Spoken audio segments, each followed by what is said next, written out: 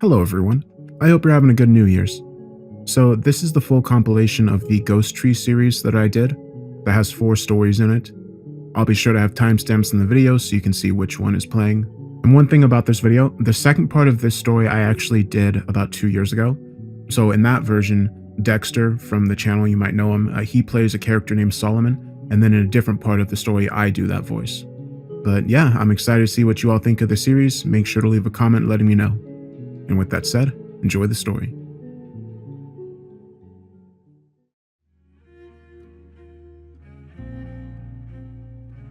Journal Entry 1.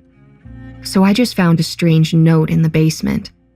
It is just one sentence, and it says, "Come live in the ashes of my heart." Weird, right? It's a bit of strange excitement, but I don't think it's enough to get me out of this funk. I moved into this house 2 days ago, and already I regret it. I'm tired and filthy, but that's not the problem. And the house itself, while very old and sometimes creepy, is also very beautiful in a lot of ways. It's certainly nicer than anywhere I've ever lived before, even if that isn't saying much. And what I just found in the basement is the most interesting thing I've run across in a long time. The problem is that I never should have moved here with Phil. After being with him for 2 years, I knew in the back of my head that there were problems that went beyond the normal growing pains of a relationship. I think Phil knows it too. And that's why he suggested the move to a new state, as though the stress of moving and the isolation of a new town was going to somehow bond us closer together, rather than driving us apart. But let me be clear. Phil is a good guy. He drinks too much at times, and he doesn't always have the best judgment. But he's generally responsible, kind, and loyal. I just don't think he's the right person for me. I knew it before I agreed to move. I knew it when we closed on the house. And I certainly know it now, sitting in a room packed with boxes stuffed full of reminders of our lives. But still, I can't put all the blame on him. I was fool enough to go along with it, both of us playing relationship chicken, revving our engines and careening towards each other faster and faster, daring the other to be the one that says, "No, that's enough. This isn't working anymore." And I think I'm just about there. I started keeping this journal based on a self-help book I read once that said when you have a difficult decision to make, journaling to keep track of your thoughts and feelings over time can help you see the objective reality of your inner self better than relying purely on memory and your subjective thoughts and feelings at any given time. So that's what I'm going to do for the next few days. And when I look back at it, if I'm still feeling like I do right now, I'm going to tell Phil it's over. But back to what I just found in the basement. First, you need to understand that when I say this house is old, I mean it is old. I don't know a ton about styles of houses, but the realtor said that it was Victorian style and may have been built during the Victorian era, as the land records for the area's first account for the house in 1884. But that's also how far back the local records go for anything. And the house was already here, so it's hard to say when it was actually built. In any case, like I said, the house is beautiful. It's made out of light gray brick with dark gray fans of shingles draping the various peaks and curves of its roof, like the feathers of some large, wintry bird. And the rooms inside are a strange mix of large open spaces, tight alcoves, and hallways. And while the entire house has a certain weight to it, I kind of chalk it up to it being so old. And most of the weird feelings I get come from when I'm in the basement anyway. The basement is surprisingly clean, being comprised of 2 large rooms devoid of any furnishings, except for a row of empty gun racks that are built into one wall. My initial thought was to replace them with bookshelves at some point, but now I'm starting to wonder if I'll be here long enough for it to matter. Anyway, enough about that. It's time to talk about the note I found. So I was moving some of the boxes down here when I noticed something sticking out of one of the walls. It was a piece of folded paper. so yellowed with age that I was afraid it was going to crumble when I opened it. It held, however, and I saw written inside that single line in beautiful handwriting: "Come live in the ashes of my heart." I checked the place in the brick I had pulled it from and saw there was a gap in the mortar. I didn't look closely at the time because of the lighting, but I think I'm going back down there with the flashlight to check it out again. Something is weird about that room anyway. I haven't measured it, but I would swear that it is several feet shorter than the other room. And while there are reasons that could be the case, I almost feel like the brick wall with the note was built later than the rest to divide the basement. The brick looks slightly different than the rest, or at least I think it does. Who knows? I'll write more when I'm done checking it out. If I'm going to write this stuff down, I would like it to be more than just my complaining about my boyfriend problems. Shit, I'm so lonely out here, and my job doesn't start for 2 weeks. Anyway, signing off for now. Journal entry 2. There's something behind that wall. I went back down there, shined a flashlight into the gap in the mortar, and it goes all the way through. The hole was too small for me to see and shine the light at the same time, so I got a screwdriver and poked out some more of the mortar until I could remove the brick. I couldn't see much, but there's definitely another room over there, and I thought I saw part of a bed frame. About that time is when I heard Phil coming in upstairs. For some reason, I didn't want him to know about it yet. Didn't want to share my discovery. I had the uncharitable thought that I didn't want him to fill all over it, which is a general phrase I sometimes think of when he gets involved in some conversation or activity and just lessens it somehow. I sound like a bitch right now. I don't mean it like that. I just mean that he can't just enjoy something strange like this. He has an almost hostile reaction to things he doesn't understand, and he would immediately want to either dismiss it or come up with some rational explanation. I just want to savor the mystery of it, even if just for a little while. I put the brick back quickly and went upstairs, managing to avoid mentioning the note or the hidden room I had just found without strictly lying to him. I'm writing this before heading to bed, and I already have plans to go buy a sledgehammer in the morning. I'm going to see what's in that room. Journal entry 3. So breaking down a brick wall, even an old and slightly crumbly one, is harder than I thought it would be. I kind of assumed that since I had so little trouble getting the one brick free, the rest would crumble in pretty easily. But not so much. I went to a local hardware store and bought a small sledgehammer, avoiding the cashier's chipper questions about what a little lady like myself was going to use such a big hammer for. And when I got back to the house, I went to work on the wall immediately. The biggest problem wasn't swinging it. It's heavy, but I'm in good shape, and I made sure I could swing it well before I bought it. The problem is the vibration. Every time it hit the bricks, shockwaves went up my arms all the way to my shoulders. I put on some gardening gloves I rooted out of a box in the garage, and it helped a little, but my hands were still buzzing and numb by the time I was done. Still, after a little over an hour, the wall was about a third gone, which was more than enough to let me in and allow in more light. I'd also picked up a small electric lantern at the store, and when I turned it on, it sent a wash of cold, white light out across the dark contours of the hidden room. What I had seen before was a bed, a rusty iron frame bed with a thin mattress that was half black with rot. Next to the bed was a wooden nightstand that contained a few candle stubs and holders on small plates. And against one wall was a cedar chest with what looked like some kind of leather-bound notebook sitting on top of it. My heart was in my throat at this point. I'd either found an old bedroom that had been walled up without ever being cleaned out, or I'd found where someone had been imprisoned at some point.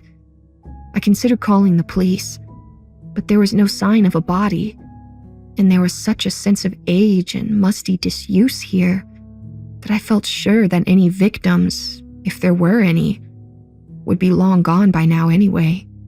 I was doing another sweep of the room with the lantern and my flashlight when I saw the shape of a man. I screamed, dropping the lantern and backing toward the opening in the wall. Then I realized what I was seeing wasn't an actual man. It was the silhouette of a man painted or burned into the far wall. My breathing still quick and painful. I looked around for several moments to make sure that I wasn't mistaken, and there wasn't some stranger in that abandoned room with me. But I saw nothing. Bending down, I got the lantern and gave a quick peek to the empty space underneath the bed and nightstand table, before standing and walking to the silhouette. Up close, I could see that it looked less like paint or burning, and more like a form of mold or rot, though it was still undeniably in the shape of a man, half a foot taller than myself and half again as broad. When I reached out to touch the black area where its chest would be, the wall had a slight sponginess to it that made me pull back my finger quickly. Wiping my hand on my pants, I went over to the chest and sat the leather book aside. Inside the chest were clothes, most the size for a man, though some towards the bottom did look somewhat smaller. All of them were in surprisingly good condition, particularly given how old-fashioned they looked. I felt a strange kind of guilt going through those clothes, as though I was prying into the private world of a stranger. I guess in some ways I was, but time had made the point moot all the same. There was nothing left but this dark room and a handful of belongings left behind, and of course, that book. I picked up the book and stepped back into the main part of the basement where the light was better. The book seemed to be pristine, with signs of age, but none of mold or decay. There was a leather cord tying it shut. As I gently unwound the cord and opened the book, I could smell not only the leather and the pages, but I imagined I could smell the owner of the book as well. A masculine smell. A good smell that made the experience of holding the book and seeing the words written on the first page more personal, more powerful than I can really describe. The handwriting was the same as the note I had found stuck in the wall. It said, "The Last Testament of Justin Paring, completed June 12th, 1909. May this find its way into kinder hands than I have known." I'm about to start reading it, and I will try to transcribe it here as soon as possible. This feels so important. I'm going to have to explain the room to Phil when he sees the wall, but for now at least, this book is going to stay a secret. Until next time, journal. Keep my secrets for me. Journal entry 4. As I write this, I am a 21-year-old man of what I believe to be sound mind and firm spiritual foundation. Despite what I have been told over these last 8 years, I am not insane, and I am not possessed by the devil or any of his lesser imps. To the contrary, even now I hold much love in my heart, with no small portion still being afforded to my tormentors. My parents and brother, though many of their acts would aptly be described as evil, are not bad people.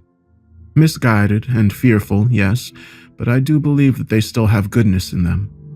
I am given food and water, candles, and occasionally a book to read or some scraps of paper to write upon. I have developed a persistent cough in the last year, and I fear that lack of sunlight and the pervasive dampness of this sealed-away space are slowly doing damage that time and medicine may not be able to reverse. I know I get sores at times from my infrequent ability to bathe, and the twin stenches of myself and the waste bucket in the corner are imperceptible to me now. I try to separate my hate from my situation from those that caused it, and most of the time, I think I succeed. My hope is that writing this will help further. I turned 21 2 weeks ago, and as a gift, my brother John gave me this notebook and a new set of Waterman safety pens. I didn't know such a thing existed, and it is truly wonderful to have such a convenient writing tool. I cried at the kindness, and outside my room, John looked in and smiled his sad smile as I crouched in the dark, clutching this book and softly weeping as our mother began to close the door for the day. I don't have much dignity left at this point. Dignity is like a plant. Much as a plant needs sunlight and oxygen, dignity needs an audience and hope. When you are completely isolated, when you move past the idea of ever really escaping the black hole you are in, you find yourself quickly shedding things like dignity. My primary reason for living has been a base animal drive to survive and my internal world. I had always had a powerful imagination, and in this purgatory I have spent many hours far away in some distant land of my own creation. I love to write as well, but since my imprisonment, it has been rare that I had had enough paper to write much at any length. That, and the act of kindness behind it, is what made the book and pen such a wonderful gift to me. Yet when I got them, I found I had trouble finding things to write about. After 3 days of trying, a realization struck me. My imagination was starting to wither and die too. This thought terrified me in a way that losing my liberty and dignity had not. It was the final bulwark I had against abject despair, the last remaining island in a rising sea of insanity and death. If I lost the ability to escape into my mind, I would truly be lost. It was 6 days ago that I first contemplated taking my life. For some reason, that may seem absurd, as I know many people have considered it or committed the act long before now. I would like to say that I had abstained because of my deep moral reserves or my titanic willpower, but neither would be the truth. In all honesty, the only reason I haven't taken my life before now is because of the ghost tree. I know I need to explain myself, and to do so in a clear fashion, I need to further elucidate how I came to be confined here, a prisoner in the basement of my own home. It all began when I was 11. The younger of 2 children and raised by strict but kind parents, I was still prone to frequent wanderings of thought and flights of fancy. I was a largely obedient child, and I had enough admiration for my brother and fearful respect for my parents that when I was rebuked for daydreaming or telling fantastic tales, I truly did try to curb those tendencies, or at least confine them to my own thoughts and late-night conversations with John. I suppose that is why the trouble with the ghost tree caught me by surprise. When I woke up the day after Christmas and ran outside to play, I found a giant new tree near the edge of our yard. It stood out to me, not because of the oddity of a new tree suddenly appearing, but also because it varied so much from any other tree we had, or that I had ever seen. Where most of our trees were pine or oak, with the occasional sweet gum or poplar for variety's sake, this tree was something else entirely. It had a massive trunk that twisted and warped upon itself before breaking out into at least 12 distinct branches of such girth and height that they all stood as substantial trees of their own. Coming off of these smaller trees were swirls of wood the color of dark red wine, and sweeping greens that looked more like storm clouds than the clumps of leaves that I suppose they were.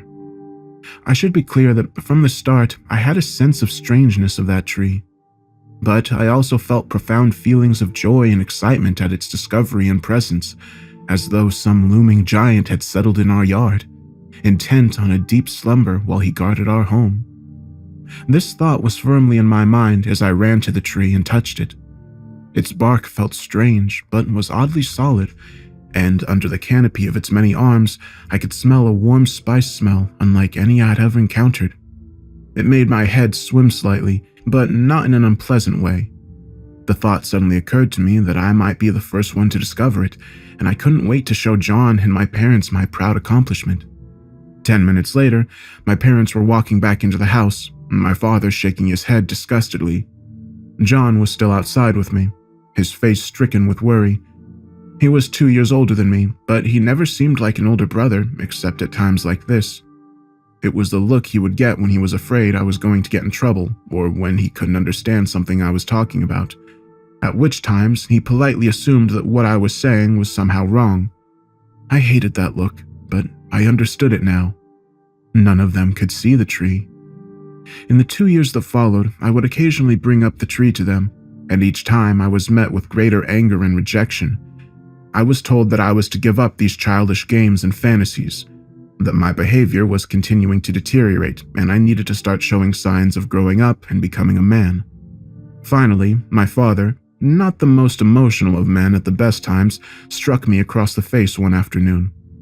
He had tears in his eyes when he did it, his voice carrying a note of raw desperation as he gripped my arms and gave me a light shake. He asked why I persisted with this tree story and what they had done wrong for me to become as I was. Didn't I care how I upset my mother? Didn't I care what people in town said about my strange ways?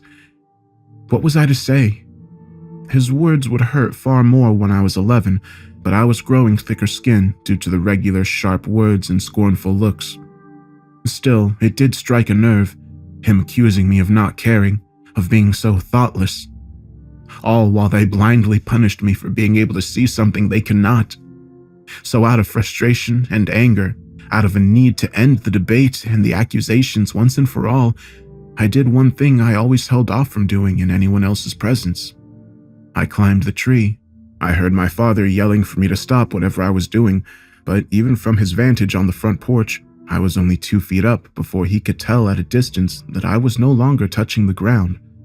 His voice died in his chest, but it was too late. I was now 4 feet up, and the earlier commotion had brought out Mama and John. I was focused on climbing the familiar bark of my special tree, the strangeness of scaling it during the daylight hours, or for an audience not lost on me, but of secondary importance. When I heard my mother let out a scream, I almost lost my grip. I shifted my feet and leaned against the nearest branch for a moment, catching my breath and my bearings. Turning to glance back at the house, I saw all 3 of them staring at me with abject horror. I considered going back down, but no, it was time for this to be done.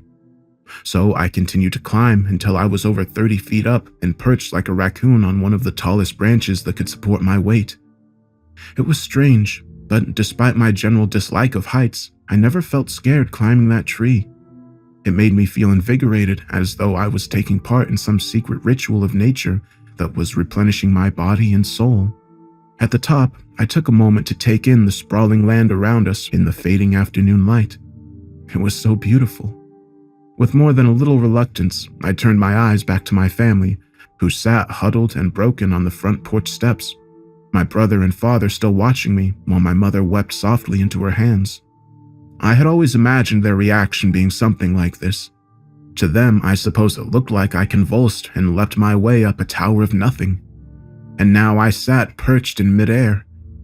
I tried to give them a comforting smile, but I couldn't quite manage it, and they likely couldn't have seen it anyway. Instead, I planned to go down and explain to them that I was not making up the tree, and that just because they couldn't see it didn't mean it was imaginary or something to fear. Things went rather differently. As I made my last careful movements back down to the earth, I felt a rope around my neck.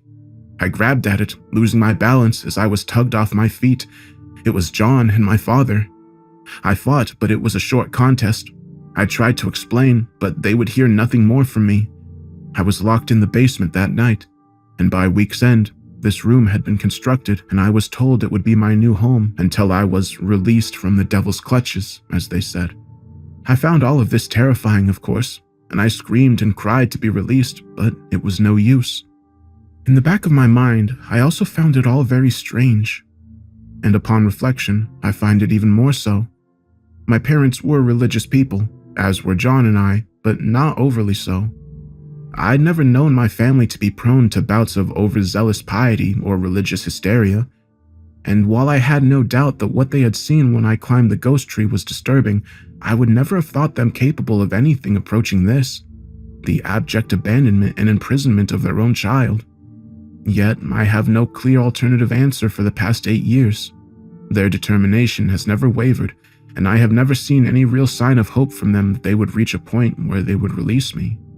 Rather, they move about like corpses or hot air balloons floating on the buoyancy of sad acceptance and insane conviction. They go through the routines and rituals of caring for me, the minimal amount that is required, but I imagine they try their best to forget about me the rest of the time.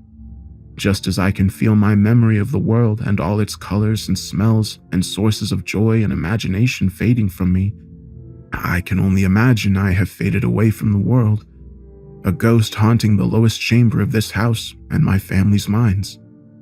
And as I have said previously, it was my knowledge and belief in the ghost tree that sustained me through all these dark years. The feeling that it was special, that it had somehow picked me, and that the magical connection between myself and it would bear more fruit than me dying in this makeshift cell. But still, I felt the last candle of even this secret hope guttering low, and then I saw the root poking through the wall. It was a tiny thing, 3 feet up the back wall of my room. It was impossible to see in the dark and easy to miss in the candlelight. When I saw it and recognized it as a root from the tree, I felt a thrill of excitement run through me. Reaching out a probing finger, I touched the tip of it gently and gasped at the rush of energy that shot through me at the contact. Images and sounds flooded through my mind, and I felt a vitality return to me that I hadn't known since my family had first betrayed me. My finger had come away from the root at the shock of that first touch. When I reached towards it again, I saw the root move to meet me. Holding my finger to it the second time was less shocking, but no less profound. I felt my mind drifting as my eyes lost focus and my breath slowed. I was sitting on the edge of my bed, leaned forward with an index finger touching this strange plant, and as I watched, the wall in front of me seemed to melt away. It was no longer a brick wall, or even the bare earth behind it. Instead, it was a large tunnel a foot taller than I was, wreathed in roots from the ghost tree and filled with the sweet-smelling breeze. The smell was the most powerful part at the time, as though my body and mind were so starved for air that wasn't rancid and stale that the breeze from the tunnel sent me into a deep state of euphoria. I stood and walked into that tunnel without hesitation, unaware of where I was going, but resolute in my determination that any place had to be better than the one I was leaving behind. As you might imagine, I had much to learn. Journal Entry 5.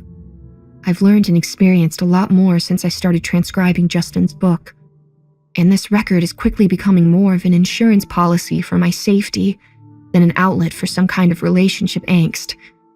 I think I might be in real trouble here, and I don't understand what's going on.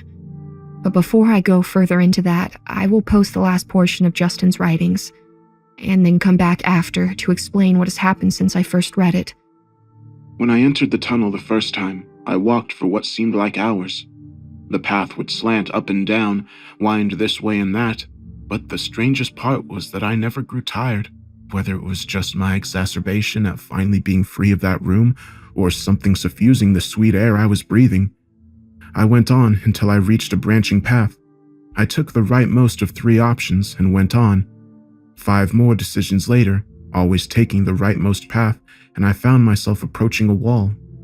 I feared that my journey was either at an end or I would have to try to breach the wall to continue. But as I drew closer, it faded away and my passage was clear. I was in a basement much like my own, but different in a variety of ways. There was no wall and door partitioning part of this basement into a cell, and the space was entirely bare of any possessions or furniture. After glancing around the basement for a moment, I crept slowly up the steps and eased open the door to the kitchen.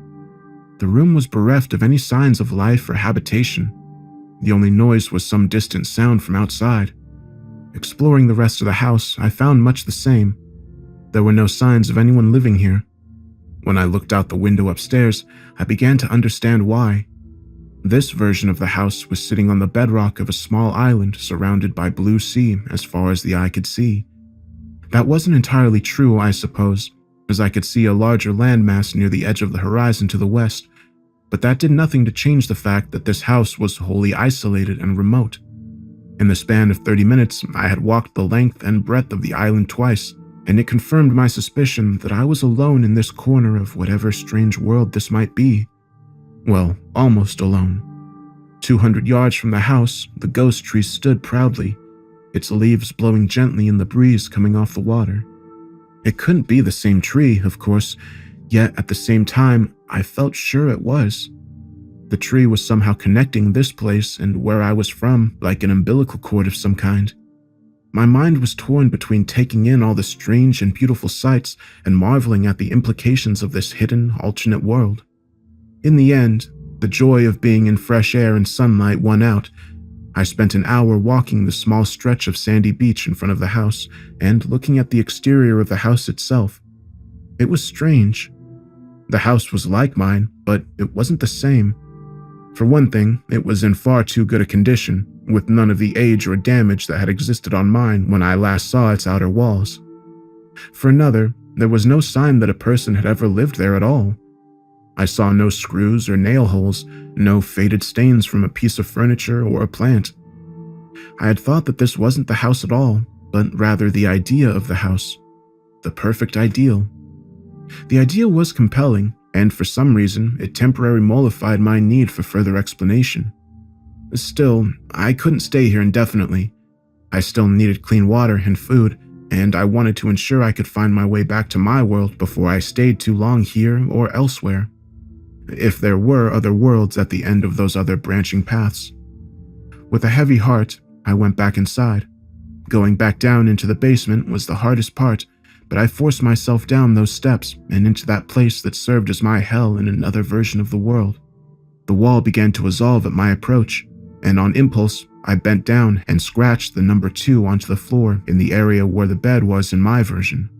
I wanted to keep track if there were multiple places too similar to discern, and that seemed the best way on short notice. Then, with a deep breath, I walked back through the wall and into the tunnel. To my surprise, I backtracked rather easily, and within a few minutes, I was walking back into my cell. After looking around the room briefly to ensure it truly was my cell, I scratched a 1 into the floor beneath my bed. I then laid down on my bed and began to formulate a plan. I would store up food and water for the next 2 days, and then venture back out on the 3rd. Ideally, I would either find tools in some other world to secure my freedom here, or find a world that would be more accepting of me than this one. Either way, the last 2 days have been the hardest of all my time here, I think. The anticipation of new places, of more freedom, is so wonderful I can hardly bear it. The fear that it won't work for me a second time, or that my plan will be discovered, fills me with the deepest dread. But I am at the precipice now. I have made a crude supply bag out of my pillowcase, and the wall, which has been dormant for the last 2 days, is already fading away like morning mist in a patch of sunlight. It may be that these are the last words I write in this precious book that has been my sole confidant in the darkness and light of these past few days. I hope the end of this story, chronicled or no, finds me well and safe and free. Journal entry 6. That was the end of the writing of Justin Paring. When I finished reading it, I went back down to that room and saw the number 1 scratched onto the floor as he described. But more than that, I saw what looked like a thin, red root sticking out between the bricks on the far wall. It was just outside the edge of the black, spongy man shape on the wall, and when I stepped back, I saw it was actually close enough to one shadow hand that it looked as though the root and finger were moving to touch each other. I felt a thrill of excitement and fear, and before I knew it, I was reaching out to touch the root myself. A sudden noise from upstairs brought me up short, only inches from contact. It was Phil coming home. Still determined to not share what I'd discovered, I hid the book and went up to greet him, trying to spin vague tales of unpacking and home improvements while counting the hours until he was asleep and I could think what to do next. Ultimately, I decided it was a good thing that Phil had interrupted me. I needed to learn more about all of this before I made any rash decisions. I started by asking Phil for the name of the real estate agent that had sold us the house. I'd been present for the signing of some paperwork at the end, but I had never dealt with the agent. But Phil told me that there was no agent. He had bought the house from an estate administrator who had listed the house online. That was strange because I felt sure he'd mentioned an agent before, but I couldn't say for sure. He asked why I was wondering, and I made up the excuse that I wanted to know if the old owners had the names of specific paint colors they'd used in the house. In typical Phil fashion, he accepted this without further argument and finished getting ready for bed. The next day, I went to the library, which, unlike every movie or TV show I've ever seen, was grossly unhelpful in finding out any details about the creepy old house I was living in or the prior owners. I was running out of ideas when I passed a sign that said, Historical Society. It was apparently a quasi-museum to local history, though its small size and overwhelming devotion to old farm equipment and pictures of the main street 50 years earlier didn't give the best impression of depth or breadth. Fortunately, the woman that ran the place was very friendly and knowledgeable. She said that her great-grandmother had actually been a distant cousin of the Paring family. They were an odd bunch, to be sure. Kept to themselves, especially as the boys got older. Then people started noticing that Justin was nowhere to be found. Never came to town or went to church anymore. But it was a different time back then. People tended to their business more, and they weren't going to ask questions if they didn't have to. Rumors were that Justin had run off or died, and the parents just couldn't take it. So, nobody ever saw Justin again? I felt a mixture of sadness and relief welling up inside me. Sadness that Justin's terrible life had been real, and relief that he might have finally escaped it to a better place. She shook her head. No, but then the rest of the family didn't last long either. One night, someone came in on them and killed the parents and the brother. Or at least that's what people figured. There was blood and they were all missing, though no bodies were ever found. I couldn't help but feel some grim satisfaction that they were punished for how they treated Justin. Whatever he did to them, it wasn't enough. But the woman was frowning now. I could have sworn I had a picture of them. I know I did. I swear, this is going to drive me crazy until I find it. She looked up from talking to herself and patted my arm with a smile. I'm sorry, honey, but I tell you what.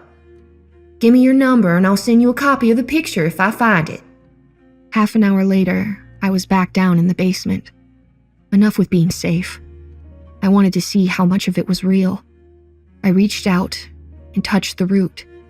Feeling a surge of power flood my body as I did so. Falling back against the rotten mattress, my hand punched through the fabric and onto rusty springs. I jerked my hand away, fears of tetanus dancing in my head. But I saw no cut or scratch. Besides, I had other things to think about, like how the wall in front of me had just dissolved. Still feeling the rush of energy crackling across my skin, I stood up and began walking forward. The tunnel was just as he had described, and I could smell the sweet, glowing air wafting into the dank secret room as I felt my phone buzz once. Then again, stifling a wave of irritation, I took out my phone and opened it. There were 2 new text messages from a number I didn't have a name associated with. When I opened it, I realized it was the woman from the Historical Society. The first was a message. It said, "Found it. This is a picture from Easter of 1901. The Baptist Church took family photos for all the local families that were members. This is the Paring family from left to right. John, Stuart, Edna, Justin." The second text was the picture itself. It was black and white, of course, but of surprisingly good quality for its age. Zooming in on my phone, I filled the screen with the faces of each person in turn. John, his smile friendly but sad.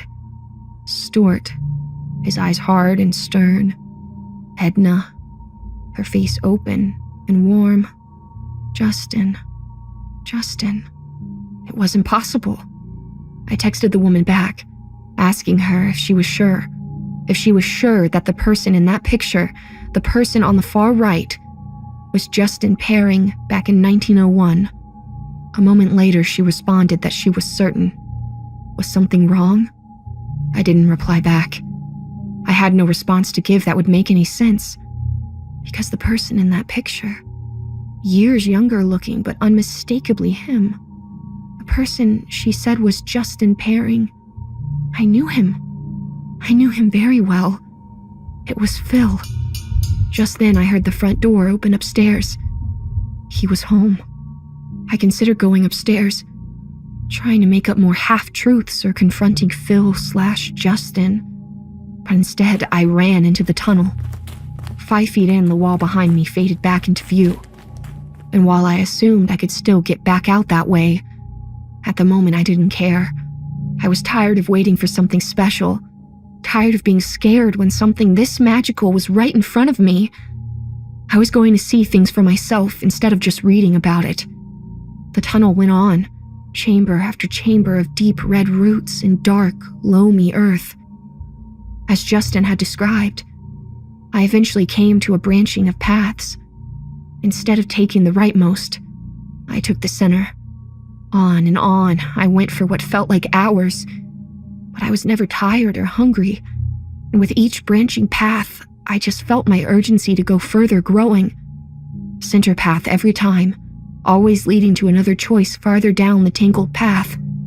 Then I saw I was entering a larger chamber. It was roughly circular in shape. The ceiling and walls made up of an endless cascade of roots woven tightly together, except for several openings every few feet that I assume led to other twisting paths.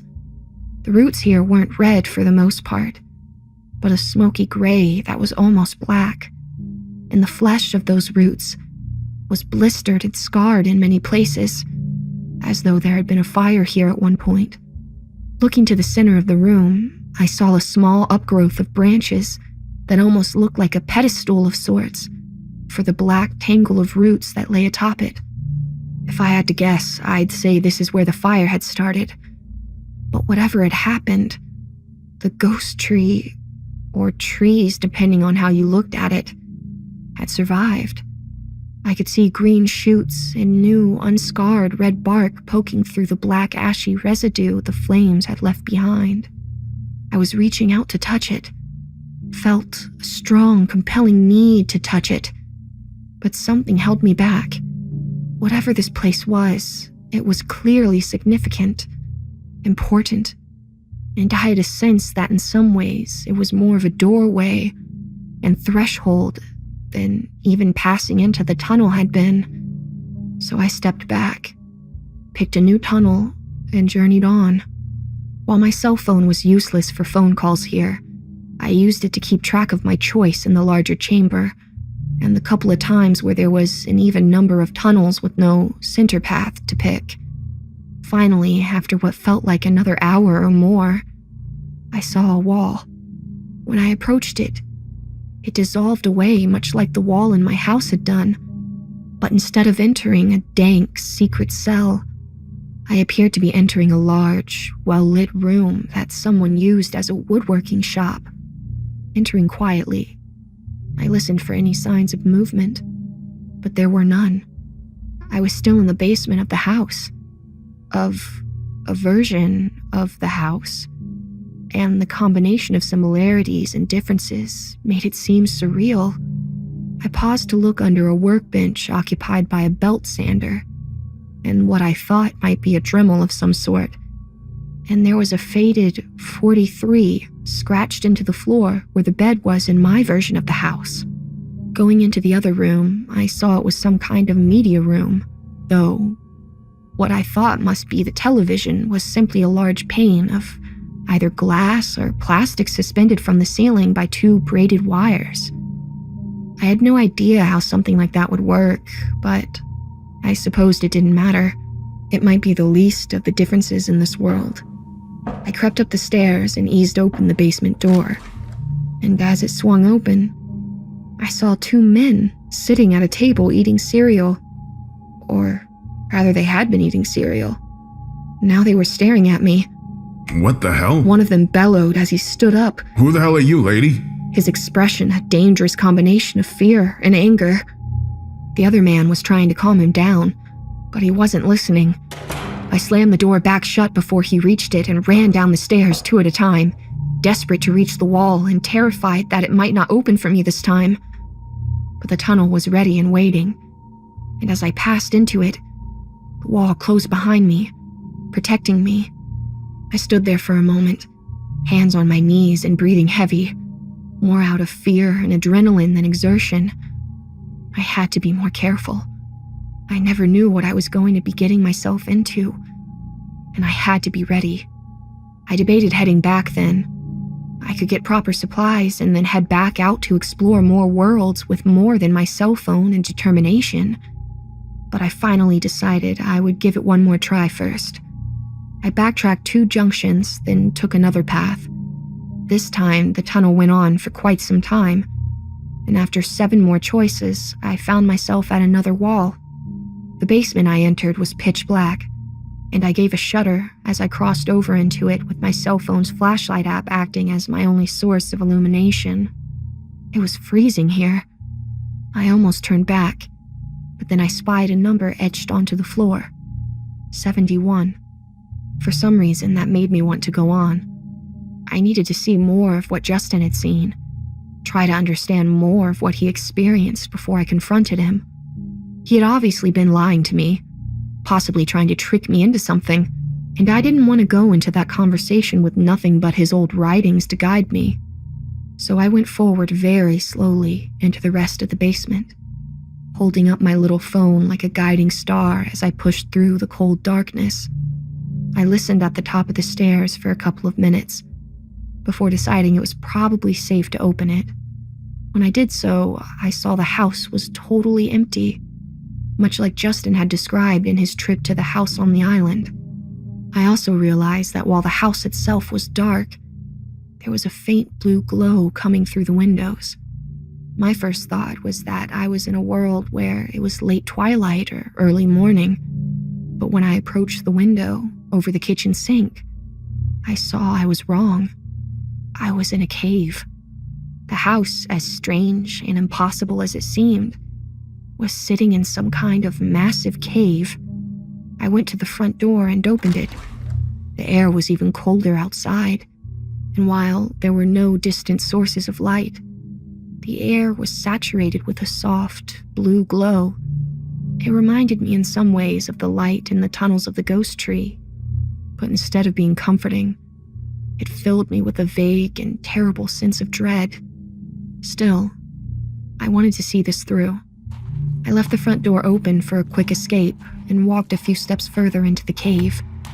It was an enormous cavern, and in the distance, I could barely make out several dark spots that I assumed were tunnels leading to the other parts of the whatever cave system this was on whatever world I found myself in.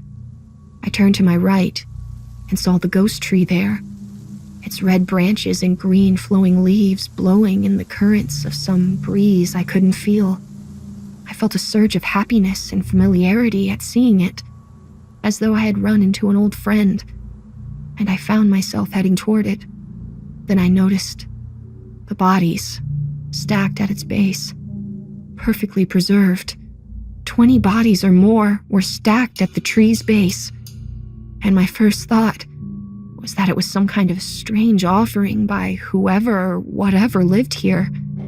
Then I saw the black lines of corruption that traced itself from several of the bodies to the trunk of the massive tree. The bodies were poisoning it. I saw the distended belly of one of the bodies shift, or something inside of the bodies was poisoning it. I took a step back, taking in more of the details of the cavern I had stupidly decided would be good to explore. There were more bodies at different spots along the floor, some with swollen, shifting stomachs, others looking as though they were simply taking a nap. All told, I saw over 100 bodies in the dim gloom of that unending indigo light, and among all those bodies were numerous lines cut into the stony floor, almost as though they had been cut with a blade or saw. What do you offer as tribute for your need, traveler? A voice echoed in my mind like the high tones of a church bell. Intelligent and feminine, it carried an undercurrent of inhuman emotion that could have been a cousin of anger or amusement, or both. I spun around looking for the source. At first I saw nothing, but then at one of the black tunnels in the distance, I saw a pair of blue flames dancing in the air. They were its eyes. I ran into the house, shutting the front and basement door behind me as I ran down the stairs and back to the tunnel. That was enough for me. I wanted to go home and leave all this behind. I talked to Justin/Phil if he wanted, but after that I was packing my shit and never coming back to any version of that house again. It took what seemed like hours to make it back. I found the way easily, and even when I ran across that central burn chamber with its multitude of paths, I picked the right one without hesitation. but it still felt like it was taking forever. When I finally crossed back into Justin's cell, I was so filled with relief that it took me several moments to notice what was different. The wall dividing the cell from the rest of the basement was back up. I had dismantled a large central portion of the brick wall that had separated Justin's room from the rest of the house, and that had all been replaced with new bricks, except for a small space 2 bricks wide and tall. It was just enough space for me to see Phil looking in at me. Hey there, honey. Been on a little trip, have you? Did you have a good time? I ran up to the wall, realizing in passing that the cell was now lit by a pair of LED lanterns on the nightstand and chest respectively. He was setting me up in here. The bastard! Phil, Justin, whatever you call yourself, let me out of here. He smiled at me pleasantly. No can do, Buttercup. And even if I did, it wouldn't do you any good. You belong to the tree now. I felt it when it passed from me to you. I pushed against the brick angrily, but it didn't budge. Why are you doing this? I paused and added, I love you. His smile grew colder. That's real cute, you know. You've been gone for an entire day. I only started working on the wall a couple of hours ago. Before that, I did some light reading. Your precious journal. Taking a couple of steps back, he lifted my journal from a dwindled stack of bricks he had brought down for the job. You see, the difference between your journal and mine is that I had actual problems to write about. Well, that and mine is far better written.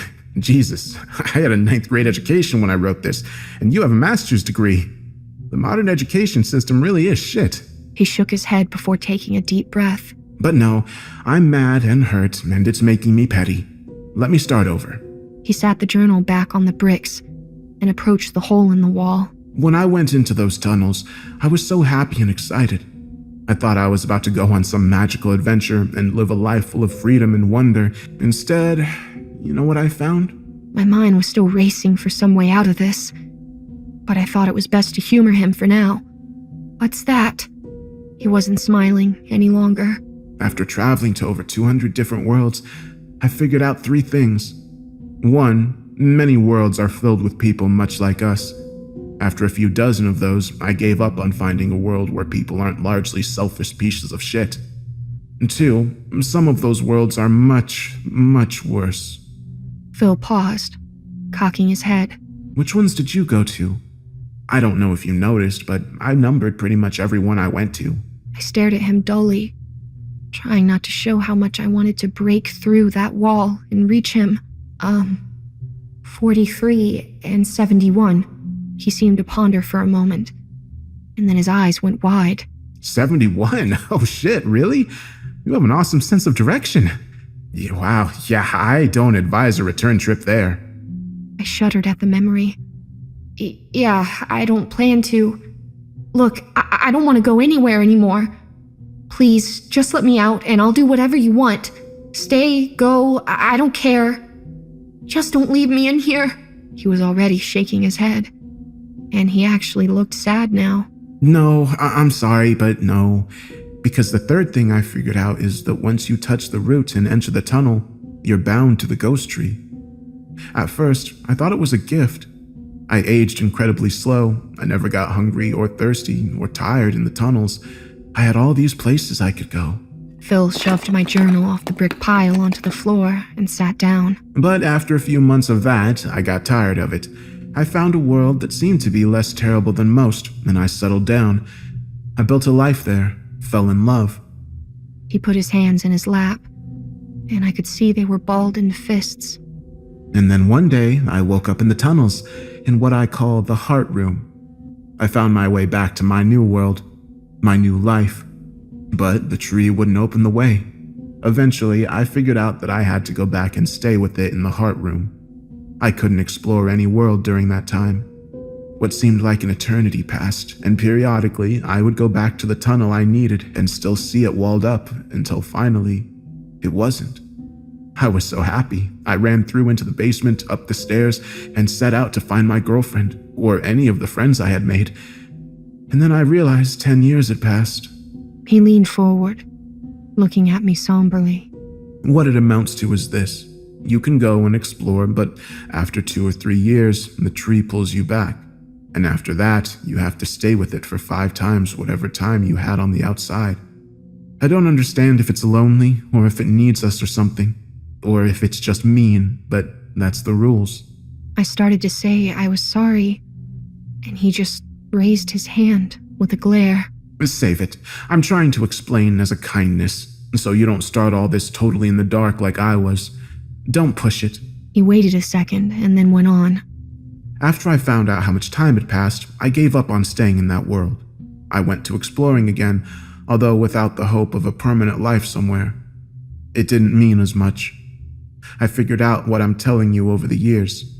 Staying for different amounts of time in different places, and after everything I saw, I realized something. I wasn't special. None of us are. I've seen multiple older versions of myself. They were all unremarkable. I've met people across scores of worlds, and there aren't more than a handful that stand out. But while that was depressing in some ways, it also gave me hope that I didn't have to be the one to bear this burden forever. I could find a replacement.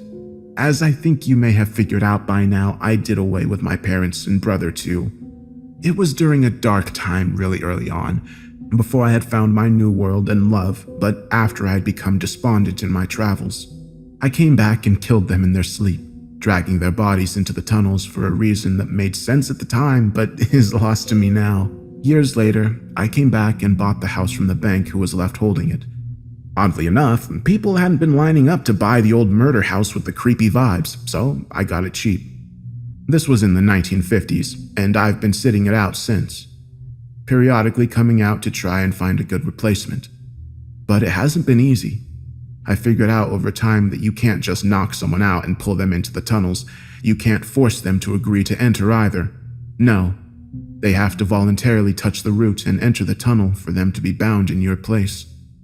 Of course, I didn't know that for sure until now. It was all guesswork. About 15 years ago, I decided it was no use, and I was better off trying to kill the tree, even if I died with it. So I came out, got a drum of gasoline, and tried to burn down the heart room. Yeah, I saw. He looked up at my words and grinned, giving a nod. It didn't look like it worked too well. His expression darkened, and he stood back up. No, it didn't. I think it hurt it, but I don't know if it can die. So I gave up on that and went back to trying to find someone I could get to take my place, if it was even possible. That's when you came along. Well, not you, but another version of you. My eyes widened. What are you talking about? He quirked an eyebrow. What do you think? Alternate worlds, alternate yous. Keep up. I met another version of you and got into a relationship with them. I got them to the house, but they weren't as curious and hardworking as you are. They didn't take the bait from my subtle hints or even me discovering the hidden room I had made there. By the time I was getting them interested, I was pulled back into that damn heart room. You should have given them a mysterious note. I knew I should keep quiet since I just made him angrier, but I couldn't help it. But this time, Phil was looking confused. Note? I didn't ever leave you a note. Oh, wait. What did it say? Come live in the ashes of my heart. You're saying you didn't write that? It was in your, or at least your old Justin handwriting. Phil shrugged. Honestly, no note from me. I guess the tree did that. Its attempts at being mysterious and ironic, maybe? I don't know. I wondered how you got on it so quick. I guess the tree was tired of me too, which is understandable. He looked away, his expression strange. Anyway, when I could leave the tunnels again, I came back here and found you. Sought you out, if I'm being honest. And you know, I actually loved you. I've been really conflicted this entire time if I could even go through with this. Well, He glanced down at my journal on the ground. At least before reading that. He turned around and grabbed up a new brick, scraping mortar into the space it was going to go. I started screaming for him to stop, but he didn't pause. After a couple of minutes, there was only one brick left out of place. I put those lanterns in there for you, and there's a backpack on the bed with food and water. I'd suggest you travel around, but be careful and mind your time limits. Don't get too attached to any place because you can't stay forever. And I left you a new journal on the chest. Maybe you'll write about this part too. If you leave it behind when you're done, I'll keep it safe. Maybe let other people read what you wrote even. It won't matter. He paused, his eyes troubled. I guess I'll be the villain in your story. He started putting mortar around the edges of the final opening. I went to 211 different worlds, and you know what? There were cells like this in 93 of them, along with 93 corpse versions of me. Living in that room, I'd always wanted to believe that my family had just made a mistake, that they were good people that just picked the wrong way when the path forked. But no, that's just who they are through and through. He put the last brick into position and started pushing it in. I guess everyone is someone's villain.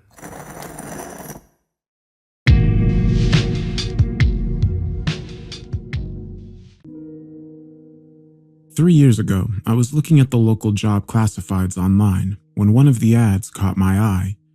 Not because of what it said, but because it said so little.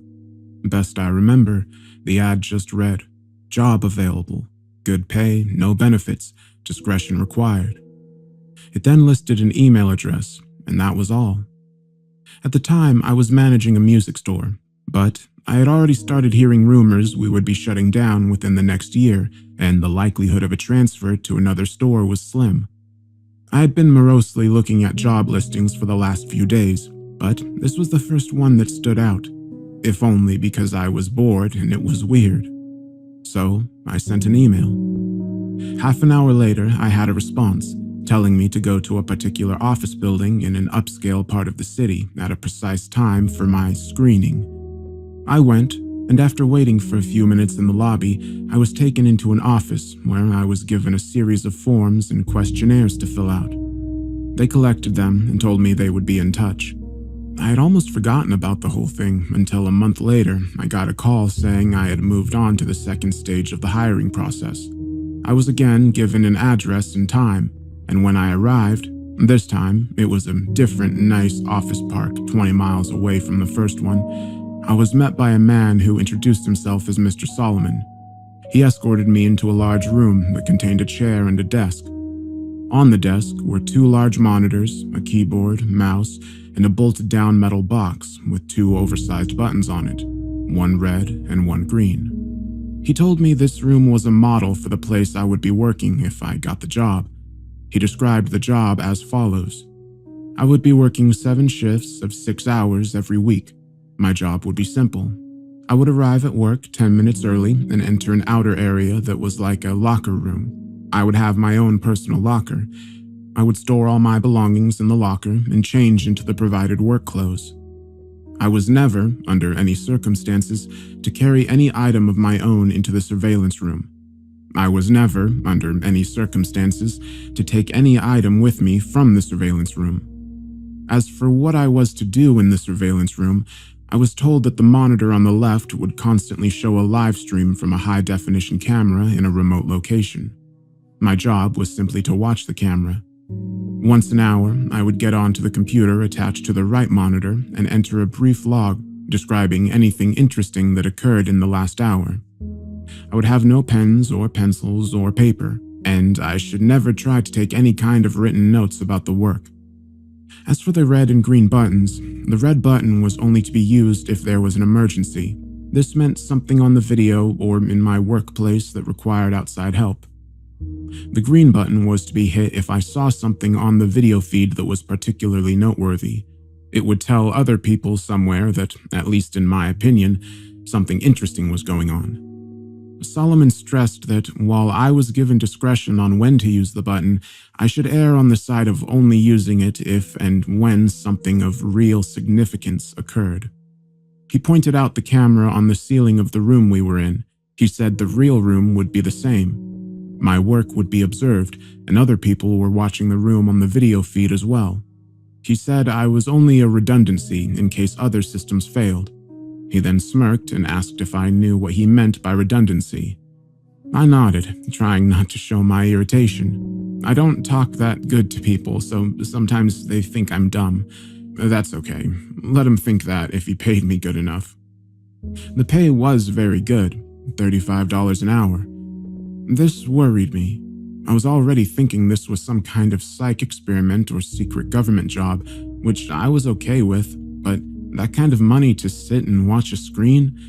My mom always told me that if something good seems too good to be true, it probably is, and this was seeming too good to be true.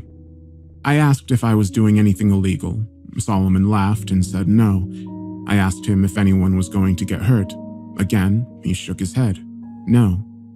He said the reason they were paying me so much was because they needed employees that were motivated to be professional and discreet.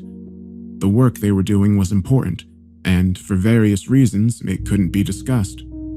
If I took the job, I would have to sign papers promising I would never discuss my work there, or I could be sued or locked up. I'm only breaking that now because of everything that's happened. So, I took the job, and because they wanted me to start right away, I had to quit the store with no notice. I felt bad about that, but I was excited about the new job too. It was a lot of money, and it seemed like easy enough work, if a bit boring. I was nervous that there was something more to it, but I told myself I would just have to see. No point in chickening out and wasting a good chance because I let my imagination go crazy. I was given the location of the job itself, and when I went there, I was amazed that it really was just like the model room I'd been shown, with only a few differences. There was a locker room you had to pass through to enter the surveillance room, and there was a small bathroom attached to the real surveillance room also. The real room had a small water cooler in the corner, but because I wasn't allowed to bring anything with me, I had to eat before or after every shift. The biggest difference, of course, was that the monitors were turned on. The right monitor was just a black and white terminal like you see in movies sometimes. I could type in my logs, but no internet to look at or anything like that. The left monitor, it was video from a room. You could call it a bedroom, I guess, because it had a bed in it, but it had a lot of other stuff too. A TV, sofa, and chairs, a couple of tables, and plenty of empty space in between. The camera must be high up in a corner because I could see pretty much everything except for the far sides of furniture. At first, though, I didn't notice any of that stuff. All I saw was her.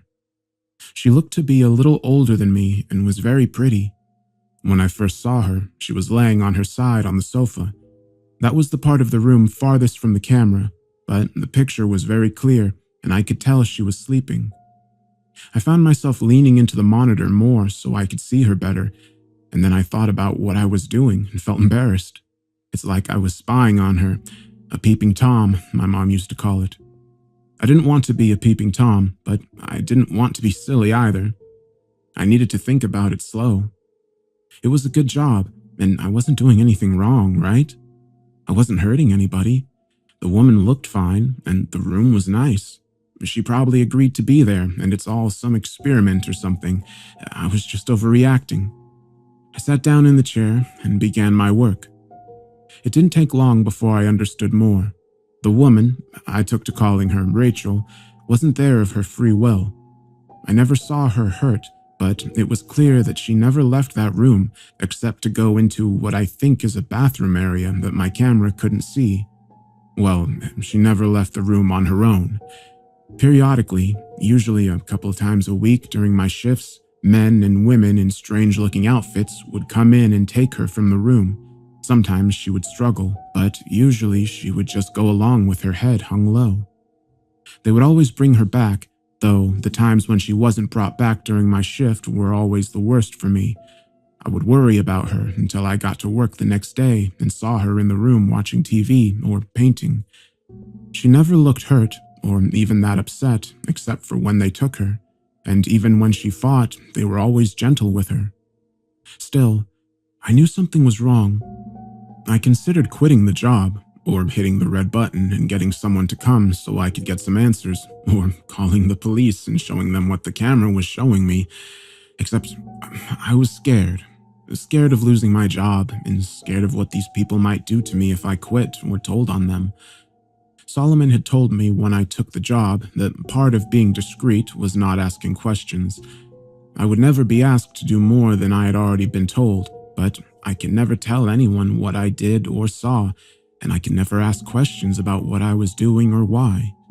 So I made excuses. It was all an experiment. She was crazy or sick, and they were trying to help her. She was doing a job just like I was, or if she really was a prisoner somewhere, at least I was watching to make sure that she was okay. If they ever tried to hurt her, or I saw that she really didn't want to be there for sure, I could get help then. In a way, I told myself I was helping to protect her by watching. I don't expect you to think much of my excuses. I don't think much of them myself, especially now. But in my defense, when things changed, I didn't ignore it or try to explain it away. I knew something had to be done. Rachel would usually paint for an hour or two every day, and it seemed to always be during my afternoon shifts. The room had no windows as far as I could tell, but I guess she either used a clock or her own body's time to keep to a kind of schedule. I always liked to watch her paint. The thing she was painting was always facing the wrong way for me to see, but I could see her face as she worked. She always looked peaceful and happy when she was painting, and seeing her that way, smiling serenely from time to time as she got something the way she wanted it, always made my day. I first noticed something was wrong when she started painting more frequently a few weeks ago. Her expression was more focused and serious, and there was a tension to her movements that I wasn't used to seeing. At first, I thought she was just really trying to work hard on something, and I wanted to tell her not to worry. Every few weeks, the others would come in and take the old paintings out anyway, bringing in a new stack of, I think the word is, canvas? But, it was more than her being focused.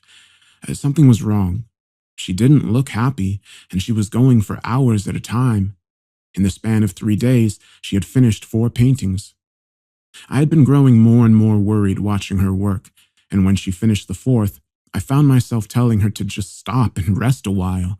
I had grown accustomed to talking to the monitor, talking to her in my own way, but she didn't stop. Instead, she began moving the paintings, arranging them on the back and seat of the long sofa at the far end of the room. This was the first time I'd gotten to see any of the paintings. Even when the others were taking them out, they always seemed to be turned away from the camera. I was still worried about her, but I was also happy to finally see something she had worked on. Happy and amazed. They were beautiful. One was a beautiful green forest. Another was an old stone wall. A third was a house sitting alone on a small island. The last was an old-fashioned looking movie theater. All of them looked like something out of a dream, with trailing lines of color mixing in the air around them like leaves caught in the wind. It was only when I looked close that I realized the lines of color weren't random. They were words, easy to miss if you weren't looking close, and by themselves, they didn't seem to mean much. Just the ghost of a word somewhere in each of the paintings, easy to lose in anything else that was being shown. I leaned into the monitor and squinted, trying to read the words. Then, my heart started thudding as I made them out. Blinking and rubbing my eyes, I looked again, reading them out loud in order, left to right, top pair, then bottom. Please, help me, Thomas. I pushed back from the monitor, my hand over my mouth. I didn't know what to do. I didn't know how any of this could be happening. It wasn't just that she was asking for help, though that was a big part of it. It was that my name is Thomas. I thought about the camera above me and took my hand away from my face. I rolled back to the desk and sat there, trying to stop from shaking, trying to make myself take a breath, think about it slow. The first thing was, should I hit a button? The red button was for an emergency.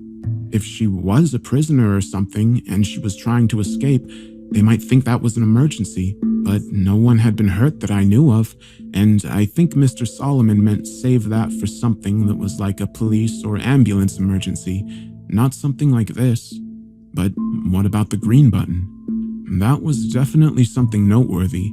Not only that she was asking for help, but that she was asking me for help. I made myself stop for a moment. I couldn't know for sure she was asking me.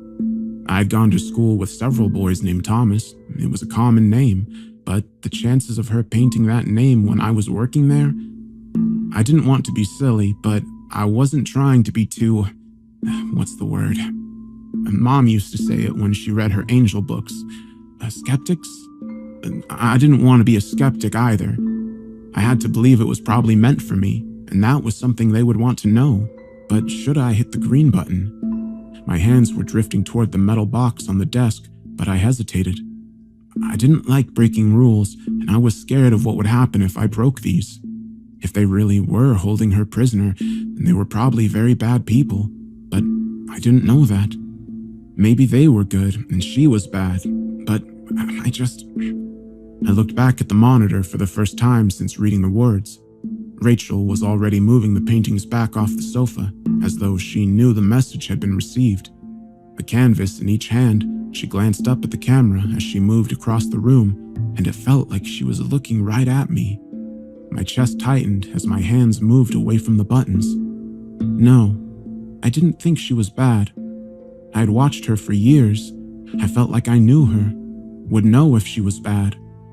Strange as it seemed, in a way, she was my friend, and I was going to help her. The only people I had actually met connected to this job were a couple of people when I filled out the papers, and then Mr. Solomon when he showed me the model room and told me the job. I had no way of contacting any of them except through the buttons. My checks were deposited electronically, and I'd never run into anyone else who worked at the surveillance room. That thought made me stop a second. I'd always thought it was weird that I never ran into someone when I was coming or going. The person I was taking over for, or the person who was taking over for me. I'd always figured there must be other people, other surveillance rooms even, and they just scheduled us so we didn't run into each other, and I still thought there were others. Part of why I thought that was because it seemed like I wasn't the only person who used my surveillance room. The water cooler, the toilet paper, the soap, they all seemed to go down faster than I think I was using it by myself. If that was true, maybe I could figure out who they were, and maybe they would be safer to talk to than whoever it was I worked for. I got off work at 8 that night, and instead of grabbing some food and going home, I drove my car around the block and then parked down the street from the building where I worked. Nothing had changed while I drove around for a minute.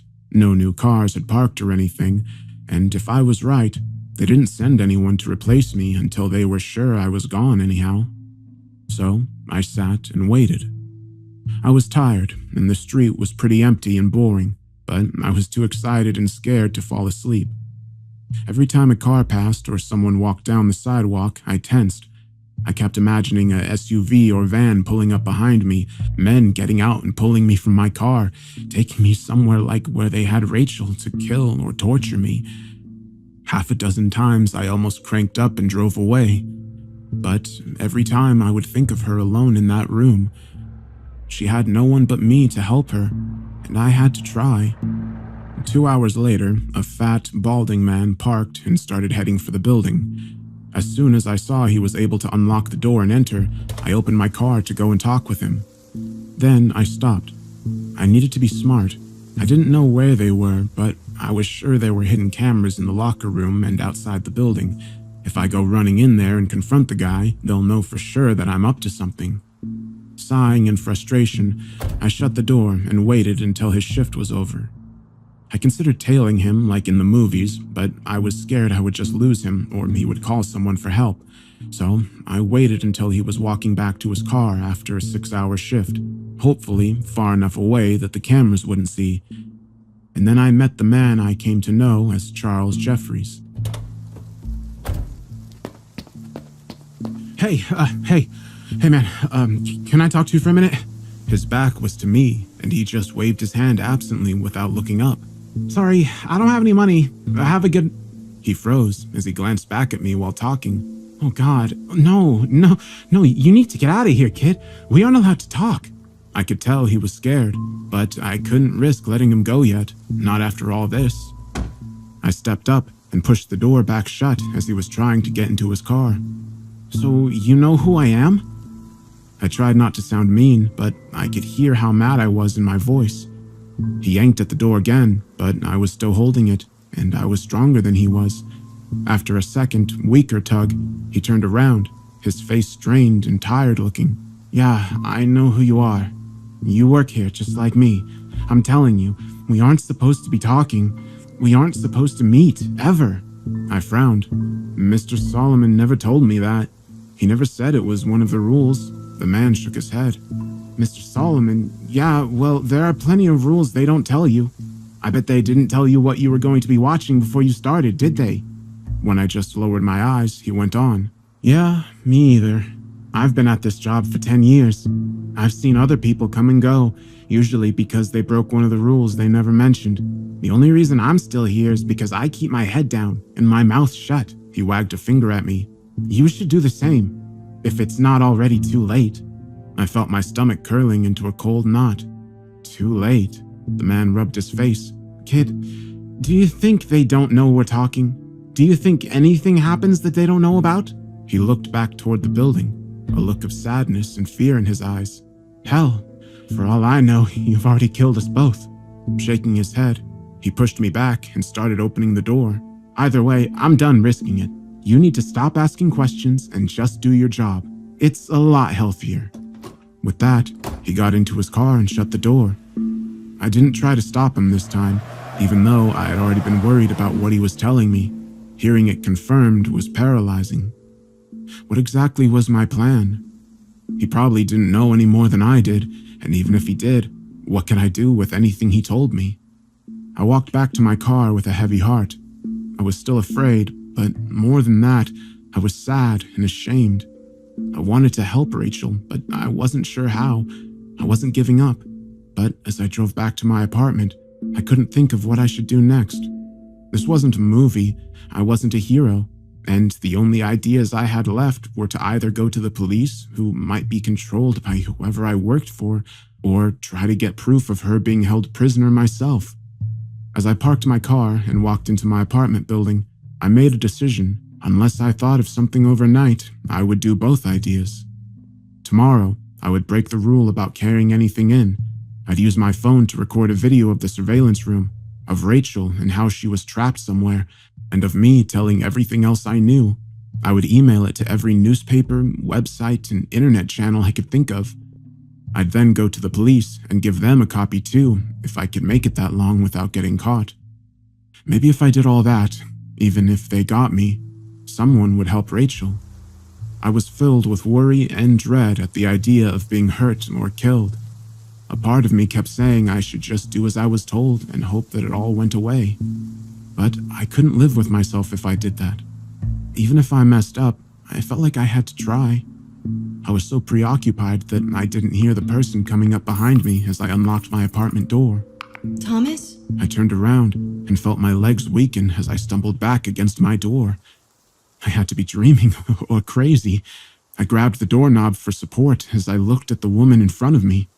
It couldn't be her, but somehow it was. Rachel? She hesitated a moment before breaking into a smile. Is that what you call me? I like it. My name is actually Melanie, though. I felt my face reddening. Of course, her name wasn't actually Rachel. That was just something I made up in my head. Still, my embarrassment couldn't keep up with my confusion and joy. Is it really you? She nodded. Yeah, it's me. Rachel, Melanie, grunted as I stepped forward and started hugging her. Laughing, she hugged me back for a moment, but then she whispered in my ear. Thomas, we need to talk. And not out here. Can we go inside? I broke away and nodded, wiping at my eyes as I tried to finish unlocking the door with a shaking hand. My heart was pounding, and I still felt like I was in a strange and wonderful dream. But when we had gotten inside and sat down on my living room sofa, I forced myself to focus on the biggest question I had. How? Melanie had still been smiling as we sat down, but now she looked worried and sad. Thomas, that's what I'm here to tell you. Things aren't like you think they are. They never have been. I frowned, a new line of fear cutting through my happy haze. What do you mean? She held the bridge of her nose for a moment, looking down like she was trying to figure out how to say whatever it was she had to say. Thomas, you're part of a psychological experiment. I've been a part of it for longer than you have as one of the actors, and I still don't know all the details. I'm pretty sure it's run by some government agency, and I know they're investing a lot of money and time into it. But for what reasons? That I'm not so sure. I realized I was wringing my hands. No, that wasn't right. It couldn't be right. This was some kind of trick. Melanie went on. What I do know is that you're being watched as a long-term subject. They have constructed this whole scenario where you do a secret job watching someone, me, who looks like they might be trapped. They give you instructions and a way of making choices. You've got buttons or something you can choose between, right? I nodded weakly, my tongue thick in my throat. Yeah, a red one and a green one. She sighed and nodded. I think they're testing how much you'll obey, what choices you'll make based off your morals, your intelligence, and your fear. It's interesting, or at least I thought so when I first joined up 6 years ago. They've never officially given me many details, just the overall gist, but people talk. The other actors and me, sometimes we hear things and we gossip. That's what caused me to start feeling bad. I interrupted. Other actors? Melanie's eyes widened. Oh, shit. Yeah, sorry. I think they still call him Mr. Solomon, and there are others too.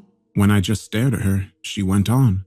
Anyway, for a long time, it was just the normal job, right? I spend 6 hours a day acting like I'm this trapped girl, mainly faking painting or watching TV, you know? Boring stuff. I couldn't help but interrupt again, hating the hurt trembling in my voice. You fake the painting? You aren't really painting those wonderful pictures? Now Melanie looked embarrassed. No, sorry, I can't paint a bit. I'm a pretty good singer, though. She tried to smile, but faltered. Reaching forward, she touched my arm. That's why they always have the paintings turned where you can't see them. They're already done beforehand. All you ever see is some blank canvases and, well, when they want me to show you something.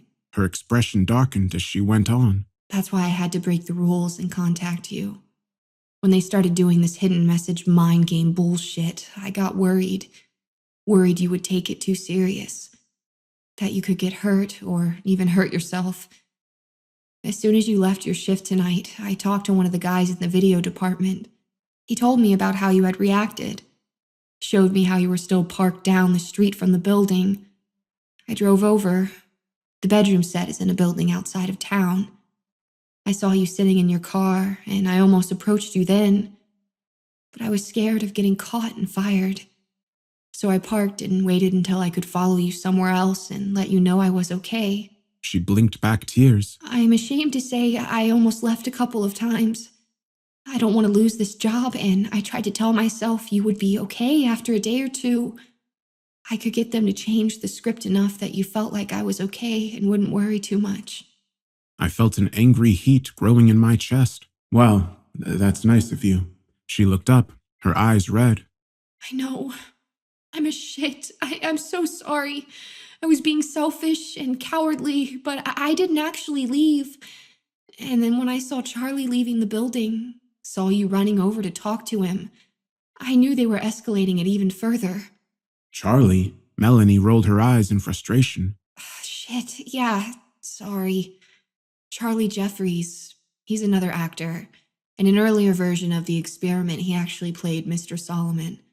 But they decided he wasn't scary enough, so now he's usually one of the suits. He's actually done that for your version a lot. You just can't recognize him under all that getup they wear. I was curling and uncurling my hand on my lap. It was all too much. I felt like a pinball going between anger and relief and embarrassment and confusion. So all that stuff he told me, that was all just to scare me? See how I'd react? She nodded as she sniffed and wiped her nose with the back of her hand. Yes, I'm sorry. That's why I knew I couldn't wait any longer to tell you. I could see how worried and scared you were going back to your car. I pulled my arm back from her touch. Well, thanks, I guess. At least you stopped me before I went to the police and looked like a joke in front of them too. I just wanted her gone, her sympathetic, pitying eyes off of me. Thanks for stopping by and letting me in on it. I tried to make my voice sound hard and unfeeling, but it came out watery instead. Standing up, I turned away from her so she couldn't see as I started to cry. If you don't mind, I need time to think about everything. It's a lot. A moment passed, and then her hand was on my shoulder. Thomas, you don't have anything to be embarrassed about. They are very good at what they do. All you did was what you thought was right. Because you're a good man. I shrugged. I thought that you were in trouble, and I wanted to help. She gently turned me toward her, and when I looked up, she smiled and sniffed again. I know, but you need to realize most people wouldn't have tried to help. Not when it meant giving up their job or risking themselves like that. Not for a stranger. I wiped at my face as I looked away. Well, I still feel dumb, but I'm glad it's not real. I'm glad you're okay. That we both are. I paused and caught her eye again. We are, aren't we? Safe, I mean? She hesitated before nodding. Yeah, I think so. Like I said, they have a lot invested in whatever this is, and the fact that they're willing to go as far as they have with you makes me wonder. But I've never seen any signs of anyone getting hurt. I think the worst that could happen is one or both of us gets fired. I felt my face getting red again. Oh, don't worry about that. I'm going to quit tomorrow. I'll finally get to hit their damn buttons. Maybe both of them. I started to smile, but then I saw the look on Melanie's face. Thomas, please don't do that. I don't think they would hurt us, but if you up and quit, they'll figure out I've talked to you. I don't think they watch us all the time, but I don't know what they can find out. You know, tracking cell phones, spy satellites, whatever. I'm taking a big risk just being here, and I don't want them catching on. I took a step back from her. So you want to keep getting paid to trick people like me? She reached out and grabbed my right hand. I had been clenching it unconsciously, and it relaxed at her touch. No, I don't want to. But I wasn't expecting this. How the experiment has changed, getting to actually meet you. I can't do it long term, but another month or two to save up money, now that you're in on it and won't be scared or hurt by it anymore. That I can do. That we can both do. We can keep going on like normal, take some more of their money, and then one of us can quit. The next month, the other one can. How does that sound? I shrugged uncertainly. It made some sense, and once I'd calmed down, it would probably make more. She gave my hand a squeeze. And when this is all over, I want to get to know you better. I know I've been playing a role, but for the most part, that's been me you've been watching all this time. I think it's only fair I get to see more of you, too. Assuming you're interested in that. I felt my hand growing clammy in hers as my stomach fluttered. Well, I mean, yeah, I would really like that. Swallowing, I added, how long do we have to wait to see each other again? Melanie grinned at me. Work another month or so, save what you can, and then quit. I'll wait another 2 or 3 weeks, and then I'll do the same. And then... She looked up at the ceiling as she pondered it for a moment, and I was struck again by how beautiful she was, even if she was a little different in person than I had imagined. 3 months from tonight, we'll meet right here. I'll come over and we can start getting to know each other better. How's that sound? Returning her smile, I nodded. That sounds great. When she left a couple of minutes later, part of me hated to see her go, but another part was relieved. I was so exhausted, and while I was so happy she was okay and we had finally met, I felt like the burned up wire in an old light bulb. I needed time alone, time to think and calm down, and most of all, time to rest.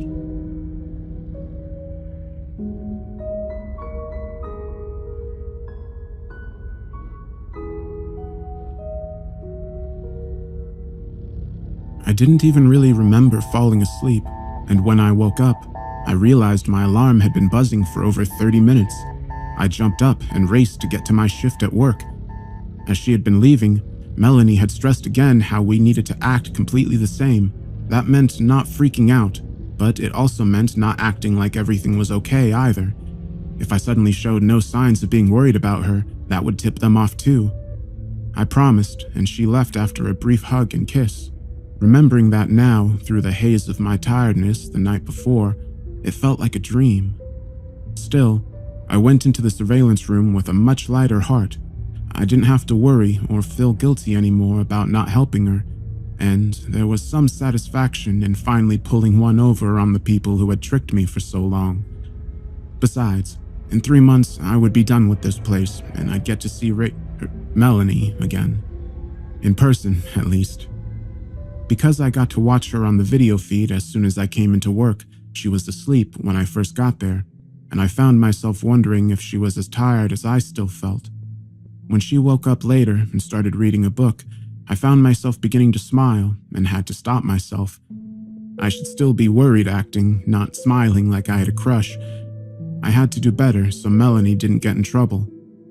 An hour or so later, she started working on another of her paintings.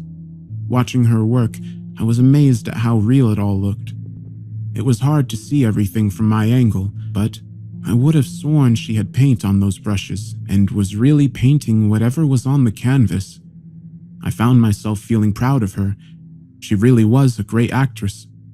Not only did I see her not giving any clues that we had met or talked, but she really did seem different in the room than she had in my apartment. I suppose that was what she meant by playing a role. I was almost at the end of my shift, and while I hated to leave her, I had to admit that I was ready for some more sleep. Trying to guard my reactions all day had been exhausting, and I was dreading the next few weeks. But then I realized she was done painting. I expected her to just go and do something else, but instead she picked up the canvas at its edges and carefully walked over to the sofa. Her body was blocking it at first, but then she stepped aside. It was a painting of a massive tree. The bark was dark and red, with a huge twisting trunk that broke off into a dozen branches. Those branches were covered in leaves that were so deep green that they almost reminded me of storm clouds more than the top of a tree. Like all the paintings, I felt touched by it, even now that Melanie had told me she didn't paint them. The images themselves, combined with the colors and small details, they really were amazing. Just like this one. If you looked close enough, you could see that there were several small blackbirds in the branches of the tree. It was funny, but they almost looked like they were... It almost looked like they were made out of words. I felt my heart start to hammer, and I forced myself to stay calm. No point in being silly. I knew it was all a game now, and I just had to play my part a little while longer. Still, the worried me would want to know what the words said, so I might as well try to read them. I squinted, following the birds right to left and top to bottom. That girl isn't me. I looked away from the painting to see Rachel staring up at me. She looked terrified. Oh no. I had to do something, and I had to do it right now.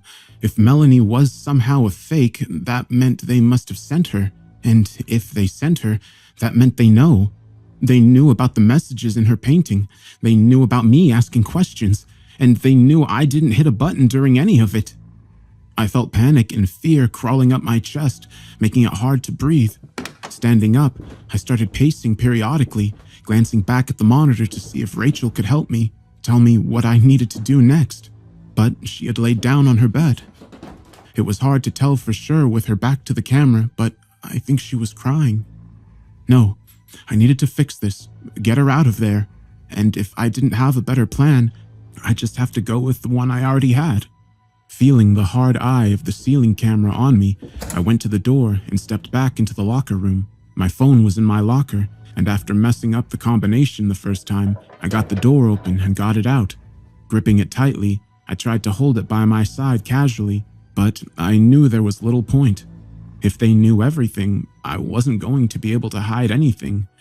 I just had to try and be fast, get some kind of message out to people that could help Rachel before they got to me. I opened the camera on the phone, and as I re-entered the surveillance room and hit record, it made a small beeping noise, and once I was sure it was recording, I turned the camera on myself. My name is Tommy, Thomas Calhoun, and my job is watching a woman trapped in a room. This is not a joke or a movie or whatever. This is real.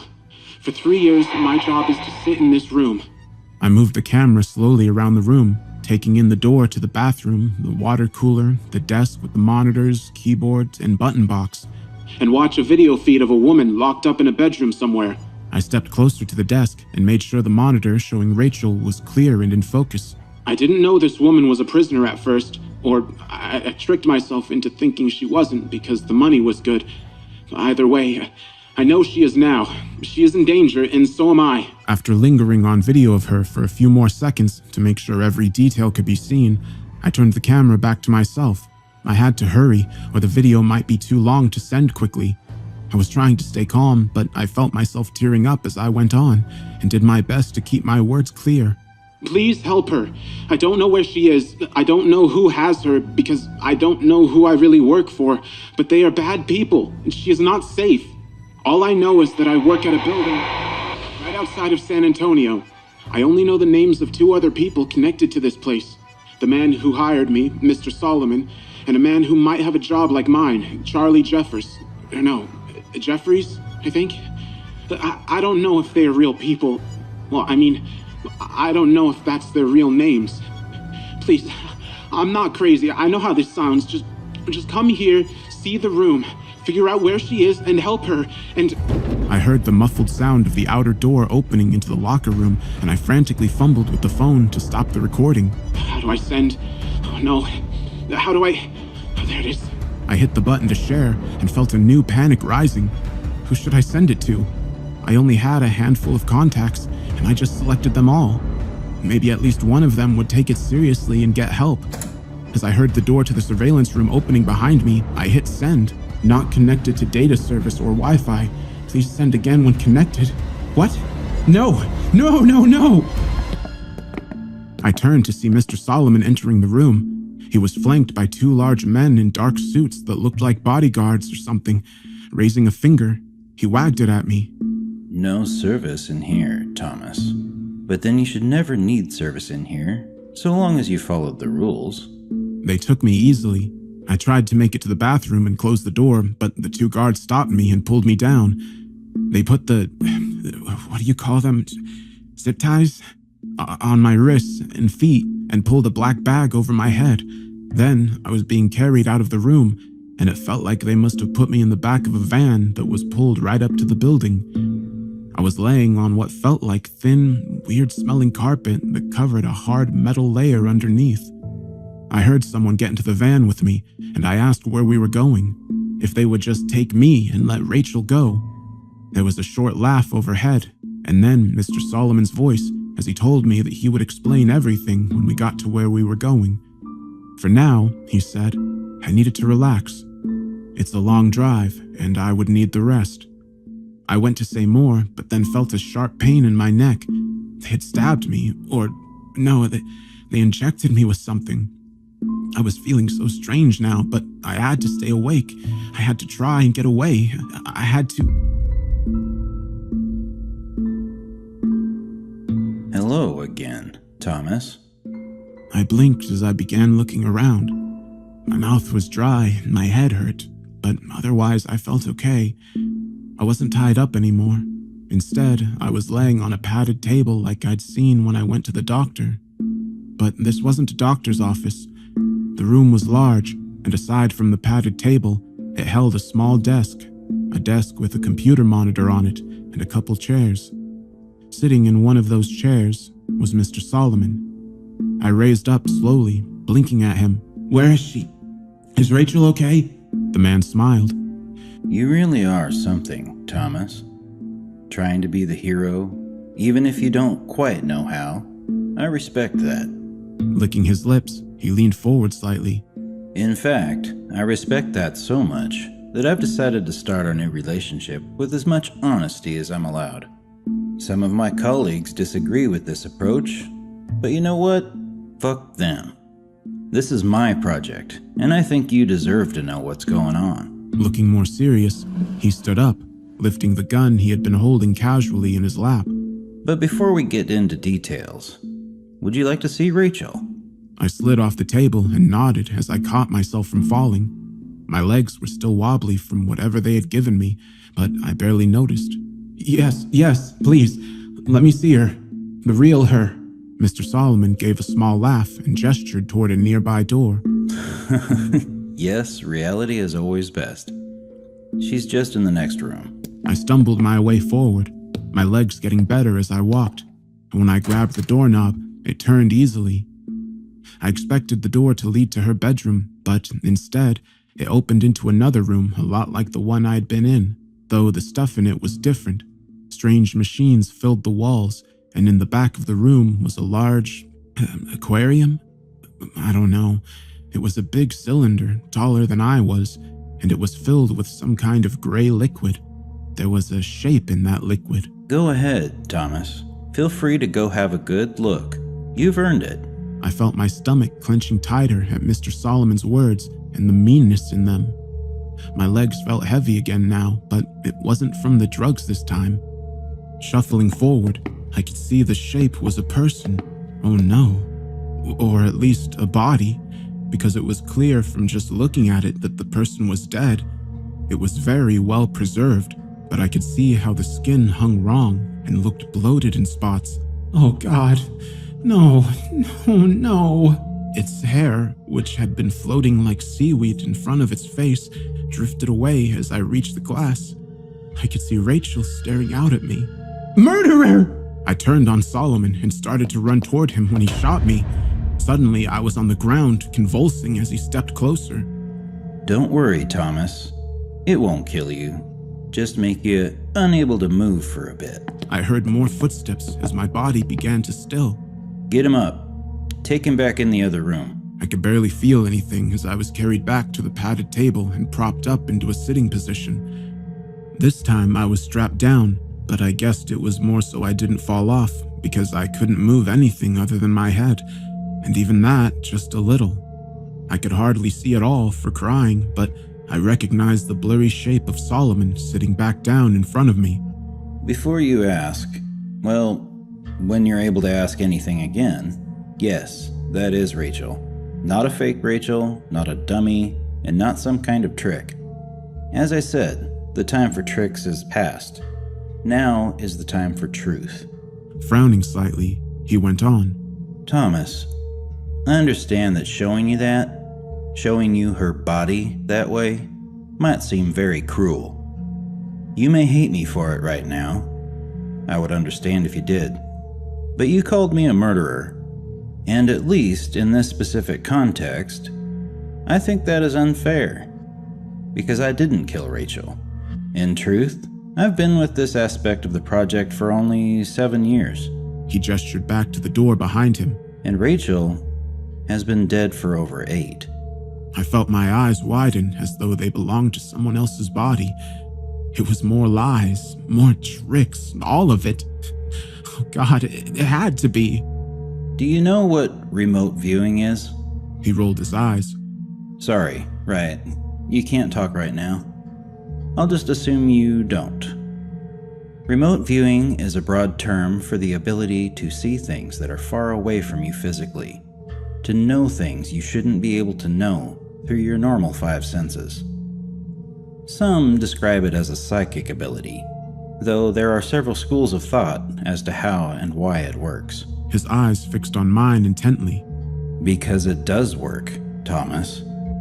Various governments and private organizations have studied it for a very long time. And while publicly it is always ridiculed as pseudoscience and foolish superstition, the reality is that some people have the innate ability, that means it comes naturally, to somehow see other places. Rachel was one of those people. She came into the program when she was 17, having been identified via a front-facing screening process that was ran as a psychological test that paid subjects well at a time when Rachel was looking to make some money. 3 months after being identified as a good candidate, she was taken. And after the initial adjustment period, she became a largely compliant asset that quickly rose to the top of our talent pool. Solomon folded his hands on his knee. I know you cared for her, Thomas, so I think this is worth sharing. Rachel was never treated badly, other than her confinement and the occasional test that was mildly unpleasant. No, we all treasured her. She was enormously talented, not just as a remote viewer, but as an artist. That's how she would convey what she saw, you understand. She would enter into an almost trance-like state when she painted, and when she was done, she would have given us a painting of images and words that provided, well, it was very valuable information. If you ever wondered, that's why there was always such care that the paintings were never shown to the camera. Picking at his pants, he went on. Rachel was so talented that she was selected for a new program that we thought might greatly enhance or alter her ability. We introduced something foreign into her body. If anything, the accuracy of her remote viewing was declining, which was a problem for us and for her. But then we realized that we were reading the new paintings wrong. She was able to see more clearly than ever. She was just no longer bound to only current events. Now her sight transcended time. He paused, and I realized he was enjoying telling the story. The bastard was having a good time, pausing to make it more dramatic. I would fucking kill him.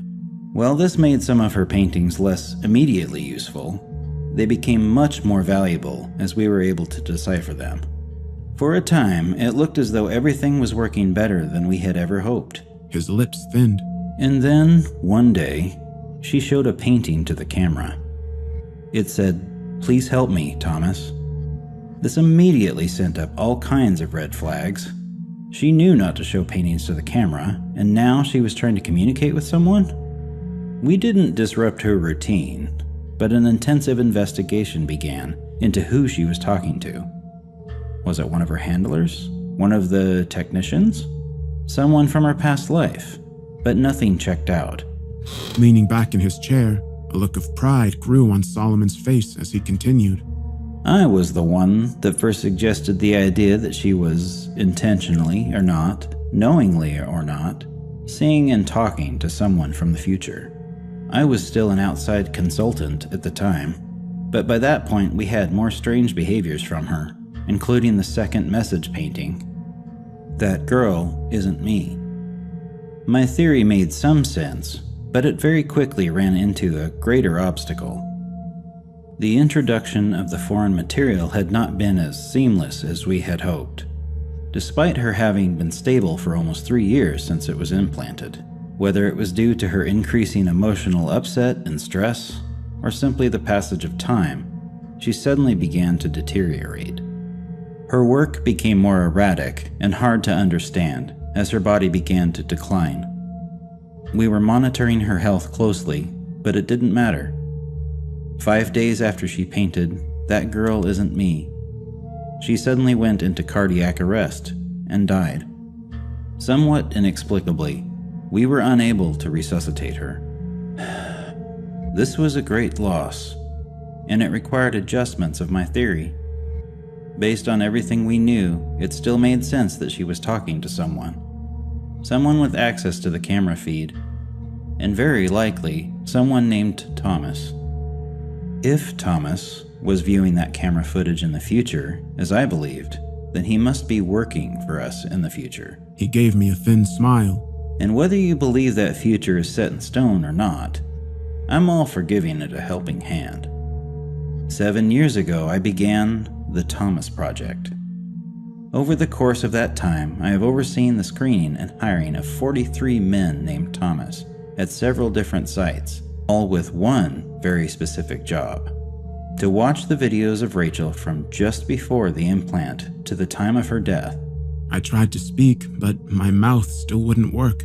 I wanted to say he was lying, that it was another trick, but I think I wanted to hear it from myself, because I didn't think he was lying.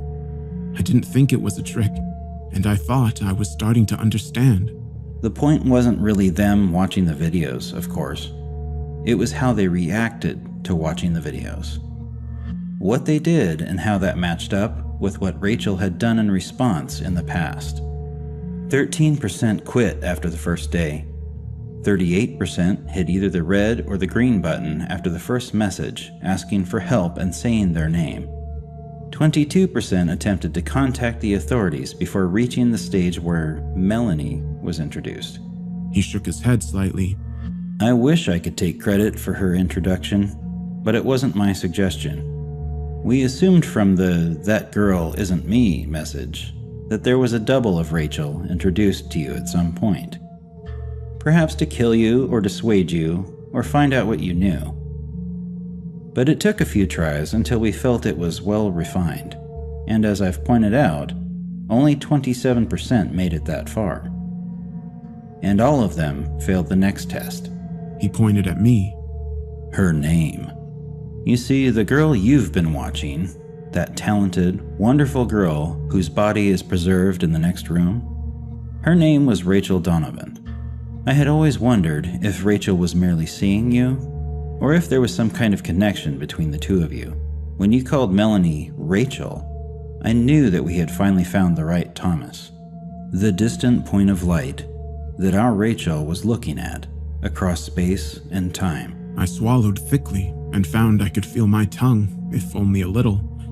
Slurring badly, I pushed out a single word. Why? Solomon looked surprised. I'd have thought that'd be clear by now. You're our only remaining link to one of our greatest treasures. Perhaps you have a similar ability, or it may be that she forged the link purely through her own talent and will. But either way, you are important, and you have more work to do. He stood up and moved over to the table where he turned on the monitor. As it came to life, I saw it was a frozen image of Rachel's room. A tape paused where I'd left off watching. Turning back to me, the man looked solemn. You have to watch the rest of it, because Rachel painted you more pictures before she died, and we have to know what they mean.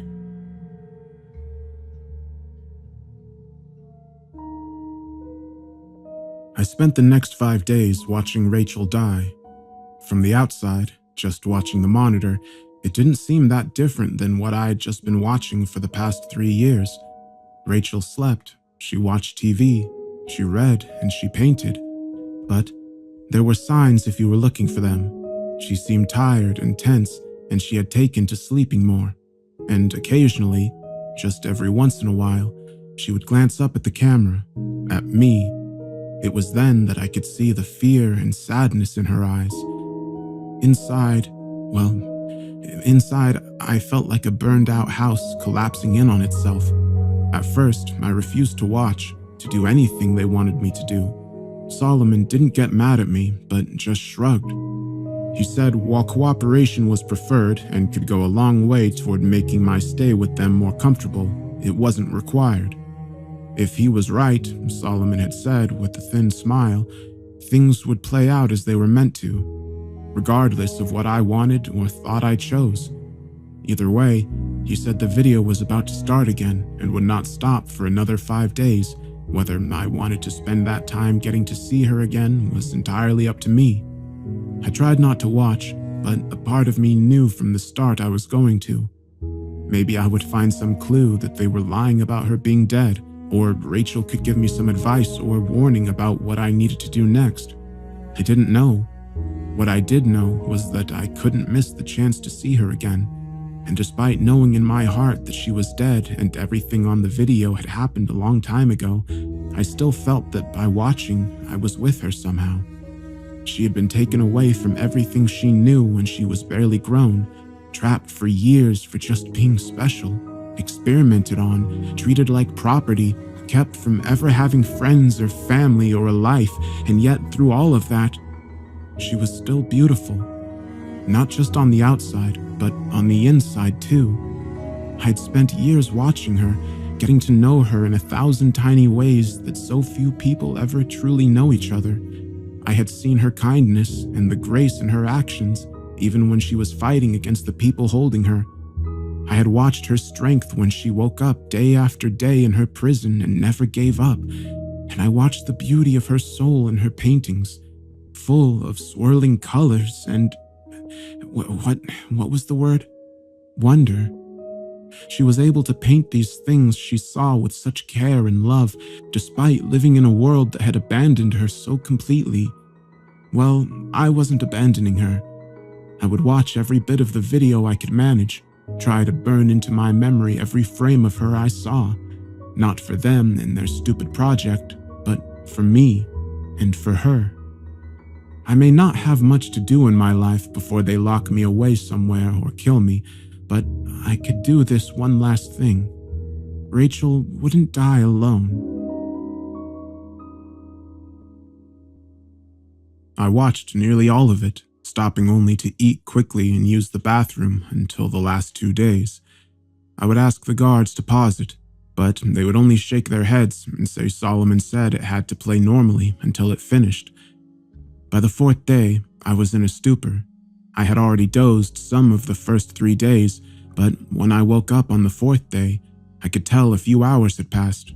There were 2 trays of food on the bed, one breakfast and another lunch. I looked back at the screen in a panic, worrying I had missed something, but Rachel seemed to be just waking up too. I noticed her putting her hand on her stomach as she got out of bed and felt my own stomach twist. She was already hurting. Rachel glanced at the camera and tried to smile before moving to set up a new canvas for painting. This was the second of 3 paintings she did in those last days. The first had been on the inside of an old-fashioned movie theater from the viewpoint of someone sitting in a back row. On the movie screen was just the image of a sledgehammer propped against a brick wall. I didn't understand what it meant, and I found myself scanning the picture for some message or other clue. Eventually, I found what it might be, though I didn't understand it either. Rachel must have come to understand that they knew what she was doing with the paintings and didn't want to stop her, because these last 3 she set up much closer to the camera. I was still squinting and studying the painting closely when I realized the flipped-up seats in the next row up had brass number plates along the front edge of the seats. Though they were upside down from the viewpoint of the painting, the angle was good enough that once I noticed them, I was able to read them. 2, 43, 26, 89. I didn't understand any of it, but I committed it all to memory, focusing all my attention on the painting until she finally took it away. Even that early on, I could tell painting was taking a lot out of her now. And like I had for so long, I found myself talking to her, telling her to go rest before I remembered her body in the next room. I almost stopped then, but no. Maybe she couldn't tell if I was talking to her, or maybe she could. Either way, me talking to her couldn't hurt, and it made me feel a little less lonely and sad as I watched her. The second painting, the one she started after I woke up from falling asleep for a few hours, was stranger than the rest. It looked like it was in a room with curved walls made of tree roots, and in the center of the room was a little table made out of the same stuff. Some of the roots around the room were a deep red, but other parts, including the table thing, looked burnt and black. I looked closer and saw that I could see a person's shadow over the table. Hands holding some long, oval-shaped bundle.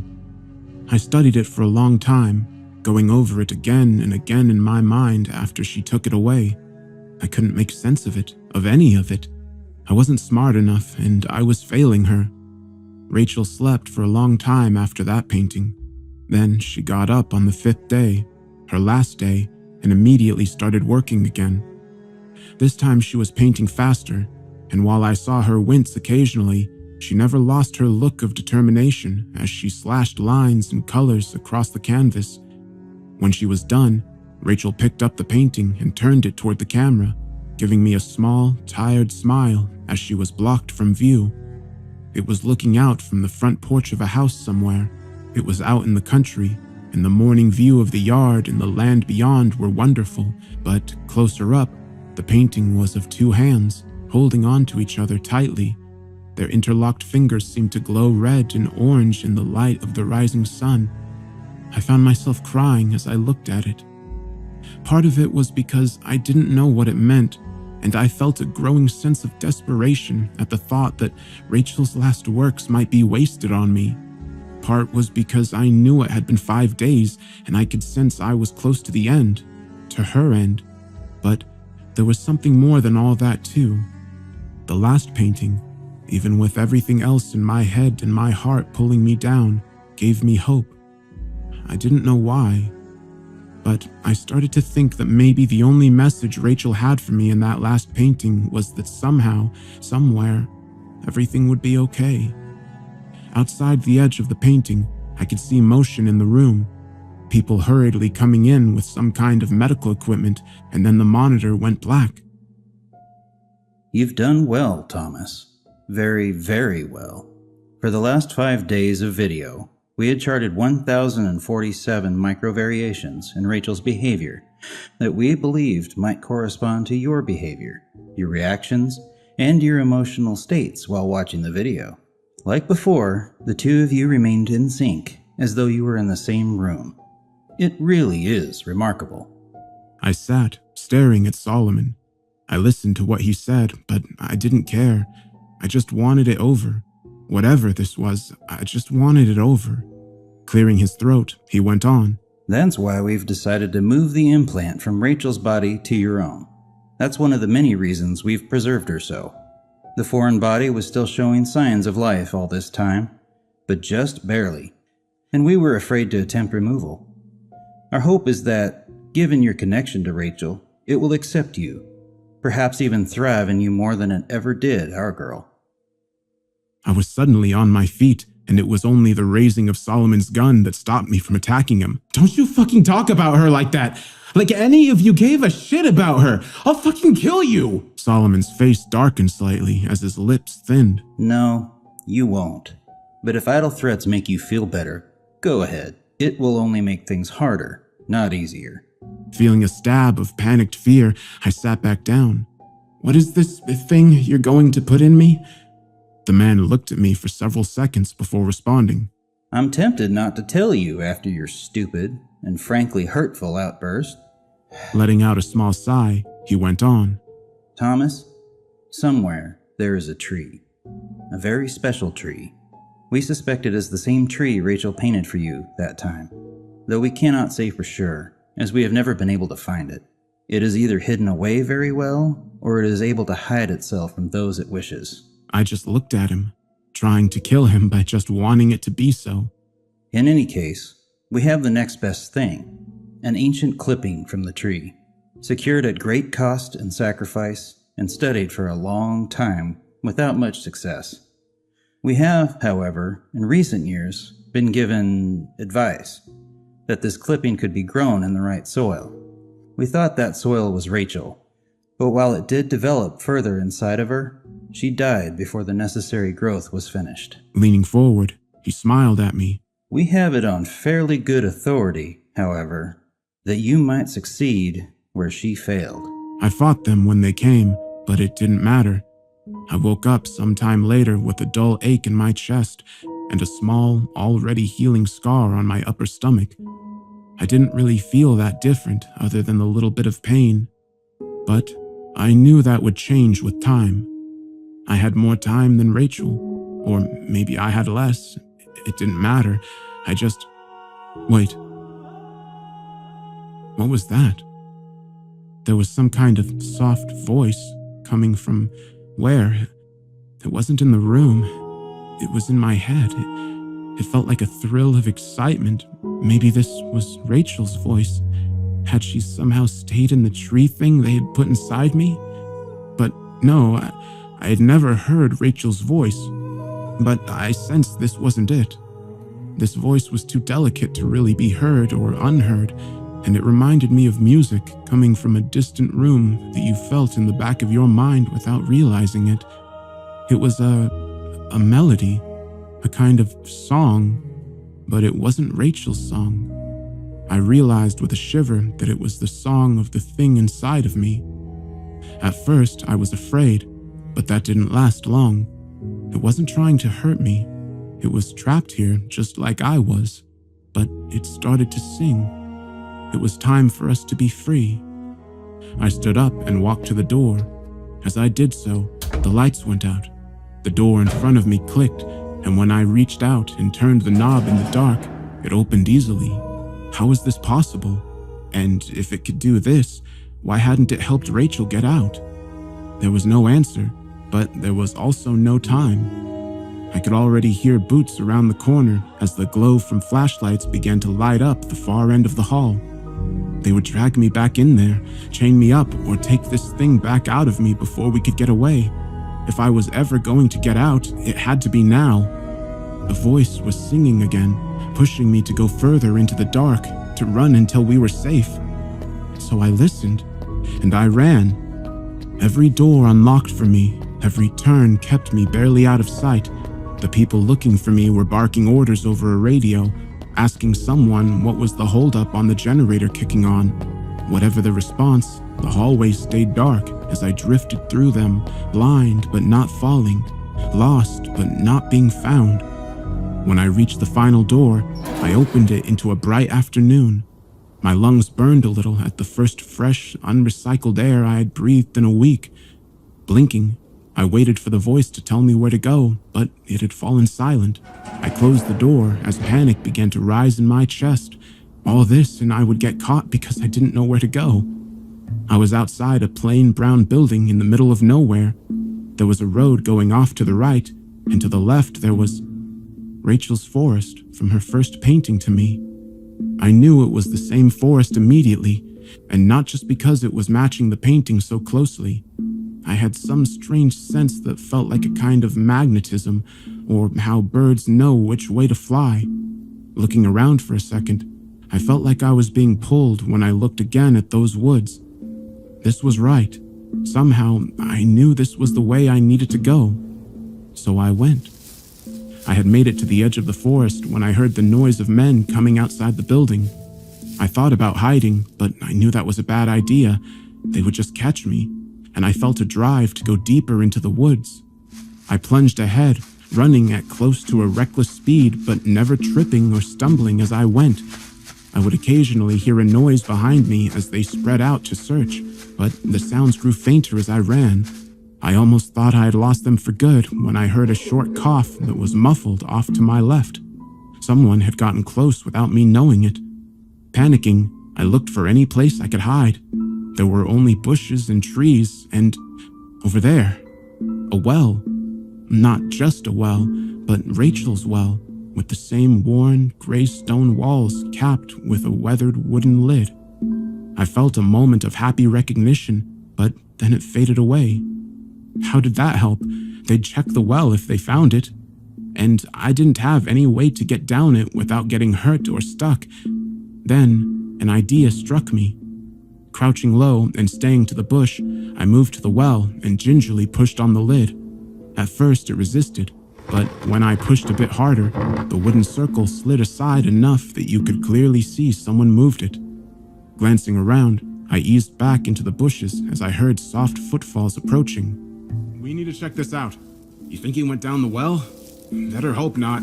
He probably broke his neck if he did, and then it's our asses." I could see the two men approaching, both of them wearing dark body armor and carrying assault rifles. The older of the two shrugged back at the other one. "Better that than he's hiding in there and we didn't check." Looking irritated, the younger man nodded. "I'll look." He went over to the well and shoved the wooden lid aside, causing it to clatter to the ground. Hitting a button on his rifle, a flashlight sprang to life on the barrel. He started to shine it down into the well as the other continued to look in every direction. I was worried he would see me if I moved, but I couldn't wait. I just had to stay calm, think slow, and move fast.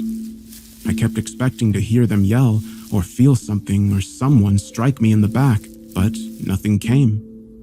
As the afternoon light began to dim, I saw the trees thinning ahead. I was approaching a road. It looked like a normal public road too, with several cars passing one way or the other as I walked out of the forest and up the hill to the asphalt. The idea of hitchhiking, especially this close to where they held me, was frightening, but I saw little choice. I was wearing sweatpants and a t-shirt they had given me and my own shoes, but I had no money or ID or phone. My only chance was to get far enough away that I could try and get help. I jumped slightly at the hiss of hydraulic brakes as a large semi rolled to a stop next to me. The passenger window rolled down, and an older man with white hair and a graying mustache leaned over and peered down at me. "You look lost, son. You need a ride?" I looked down at the door of the truck. It had a logo that said, Martinez and Sons Construction and Hauling. Below it was a cartoon man hitting a wall with a sledgehammer. Looking back up, I smiled at him. "Yes, sir, I do." I woke up 5 hours later as we pulled into a truck stop somewhere in Nevada. I had planned on staying awake the entire trip, but that had only lasted a few minutes before exhaustion overtook me. I glanced over at Oliver Martinez, and he gave me a toothy grin. I'm tired, but you were plumb tuckered out. I've got to fuel up, shower, and get some grub.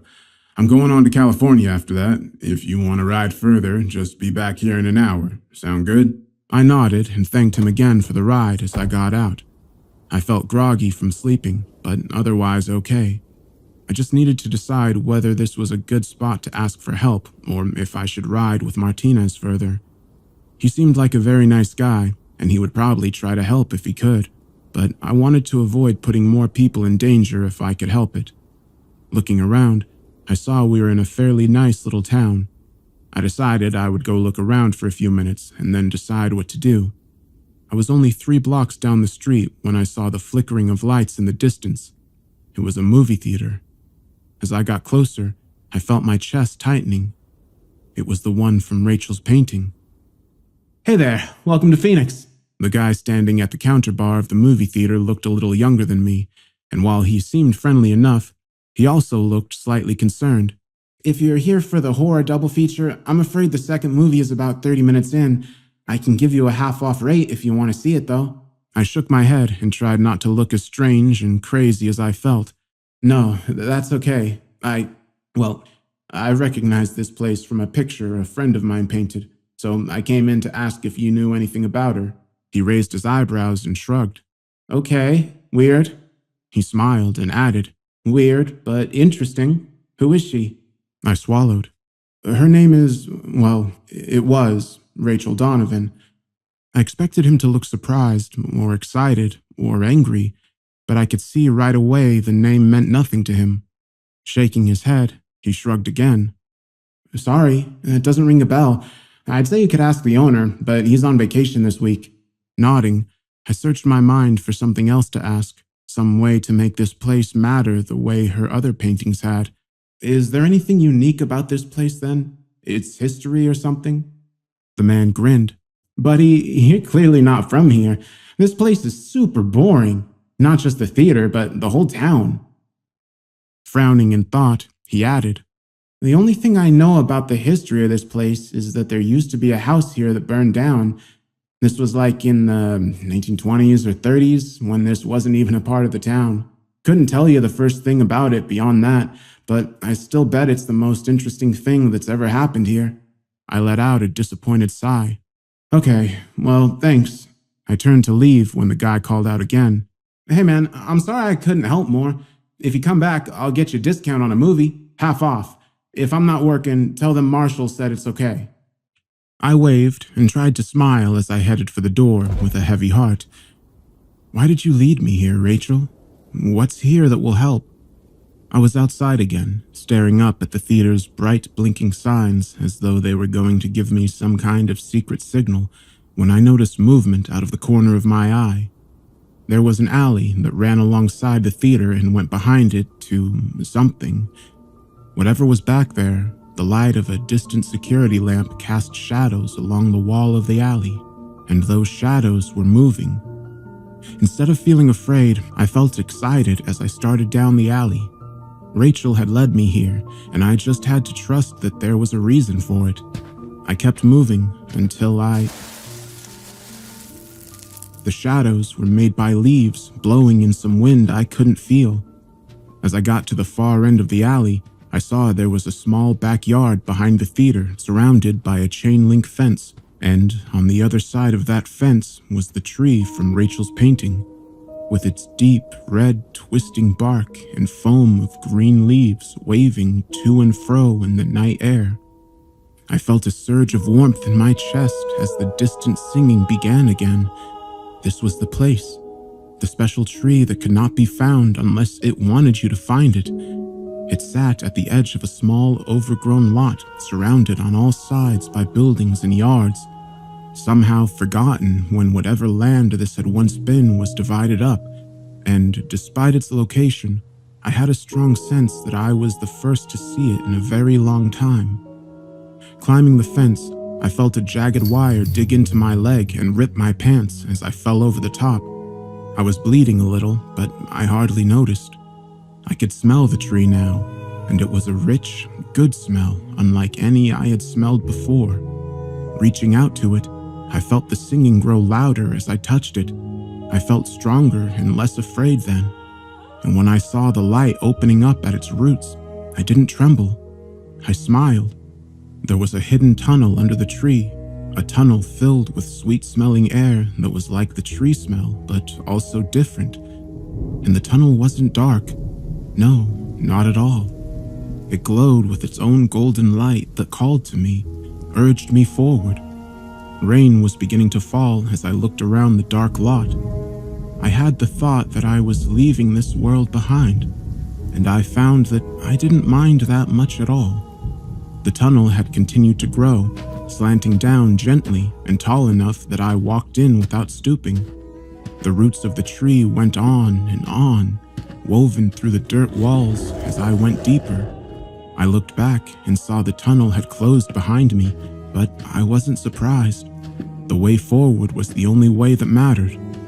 I walked for what might have been hours, but I never felt tired or hungry, and I never worried I was lost, though I had no idea where I was or where I was going. Still, I felt a surge of happiness and excitement when I turned a corner and saw something in the tunnel ahead. As I got closer, I realized it was a brick wall, but just as I began to think I found a dead end, the wall faded away, revealing a dark room.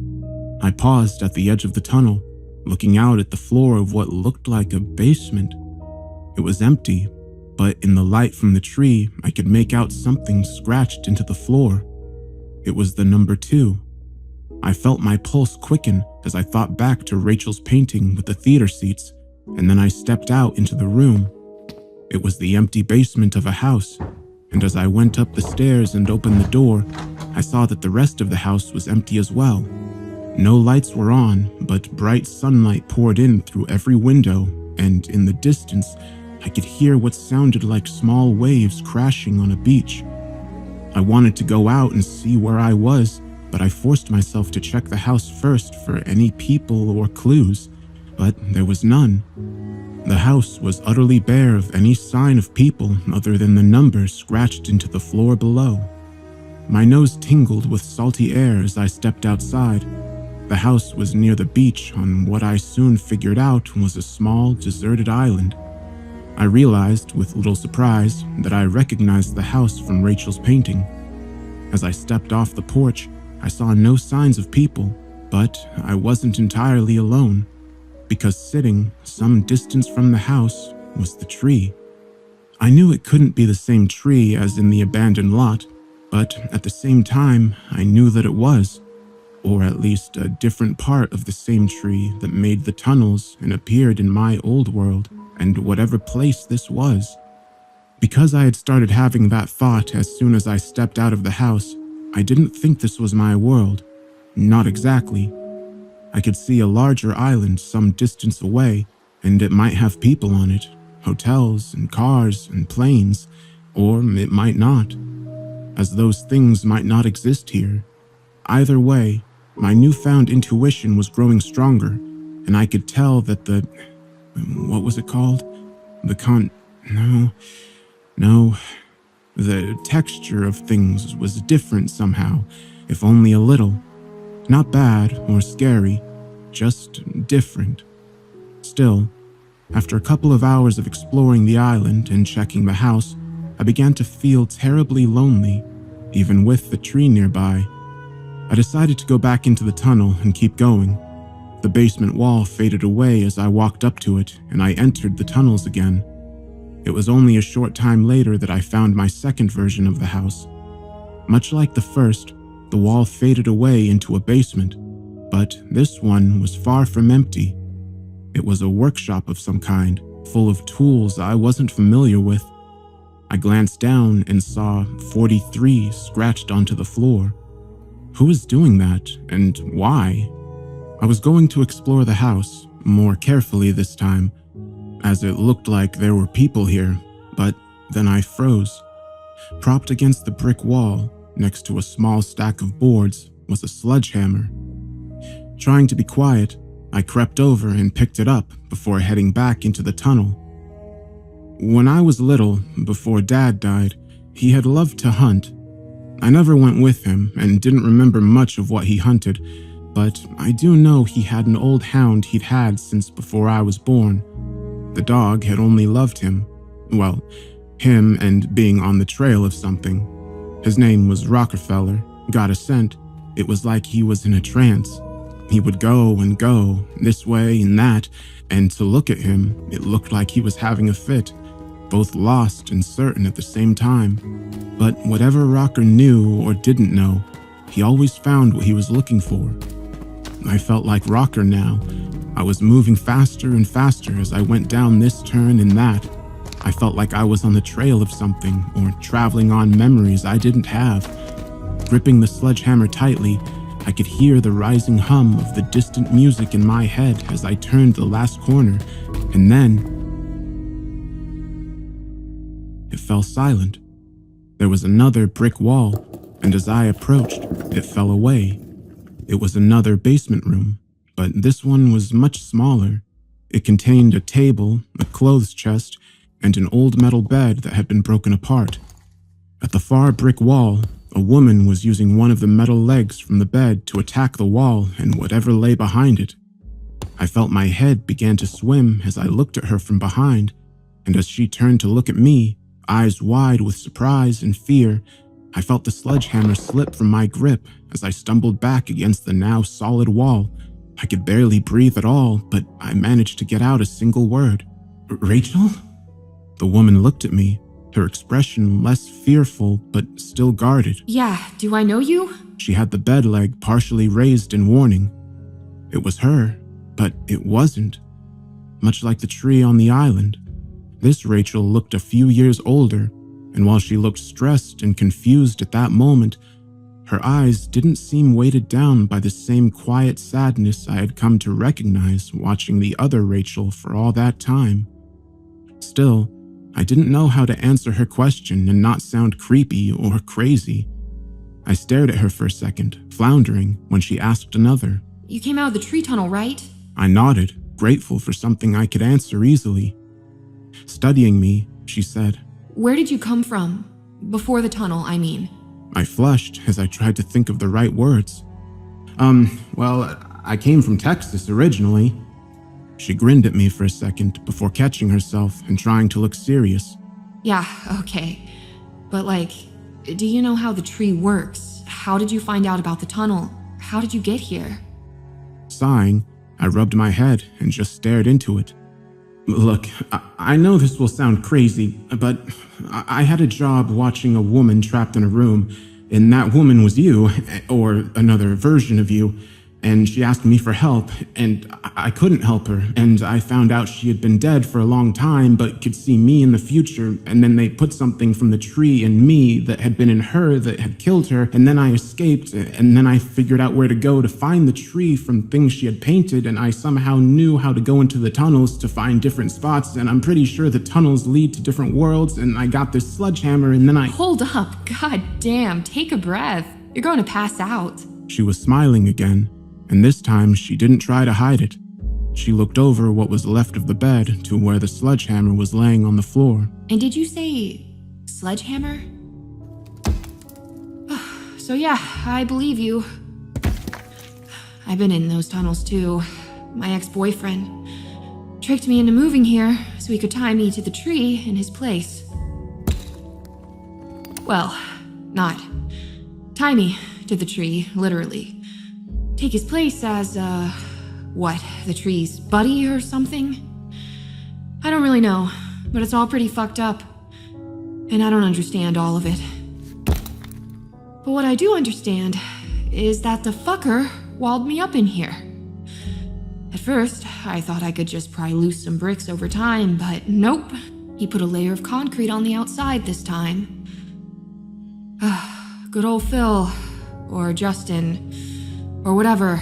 I mainly think of him as fuckface now.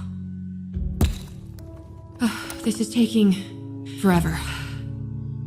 I I stepped up and put my hand on the sledgehammer. "Let me do it for a bit. We can take turns." We had cleared away even more brick than she had already managed, but the concrete wall was only starting to show small cracks. I wanted to just keep looking at her, have her talk to me, but I knew she was tired. She nodded reluctantly and let go of the hammer. Before I swung, I looked back at her. "How long have you been in here like this?" Rachel scowled. It's hard to say for sure, but I think about 8 months. I let the hammer drop again as my eyes widened. "How did you survive all that time?" Her scowl deepened. It's the tree. It won't let me die. I just dip into the tunnel every day for a bit, and I never get that hungry or thirsty. A thought occurred to me then. Why didn't you just escape through the tunnels? She quickly shook her head. No, thank you. I've had enough of seeing other worlds. Some of them aren't so nice, and I don't want to be more tied to this tree than I already am. I just want out of here, into my own world, and then I can try and figure out how to get free of my connection to the tree for good. She shrugged. I would have done it eventually with the stupid bed parts, but who knows how long it would have taken. She smiled again. I'm very happy you came to help and brought a sledgehammer with you. Returning her smile, I nodded as I lifted the hammer again. Me too. We were both wringing with sweat when we crawled through the hole we'd made in the outer wall. Rachel told me that she thought her ex-boyfriend was long gone, but she couldn't be sure, so we had to be careful. Grabbing the sledgehammer from inside the room, we made our way towards the stairs. The house was decorated but quiet, and we saw no sign of anyone as we walked to the front door and opened it. Outside, the sun was coming up on a new day, and as we walked out onto the porch, I jumped a little as Rachel took my hand and gave it a squeeze. I looked over at her. I hadn't been able to help the other Rachel, but maybe that had never been the point at all, because I thought now she had been able to see more than just other places or the future. She'd been able to see into other worlds and possibilities, like this one, where another version of her was trapped and needed help, a place where I wouldn't be hunted and she could be free. In the end, even when she knew she was dying, Rachel had been determined to help us be together and happy. The morning sun painted beautiful colors on Rachel's face, and looking into her eyes, I saw how much she was like the woman I had watched and cared about and tried to save. The woman who, in the end, had saved me instead. I wanted to tell Rachel so many things, ask her so many questions, but all that could come later.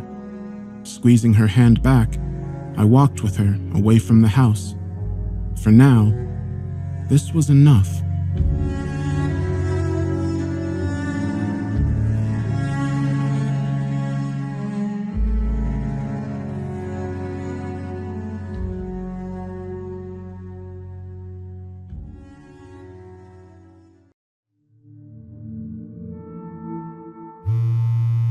My phone buzzed on the nightstand like an angry wasp, and at first, I thought it was the alarm to get up. I picked up the phone and blinked at it as I realized that it had stopped buzzing and I was supposed to have another hour to sleep, because it wasn't the alarm, it was a text notification. You have a delivery scheduled. I frowned at the phone as I looked at the sender. It was just a series of numbers, letters, and symbols that looked like someone had rolled their hand across the keyboard.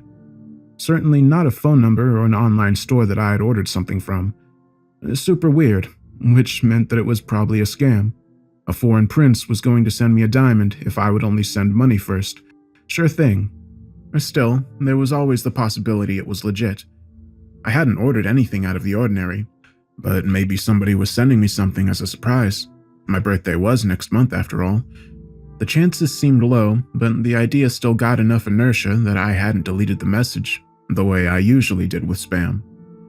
Instead, I closed my phone and drifted back off to sleep. When I woke up to the alarm a bit later, I found myself checking for another message. I felt a bit disappointed that there was none, and that, in turn, made me feel a bit dumb. Shaking my head, I went back and deleted the first message, and by the time I got out of the shower, I had forgotten about it almost entirely.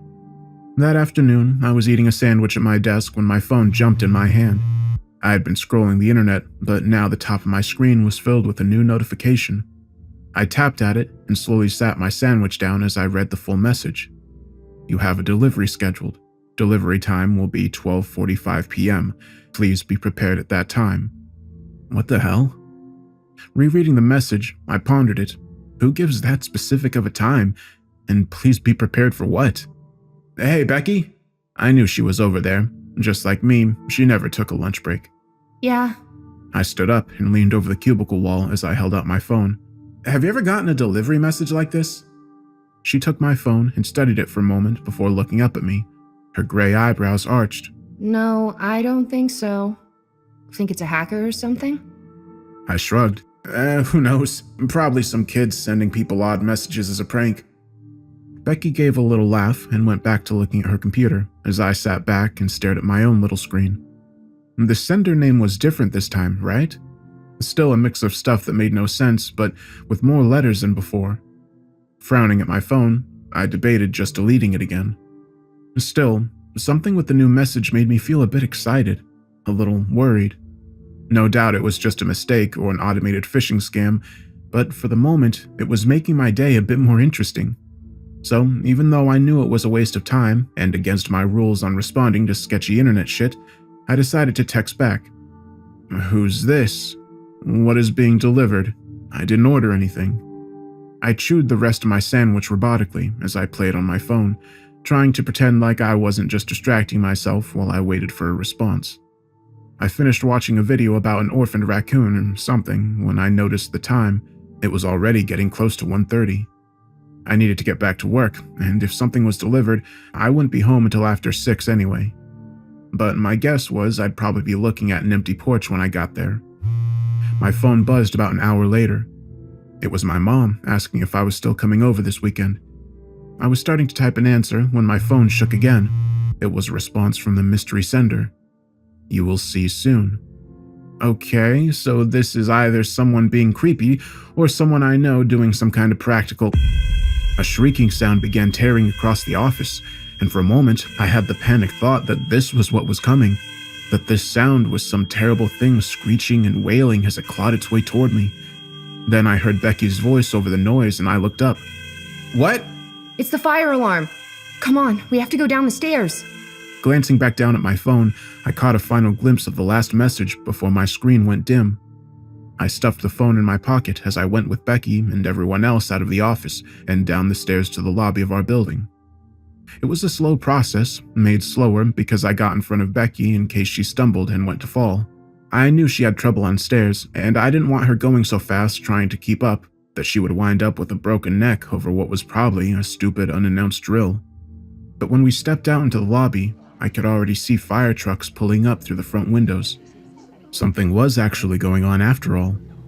I heard anxious murmurs around me as we were ushered by security through the doors and told to cross safely to the other side of the street until they could give us more information. We did as we were told, and within a couple of minutes, we were clustered on the far sidewalk like penguins huddled together on a lonely ice floe. There were probably 50 or 60 people out there, and I realized with some surprise that I didn't recognize most of them. I'd worked in the building for over 5 years, and I hardly knew anyone outside of the guards and people on my floor, and most of the ones I did know was only in passing. It made me feel isolated and unfriendly, and in other circumstances, I would have encouraged myself to do better and be more social, but surrounded by so many people in such close quarters, all I could think was, my phone buzzed. Delivery completed. Checking my phone's clock, I saw that it was exactly 2:45 p.m. I went over to my email to see if there'd been any delivery-related messages, but there was nothing. Looking up, I saw a cop approaching. He looked tired and wary as he drew near the crowd. I could tell by his expression that something bad must have happened. All he told us was that there had been a fire and that it had been put out, but there was an ongoing investigation of the scene. Due to this, the office was going to be closed the rest of the day and possibly tomorrow, and we should call our supervisors in the morning for further updates. You know, they pulled a few people from the crowd a minute ago. I looked around and saw Becky looking at me. What? Those cops. They pulled a few people out a few minutes ago. You were looking at your phone, but I think they got people from the 10th floor. I bet they're questioning them about something. I shrugged. I don't know. Laughing, I added, better them than me, right? I'm heading out. Nodding distractedly as she looked after the retreating officer, Becky said, Don't forget your box. I stopped still and turned back to her. What box? She pointed behind me. That box. Didn't you bring it down with you? It's got your name on it. You know I didn't have any. She was right. There was a small cardboard box sitting on the sidewalk right behind where I'd been standing. Where did that come from? Did you put that there? Becky let out a laugh. Did you see me with the box on the way down? I scowled at her. Did you see me with one? She frowned and shook her head. No, I guess not. I was paying attention to the stairs mainly, but I don't remember it. I just noticed it a minute ago. It has your name on it, so I figured I must have just overlooked it. Her eyes widened. Think this is your mystery delivery? Yeah, maybe so. I picked up the box gingerly. It wasn't heavy, but it definitely had something with weight to it inside. I wanted to open it then and there, but it was taped up, and people were already moving toward the nearby parking deck that our office validated. I went along with the herd, hurrying to the third-floor deck, where I hopped into my car and cut the tape with my house key. The thought that this was a bomb, maybe some extension of some act of terrorism or vandalism in the building, fluttered across my mind, but I pushed it away. Why would someone target me, of all people? And it wasn't like I wasn't going to open it. I had to know what was in there, right? So I opened it, and it wasn't a bomb. It was a camera. Small and black, the digital camcorder seemed expensive and nice, though I hadn't used anything other than my phone to record video since I was in college, so I was no expert. But nice or not, it was a weird gift to send me. I wasn't some big recording guy, and even if I was, I wouldn't lug around a camera to do it. It was then that it struck me that the camera wasn't in a box or package of its own. It was literally just stuck down in a plain cardboard box. So it was a used gift, or was there something on it already? I tilted the box back and forth, making sure that there was nothing else in there before reaching my hand in. The camera felt cold against my palm, and it took me a minute to find the tiny power button on the side of it. It had one of those tiny flip-out screens, and I figured that was the best way to see if it worked and if there was already video on it. There was. Just one video. 59 seconds long. It showed a woman going into what looked like a small computer or server room in an office that looked similar to my own. The door was pulled shut behind her by an unseen hand, and when the shot pulled back, it was clear something had been wedged to keep the door from opening again. If she'd had more time, the woman might have beaten on the door and yelled. If she'd had more time, she might have called for help and said that someone was squirting something under the door because I was watching the tip of some black container being pushed against the bottom of the door and squeezed repeatedly. If she had more time, she might have begged for them to stop when she heard the lighter being triggered or smelled the faint traces of copier paper set aflame before being tossed down into the puddle trailing out from the bottom of the server room door. But she only had 15 seconds to react to the door being shut and wedged, some accelerant being sprayed into the room, and the room being set alight. After that, she screamed for help for a few more scattered, painful moments of life, but it was too late for help. Too late for anything. The fire was already eating her flesh, eating her words, eating her life. Oh God, why would anyone do this? And why would they show it to me? My phone buzzed on the seat next to me, and I let out a startled yell. I didn't want to pick it up, but I'd need to anyway. I had to call 911. I had to try to catch whoever did this. Swallowing, I saw it was another text notification, and I forced myself to tap it open. You have a delivery scheduled. 911, what's your emergency? I got this package. There was a fire or something at the building, and I was... Sir, I need you to slow down for me, okay? Do you feel safe where you are right now? Yes, I don't know. I think so. I'm in my car. Okay, that's good. So take a breath for me, and then try to tell me what's going on. I work at... It's the building on the 12th floor. A little while ago, the alarms went off, and we had to go outside, and then we were told by the cops that the office was closed. There was some kind of investigation going on. Yes, I'm pulling up dispatch logs and seeing the call went out earlier. Sir, if that's the only reason you're calling, then rest assured that... No, listen, please. Just listen. I started getting weird texts this morning saying I had a delivery coming. I hadn't ordered anything. They kept getting weirder, kind of creepy. Then we were all outside after the fire alarm. I find a package addressed to me. I open it up, and there's a camera in there. There's video on it that looks like someone being trapped in a room and burned alive. It looks like it happened on one of the floors of my office building. That sounds very upsetting, sir. You say that you watched this video? Yeah, it was terrible, but yes. And you think this might have happened in your building? I don't know, but possibly. What floor do you think it might have happened on? You know, if it did happen? What? How would I know? Look, I didn't have anything to do with this. I just got this video randomly and... So you think that someone just randomly picked you out to send a video of them murdering someone? How the hell should I know? Look, I'm just trying to help catch the sick freak that did this and... Sir, I need you to remain calm. No need to be defensive. I'm here to help. Where are you at right now? I'm in my car. The third floor on the parking deck we all use for work. It's the closest one to the building. Got it. Sending someone to you now. Just stay in your car with the doors locked for me, okay? And stay on the line. Yeah, okay. Oh, maybe the 10th floor. What about the 10th floor? My friend Becky said she saw people from the 10th floor being pulled out of the crowd by the cops. So maybe if this video is from today, it happened on the 10th floor. But, I mean, the cops should already know where it happened, right? Sure, but as you can imagine, it's been a busy day for all of us. Yeah, sure. Are they almost here? I'll be happy to give a statement and all, but I'm kind of freaked out and I want to be rid of this thing. Rid of what thing? What are you trying to get rid of? What? The camera. I don't want to be near that disgusting thing. Oh, I thought maybe you meant the bag under your seat.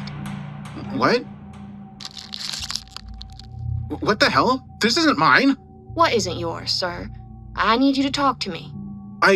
There's a bag under my seat with gloves in it. I opened it up. It smells really bad. What is this? Did you plant this in my car? Sir, you're growing hysterical. Please remain calm. Nah, you're in on this. You're trying to frame me or something. What are you talking about, sir? You asked about the bag under my seat. How did you know there was a bag under my seat? Sir, I didn't say that. You must have misunderstood me. I know this is hard, but I can assure you, no one is trying to frame you for anything. I don't know what's going on. I understand. I'm here to help. What was it you said you found again? A bag. There was a sandwich bag with rubber gloves in it. I opened it up and it stinks. Does it smell like carbon disulfide? What? How would I know that? Sorry. Does it smell like rotten eggs? Yeah, I guess. Look, I sealed it back up and put it on the seat next to me. I'll have my fingerprints on it, but I swear I didn't put it there. I've never seen it before. I understand. Please remain calm and remain on the line with me. Someone is almost there. Okay, well, Wait. My phone buzzed. Just a second. It's another message, like the other ones. It says delivery completed. I think I need to go. I can drive to the police station or something. Sir, please remain where you are. It shouldn't be much. Someone's coming up now. Good.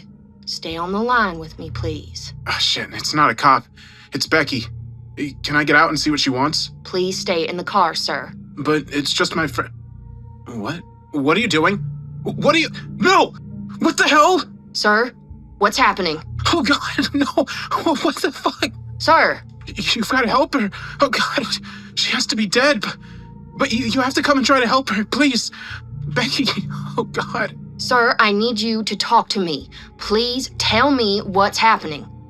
Becky, my friend from work, she came up to my car and pulled out this black thing. It looked like the thing the killer used on the video. She squirted something on herself and set herself on fire. She's not moving anymore. So you're saying your friend Becky from work just came up to your car and set herself on fire? Am I hearing you right, sir? Yeah, why the... Yes, she did. I understand. Do you see anyone else around? No, but I need to go somewhere. I can't stay here. Sir, you're now at an active crime scene. Please do not move or leave the area. But Oh, no. What is it? I just got another message. It says you have a delivery scheduled. God, why is this happening to me? How about now, sir? What? How about now what?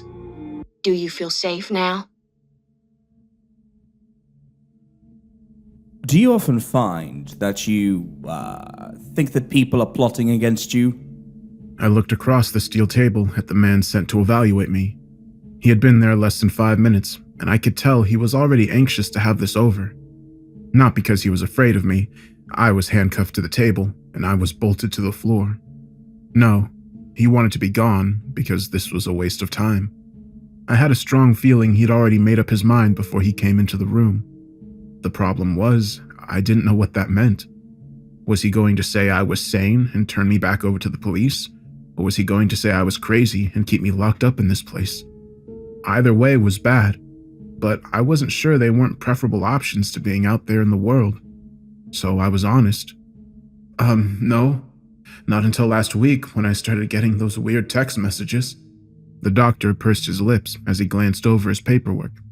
Ah, yes. These delivery messages that you said you received both before and after the, incident at your workplace. I tried to keep the irritation out of my voice. It wasn't an accident. Some poor woman was murdered on the 10th floor, and no, I didn't know her. I worked on the 12th floor. And no, I didn't kill her. I was sitting in my office when it happened. The man raised his eyebrows slightly. No need to get angry, Mr. Jacobs. I am not your enemy. I'm merely here to evaluate you based on, your behavior and comments to police when they apprehended you. That and, well, the series of events that appear to have unfolded around you. I closed my eyes and took a deep breath before responding. Look, I know how this sounds, okay? A woman dies, gets killed in my building, and then my coworker is found burned to death outside my car in the parking garage. I told the police what happened when they got there, but they still took me in. Checked my car and found the bag with the gloves in them that had whatever chemical was used to burn them, I guess. I don't know. Carbon disulfide. That's what you told the police was on the gloves at the time of your arrest. Swallowing, I nodded. Yeah, but not because I knew that. It's because that's what the 911 operator told me it was. Or, well, at least they implied it.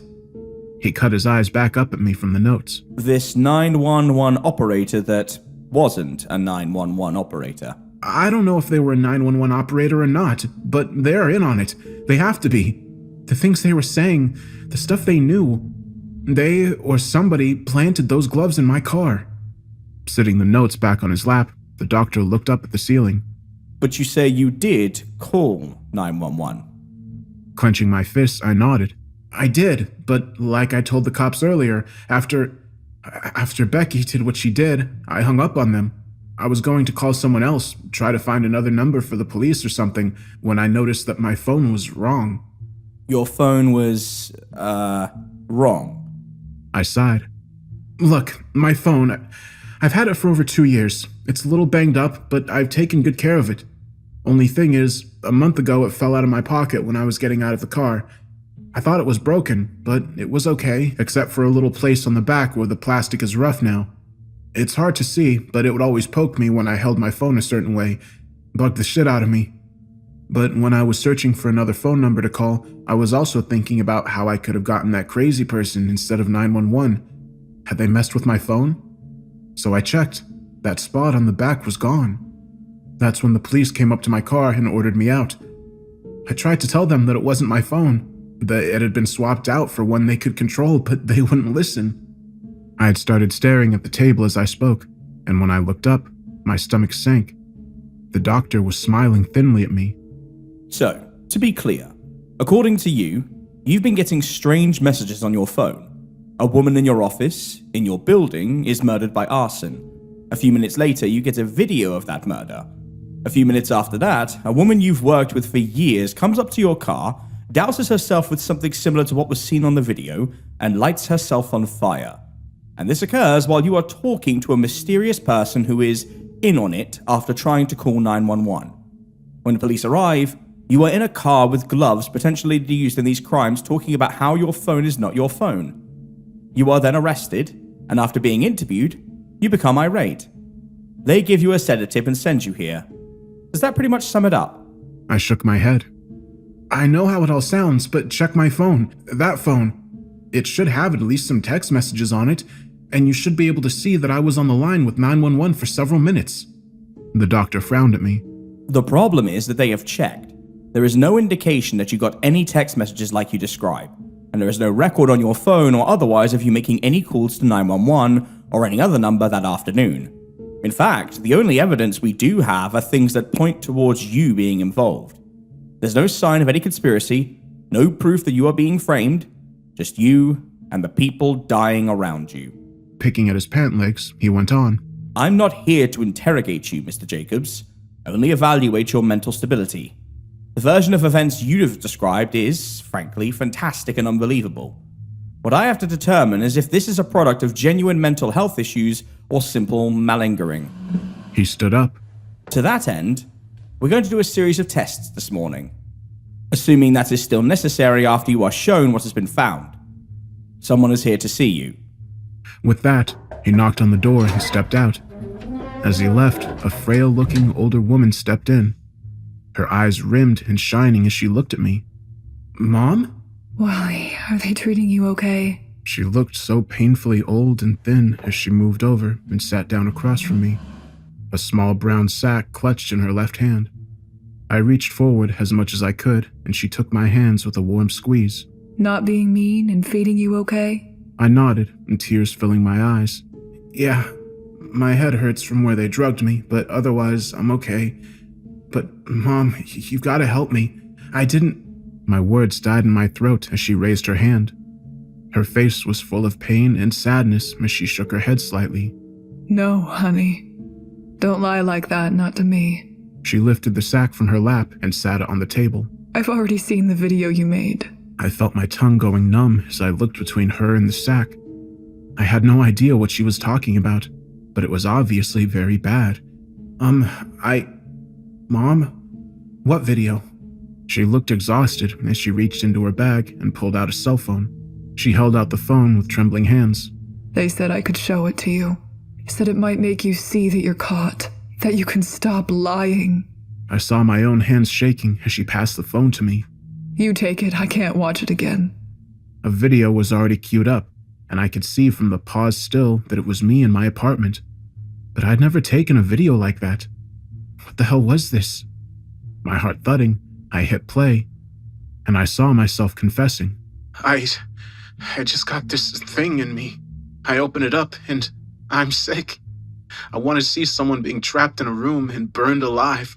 I want to see Becky. That disgusting thing is set on fire. I need to do this. Listen, please, just listen. There's a bag under my seat, a video in my car. Catch me, please. None of this made any sense. I don't remember saying any of this, yet it seemed oddly familiar at the same time. I shifted my hands as I held the phone. Holding it like that was poking me because on the back... Wait, this was my real phone. I looked up to tell my mother when motion drew my eye back to the small screen. My video self moved closer to the camera, and where he had looked tormented before, he was now smiling at me as he said one last phrase. Delivery completed. I looked back up as my mother raked something across her throat, the wound sending out a stream of blood as she tumbled to the floor. I screamed and pulled at my handcuffs, but they wouldn't budge, and within a handful of seconds, she had grown still. Glittering next to her, I saw what she had used to kill herself, a set of keys.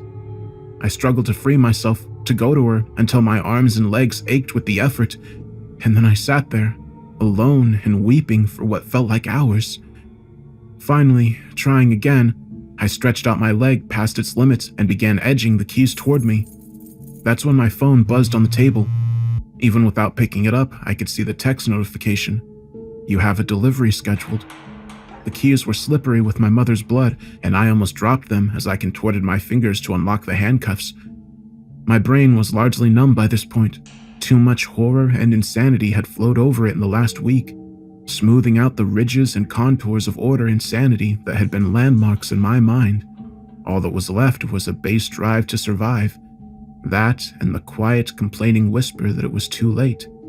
Everything was ruined, and it was better to just give up now. I ignored that voice. It was my father's voice, the way he sounded the last time I saw him in the hospital. I'd been young, but I'd known it was the last time I'd talked to him. In some ways, I'd understood why he was ready to go, but it hadn't kept me from hating him a little, hating the weakness in him, in me. I stood up from the table on shaky legs and kept my eyes lifted as I stepped past my mother's body. Now wasn't the time to try and figure any of this out. I needed to escape if I could, and the next step was trying the second key. The door opened easily, and when I looked out, I saw that I was in some sort of trailer. The hall and central rooms were empty, and through a nearby window, I could see lush green trees and tall grass stretching up and over a hill. None of it looked familiar, but my more immediate concerns were the 3 black cars parked out front. Why were they just sitting in... I stumbled as pain flared across my head and chest briefly, gone so quickly that I questioned if I'd felt it at all. Gritting my teeth, I made a decision. I was going to go out and confront them, make them give me answers, or go ahead and kill me. Either way, I was done with this crazy bullshit. I flung open the door and caught it as it bounced open. Squinting against the sunlight, I braced for yelling or fists or gunshots. Instead, there was only the sound of car engines running and a distant animal cry that I didn't recognize. I jumped past the folding metal steps going down and headed toward the nearest vehicle, only slowing when the tinted window scrolled down and I saw the doctor who'd been questioning me in the driver's seat. You want the car over there, Mr. Jacobs. I stopped up short. What? What the hell are you talking about? My mother just killed herself in front of me. What is this? What's going on? He took a sip from an aluminum can before waving it in a small circle. Yes, it's all very strange and confusing. You're the victim of forces you can't understand or control, blah, blah, blah. I'm sure this is all very interesting to you, but it isn't to me. So go get in that car and drive away. Run while you can. I took a couple of steps forward as I saw the man's drink had been replaced by a small pistol. Stopping again, I shook my head. Just tell me why. Why me? And how are you able to do all this? Control people? My own mom?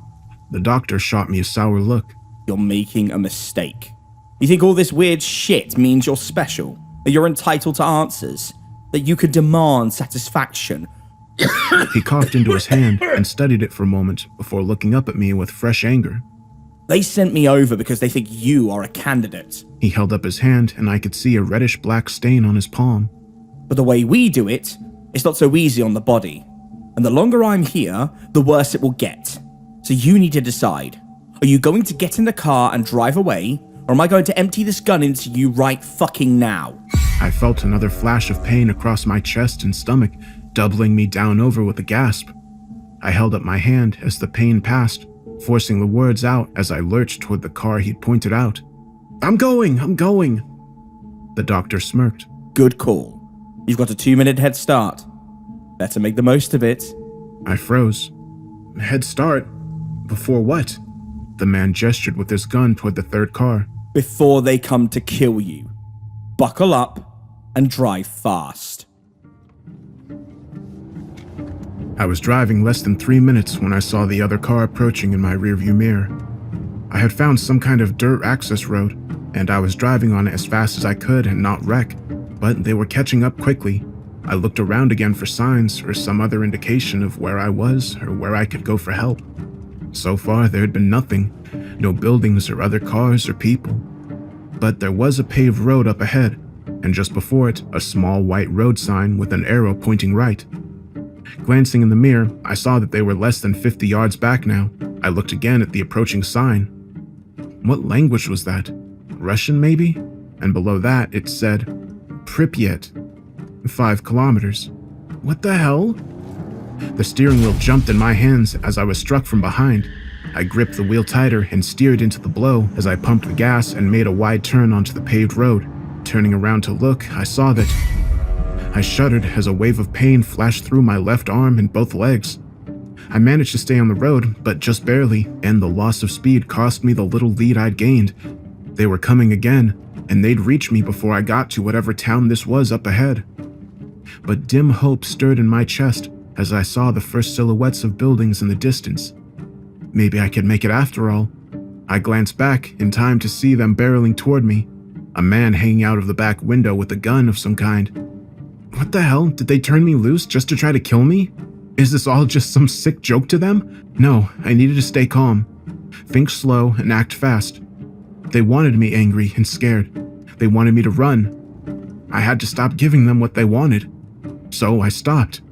Slamming down on the brakes while popping the parking brake sent the car skidding a little, but I held it straight enough that when they slammed into the back, they hit head on. New pain flashed across my chest, but this time it was from the seatbelt cutting into me from the impact. It hurt, but looking in my side view mirror, I could see I hadn't gotten the worst of it. The gunman had been ejected and flung against some nearby tree like a rag doll. And as I opened the door, I heard a wall of pain from somewhere in the car behind me. I had the vague worry that I might be shot or run over as I walked away from the accident, but it was just the small, whispering voice again, telling me that it was over, that it was okay to quit. It was the same breathy, tired voice that had once told me that I was the man of the house now, that I had to take care of Mom and Rocket, that I had to be strong. I had to be strong while he gave up. Wiping at my face with the back of my hand, I limped forward. I kept hoping for a car or some people, but there was no one. It was strange. Things weren't dirty and didn't look abandoned, not exactly, but as I entered the town, I could tell that the buildings were old and hadn't been lived in for years. I had 2 more shivers of ghost pain, but they faded fast, and I found I was growing used to them, strange as that seemed. I considered exploring the buildings, searching for a phone or something, but instead I kept to the main road, followed it through the town and to the woods on the other side. The road was better maintained, and I had already seen signs that let me know where I was headed. Chernobyl nuclear plant. There would be someone there, even if it was just a guard to keep tourists at bay. My stomach lurched as I saw another black car rolling out from between the trees to my left. This would just never end, would it? I had died and gone to hell or something. That was the only thing that made sense. This was all just endless, insane punishment for something that I had done that I couldn't remedy. My phone, my real phone, buzzed in my left pocket. I had forgotten I even had it until then. Cursing my own stupidity, I dug it out, intent on calling someone or anyone for help before they took me again. I froze when I saw I had a new text notification. Delivery complete. I looked back up to see a young woman approaching me. She met my eyes without smiling and stuck out a small brown envelope. When I took it, she returned to the car and sat watching me. I wanted to throw it away, refused to open it, but I was so tired and used up, too tired to fight or rebel any longer. I just needed answers, or for it to end. So I tore open the envelope and found a small digital recorder inside.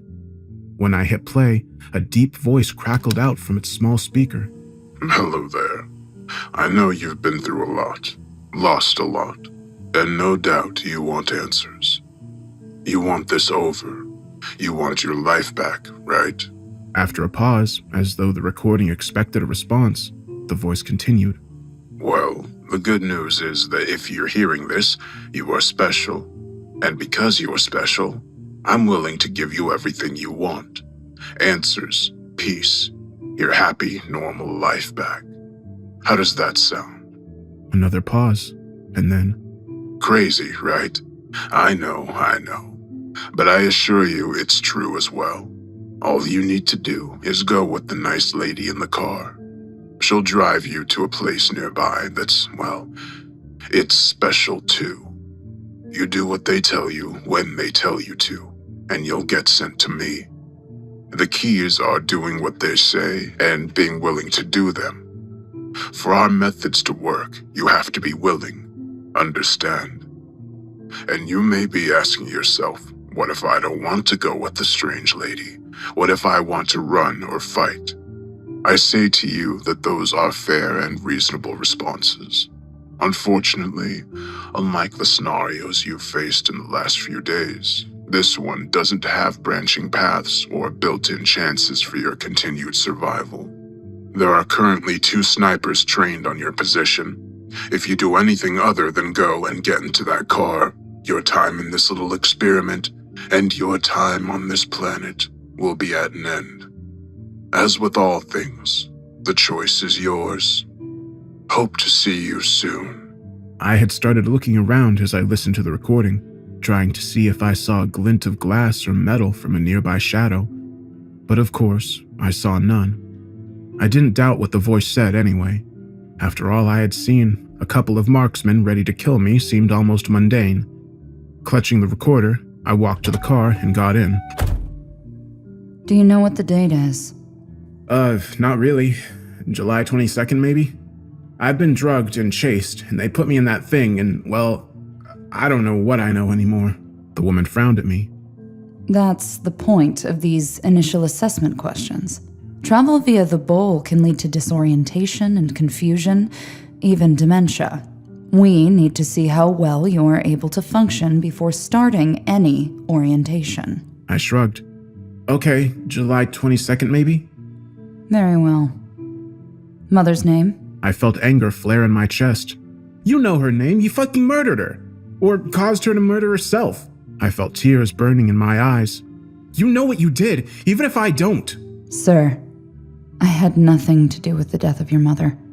Please tell me her name if you remember. Teresa, okay? Teresa Jacobs. Good. And your father? Freddie Calhoun. The woman raised her eyebrow. But you go by Jacobs. I nodded. My stepfather's name. He adopted me when I was 10. My dad was already dead by then. I see. Name the first American president. John Hancock. A pause before nodding and holding up 3 fingers. Okay. How many fingers? 3. Look, I'm fine. Just tell me what— Sir, we're almost finished. Count backwards from 10, please. 10, 9, 8, 7, 6, 5, 4, 3, 2, 1. Good. Have you had any strange mental lapses in the last few weeks or months? Mental lapses? Yes. Blackouts, amnesia, an inability to recall how to do a particular task, or specific words, anything like that. I frowned. No? Wait. I thought this was just checking to see if I was okay from whatever that big bull thing was. This is an initial assessment of all relevant matters. Have you had any strange sensations in the past few weeks or months? Unexplained tingling or hallucinations, or phantom pains? Leaning forward in my chair, I resisted the urge to grab her.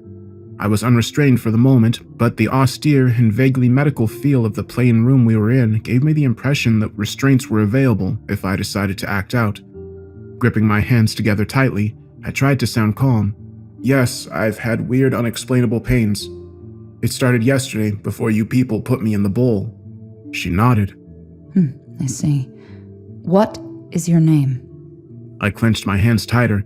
Lady, I'm not fucking crazy. I just want answers, or for this to stop. Something, not this bullshit. Her expression didn't change as she waited. My name is Wally. Wallace Thomas Jacobs, or Wally Thomas Calhoun. You pick.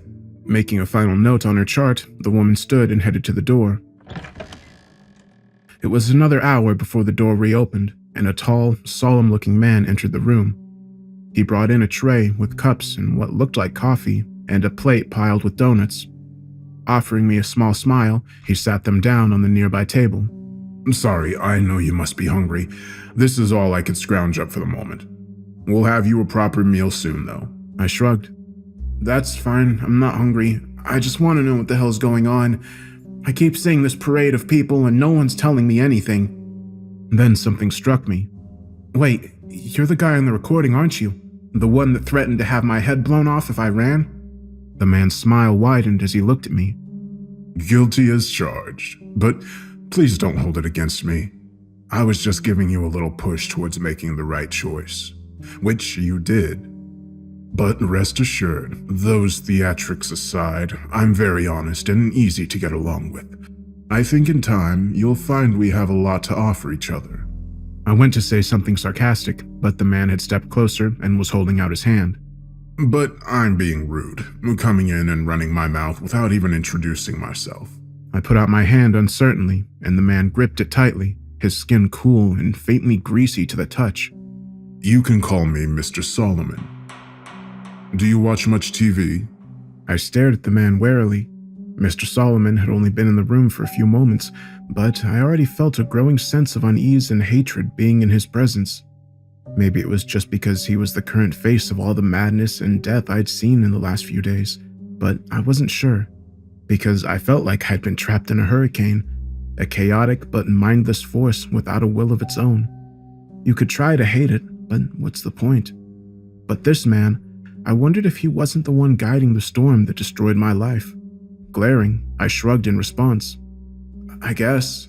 Solomon nodded and smiled, seemingly unfazed by my state. Me too. I love it. All kinds of shows, really, but my favorites are the ones that have a bit of the fantastic to them. Dramas with surprise twists, science fiction asking big questions, heroes and villains, life and death. You know what I mean. Yeah, smirking slightly, the man went on. I understand your surliness, and I'm going to ignore it for now. Back to my point. The big problem with so many of these stories is that the heroes, and sometimes even the popular villains, aren't in any real danger. Oh, they pretend that they are, and the viewers go along with the joke, but in truth, there's an unspoken pact between the creator and the audience that the people they really like just won't die. When I didn't respond, he went on. In your world, they use the term plot armor. I raised an eyebrow. What the hell was he talking about? Was he in here to talk about TV shows? No, I don't think so. So the bowl did bring me into another world. Solomon chuckled. Well, yes, of course. I'm not going through that thing to talk to you. We don't even know how it really works, you see. We can stimulate it and direct where it leads, but from what we do know, there shouldn't be any side effects to travel if it's done right. And, well, we aren't doing it quite right yet. He rolled his eyes. And believe me, I'll hear bitching from Jeffries. Sorry, the man that questioned you yesterday in your world, that he had to go over and help collect you. Assuming he makes it, of course. I felt a new fear running up my back. So he's sick from going through the bowl? Am I going to get sick too? Solomon grinned. Most likely not. And that's a good segue back to what I wanted to talk about. Plot armor. He settled back in his chair. Plot armor is a pop culture term in this world that applies to the story phenomena I was just describing. If you're the main character, you're safe. Not just because you're especially strong or smart or skilled. You understand. You're just arbitrarily protected because you have to live for the story to continue. Whether it makes sense for the plot or the reality of the story is a secondary concern. What the hell is the point of any of this? His eyes narrowed. Don't be rude. I'm trying to give you an explanation you might understand, to help you. So don't be rude and don't interrupt. Or don't they have manners where you come from? Clenching my teeth, I quietly nodded. Good. Now, as I was saying, plot armor can be a powerful thing in a story, and fortunately for you, you apparently have some yourself. What do you mean? This isn't some stupid story. This is you people ruining my fucking life. Killing people I care about. Solomon waited until I finished and then went on. This is only partially true for several reasons. I mean, no, it's not a story, but the principle is the same. He stood up and walked over to a small table with a computer monitor on it. When he turned it on, the image that flared to life on the screen was of me sleeping in the room. Except I was wearing different clothes, and I hadn't slept since I'd been there. What is this? More tricks? Like the confession video on my phone? The man laughed dryly. No. The video confession was a simple deepfake. We actually pulled all the words you say in that video from your 911 call last week. Recut and modulated, of course, but simple enough. He gestured back to the monitor. This is something much more interesting. The image started moving, and I noticed that the same monitor was present in the video, playing some other movie while the man that looked like me slept. It was hard to tell from far away, but it seemed like that movie was of a woman in a bedroom. You are now aware of the fact that there are multiple worlds. What you may or may not have guessed is that there are infinite versions of this reality, or close enough to infinite as to make the distinction meaningless. This video was taken a few months ago, and the man in the video is named Thomas. I looked back from the video to Solomon. Thomas? Like my middle name? He left the monitor playing and sat back down. No, Thomas as in you, or an alternate version of you. This world's version of you. A version that is very valuable to us. Sighing, he folded his hands on his crossed knee. Shortly after this video was taken, Thomas left us. Well, let's call it what it was. He escaped. We tried to find him, but his trail died in a small town in Nevada. He swallowed, looking like he tasted something unpleasant.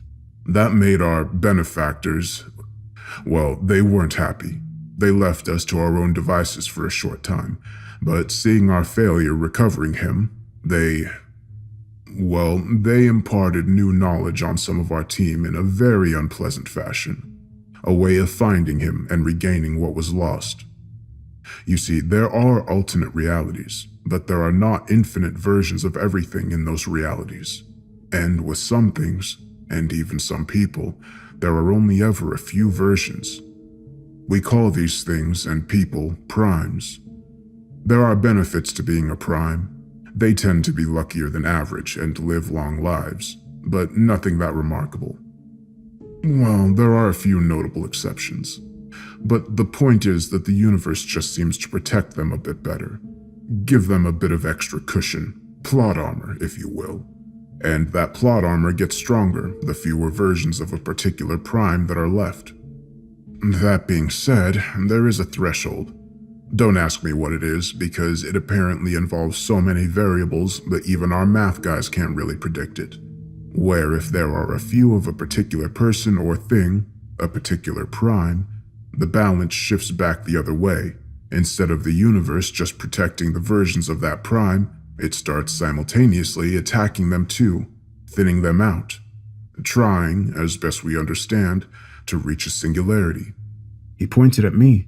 You and Thomas are alternate versions of a prime, and based on what we've been told recently, you are likely the last two. So far, your luck and his have held out, but it's only a matter of time. It's coming down to a tug of war between the two of you, and it's a contest you'll lose. I didn't believe any of this shit, but I couldn't help but ask the question. Why? Why are you so sure I'd lose instead of this supposed alternate version who escaped? Solomon smiled thinly. 2 reasons. The first is that, apparently, as things grow closer to there being only one prime, the remaining version begins to suffer symptoms. The version that is most likely to be the survivor, the singularity prime, tends to get blackouts or memory gaps. They often have trouble with certain ideas or words. All the rest, the losers, they begin feeling the echoes of each other dying as the universe eats them one at a time. Those phantom pains you've been having more and more frequently, those are the times that another version of you died. I felt a ball of ice beginning to form in my stomach. Okay, what's the second reason? The man looked more serious now. Thomas has something inside him, something that is protecting him. He was already showing signs of being on track to be a singular prime before it was implanted.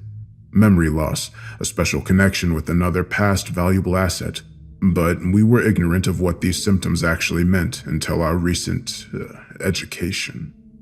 But with his implanted ally, he has something making sure that he stays safe. And as I hope I've made clear, his safety means your doom. I stood up and began pacing. When I glanced back, I saw that Solomon had produced a small gun, but he only watched as I went back to walking. So, what is all this? Why am I here? What do you want from me? We believe that you can find your alternate self where we cannot, that the safeguards that hide him won't apply to you. So, we want you to find him and bring him back here. This may sound like a daunting task, but we have it on good authority that you have a significant likelihood of success. I stopped walking again and stared at him. So what, you want me to go find this alternate Wally, or Thomas, or whatever, and kidnap him? Bring him back to you assholes? Solomon's face darkened slightly as he nodded. Precisely. If you do that, you'll be free. More than that, we can aid you in selecting one of the better versions of your life to set up shop in. They're all up for grabs, except for yours and Thomas's. He chuckled darkly. And trust me, you don't want his. I frowned. Because you're going to kill him, right? Or you're going to leave me alive and let the universe eat me anyway? Because from what you've said, there can only be one of us left before it stops. Solomon regarded me for a moment as he raised a finger and pointed it at me. That's a good point, and one you'll have to trust us on a bit. But I assure you, once we have extracted what we need from Thomas, you will find yourself safe and sound in a new and better life, and you'll never hear from us again. No. The man frowned. I understand this is a lot to wrap your head. No, I understand it fine.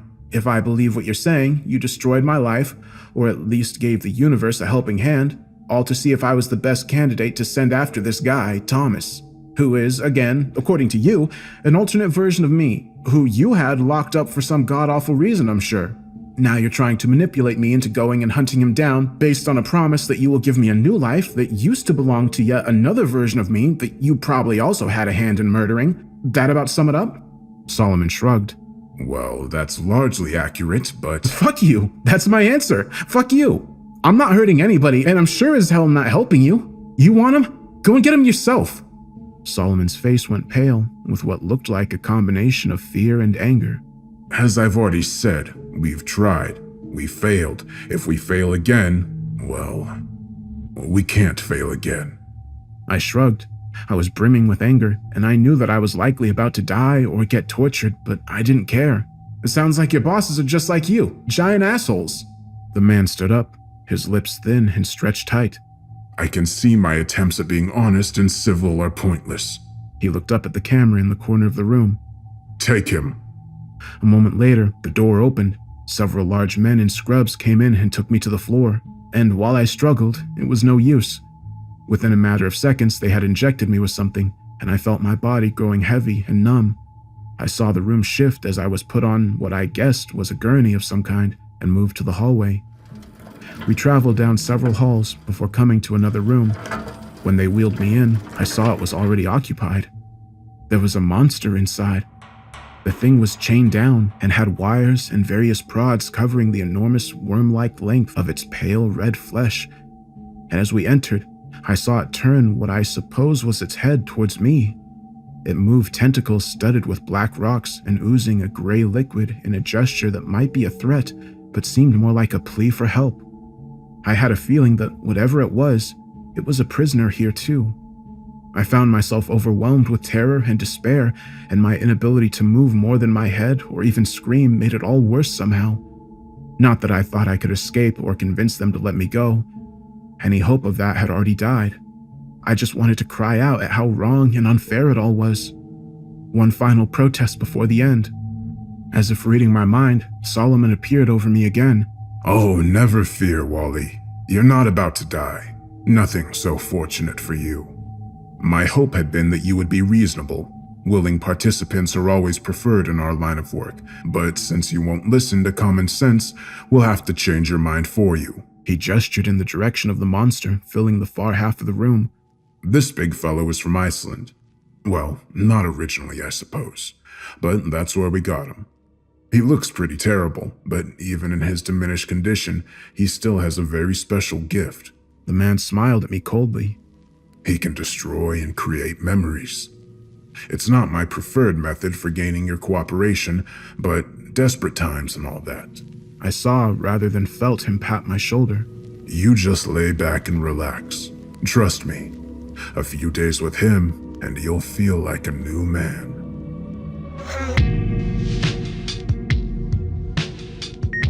Day 2 version of written nomadic summary narrative by subject Wally.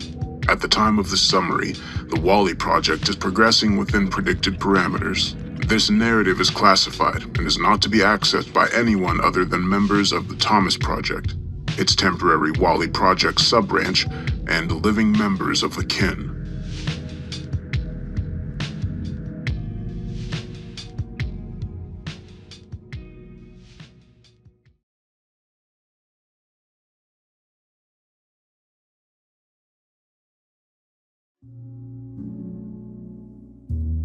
Hey man, you need to press the green button or the red button. I jumped slightly as I brought my eyes up. The guy was younger than me, and I felt some sympathy at his expression of tired boredom. Sorry, I guess I spaced out. He shrugged and gave a small laugh. No problem, man. Reality's overrated. Nodding, I poked the green accept button on the debit card machine. Definitely some are. I felt a slight thrill of nervousness as I heard the register start printing the receipt. This was my first time using a card, or anything with my name on it, in almost a year, and even though the last name was made up and unconnected to my past life, it made me feel exposed. I'd been using cash for months now, and when Rachel first brought up the idea of getting me a driver's license and a bank account, I resisted. The people that I'd run from, the people that had imprisoned and killed that other version of her, they were worlds away. That gave me some comfort, but only some. I didn't know what they were capable of, not really. I couldn't rule out their ability to track me down, even here. But that wasn't even my biggest fear. It was that I wasn't supposed to be here. This wasn't my world, though in most ways it was nearly identical. And while every day with Rachel felt like a gift, it also felt like a wonderful dream that I'd eventually have to wake from. The day would come when Solomon would find me, or if not him, some version of what he worked for that might exist in this world. And if not that, it'd be something else. Because despite the time that had passed without any problems, at my core, I never lost the feeling that I was still being stalked, hunted. I was like a deer that had the smell of danger, but didn't know from what or where, never sure whether it was best to stay still or run. And the idea of running, it terrified me, because if I ran, it would be to leave Rachel behind, to keep the danger that was coming from finding her. There wasn't a day that passed that I didn't worry I was being selfish, that I was letting my love for her, for having her in my life, blind me to the danger I might be putting her in, especially if my gut feeling was... I was suddenly racked by a spasm of coughing as I took the receipt. It was getting worse again. The pain and the weakness, the aching and coughing would come and go every few weeks. And at first, I had tried to chalk it up to colds or allergies from being in a new place. And when Rachel started looking more concerned, I tried to get better at hiding how bad I felt when it was at its worst. But the worst was worse now. And for the last few months, I'd admitted to myself what I'd always known. This wasn't some passing sickness. It was the thing Solomon had put inside me. A small part of the tree that had saved me and helped me find Rachel again. And just like it had her, it was killing me. Rachel had wanted me to get it out for months, though I couldn't say for sure if it was because she didn't like the idea of something we didn't understand being inside of me, or because I wasn't doing a good enough job of fooling her when it hit me the hardest. At first, I tried to just postpone making a decision about it, but a few weeks ago, she brought it up again, and I could tell that she wasn't going to let it go this time.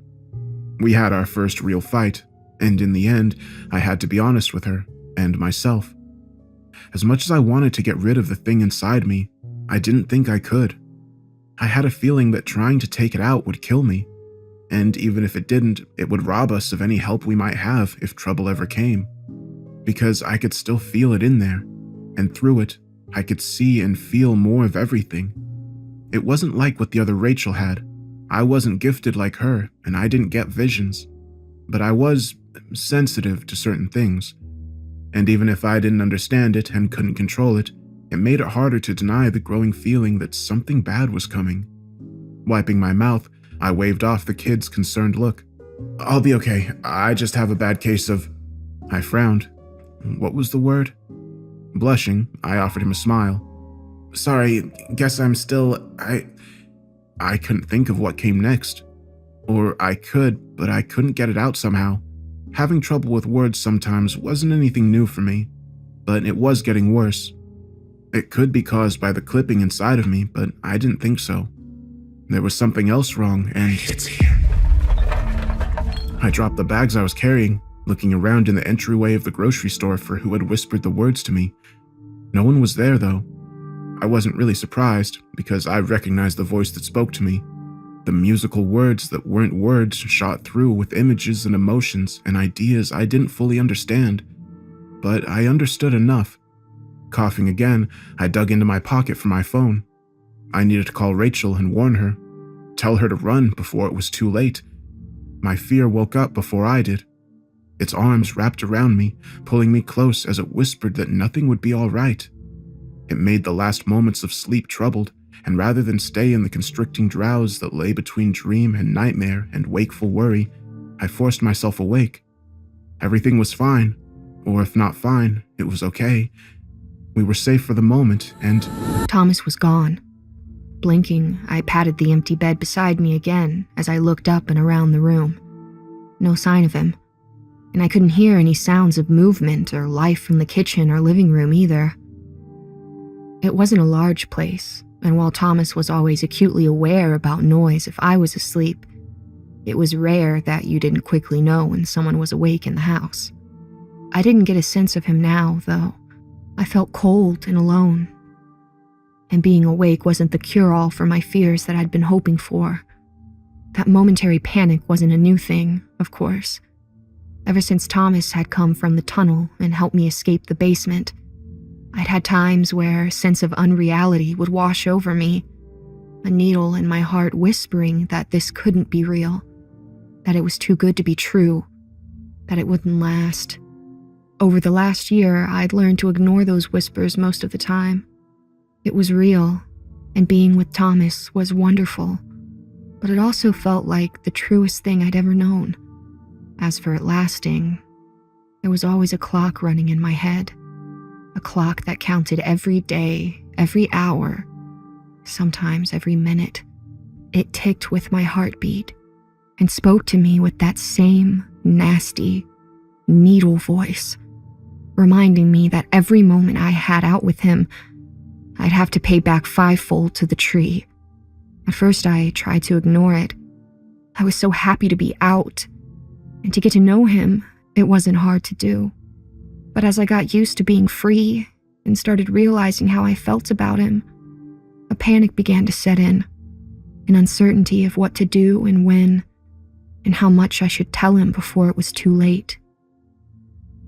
Thomas knew the basics. How I'd moved into the house with Phil/Justin, discovered the room and the journal, and how I traveled those same tunnels that he'd come through to find me after months of being walled into that prison by Justin. Initially, I wasn't going to mention my ongoing connection to the tree, but then Thomas had told me his own story. By the end, he had been red-eyed when he looked at me, his voice just above a whisper that still filled the motel room we'd rented 2 towns away from the house I'd shared with Justin. He was crying for her, a woman that he'd never met but he clearly loved, a woman that, well, he believed was another version of me. Before the house and the tree and the tunnels, I would have thought that was insane, but sitting in that room with him, I barely batted an eye at the thought of alternate realities and magic tree clippings. I'd learned enough to not be surprised by such things, but at the moment he was telling me all of this, it also all seemed very unimportant. All that mattered was him, sitting on the edge of that bed, struggling not to cry as he talked about finding out that she was dead. I was ashamed of the irrational twinge of jealousy I felt in that moment. I barely knew him at all, and I certainly had no right to feel possessive. But the shame and jealousy fell away as I saw his massive shoulders begin to shudder as the tears finally came. I moved over to the bed he was on and put my arm around him, rubbing his back as he described waking up and escaping the place where they'd implanted something inside him, following that other Rachel's paintings and the things singing from within to another version of the ghost tree in that other world, following the path until it brought him to me. He'd been through so much, and as terrible as my last few months had been, none of it seemed to matter much anymore. Holding him close as he trailed off with an embarrassed laugh, I found myself angry at what had been done to him, and sad that I couldn't do more to make him feel better. I wanted him to be safe and feel happy, and I wanted to be the one that made him that way. And when I touched his face and he looked up at me, I could see that the thing between us wasn't just adrenaline or past traumas, not just pining after ghosts or doppelgangers. It was real. And I knew the light I saw in his eyes was reflected in my own. So I kissed him. It wasn't until 2 days later when we were checking out and moving on that I told him about my being bound to the tree, that I needed to figure out a way to break the connection for good, or I'd have to go back into those tunnels from time to time, whether I wanted to or not. He'd asked questions, but I tried to stay vague, acting as though it would be a long time before it would really be an issue. At the time, it hadn't felt like a lie, but a year had already passed in what felt like a blink, and I only had Justin's honesty and the tree's consistency to rely on. That I had another year before it pulled me back inside, listening again for any sign of Thomas in the house. I had the terrible thought that maybe I was already back in the tree, that it had somehow pulled me and the house into its roots so I'd be more comfortable. That wasn't possible, was it? I couldn't say for sure, but I saw a yellow post-it note stuck to my nightstand. Thomas's messy scrawl making me smile even before I read the words. If you wake up, went to the grocery, stone, store. Be back soon. My smile faltered a little as I read. He'd written stair and then stone before marking them out and writing store. It wasn't uncommon for him to lose words at times, but it was getting worse, and he was getting worse at hiding it from me. Just a few weeks ago, he never would have left a note that was evidence of the lapse. But then again, a few weeks ago, I wouldn't have caught him looking pale and shaken from some fresh pain or sensation that I feel sure is caused by the thing buried inside him. I'd finally confronted him, telling him that he had no idea what that thing was or what it was doing to him. For all he knew, the people he worried about finding us might be able to use that very thing to track us down. When I saw the pain and fear in his face, I hated myself a little for pushing so hard. But I was scared, and my earlier pushes to make him talk to me more about it or figure out how to get rid of it had always been met with nods and smiles and promises that it'll be all right. The closer we became, the more protective of him I became, even if it meant giving him tough love to make him see reason and stop the thing that was making him sick. For all you know, that thing is controlling you, manipulating you so you don't want to get rid of it. But I'm telling you, I can see how it's affecting you. You look pale and dark under your eyes. Most nights, you're pouring sweat in your sleep, and I know you're not eating like you used to. He was shaking his head, his eyes lowered. That's bullshit, Thomas. You're getting worse. That thing you do, where you can't think of words sometimes, it's happening way more now. You know, his eyes snapped up to mine, anger flashing briefly across his face. I'm not stupid. I know it's worse. The anger passed, replaced with a lost look that made my chest ache. I'm dealing with it, trying to figure it out, but I don't think it's controlling me. It doesn't even sing to me very often. I frowned. But listen to what you're saying. Some implanted thing is singing to you? That's not normal. Thomas's face hardened slightly. None of this is normal. How I got here isn't normal. it's... He paused, his eyes distant as he struggled for the word before looking down with embarrassment. It's not controlling me. It helped me. It helped both of us.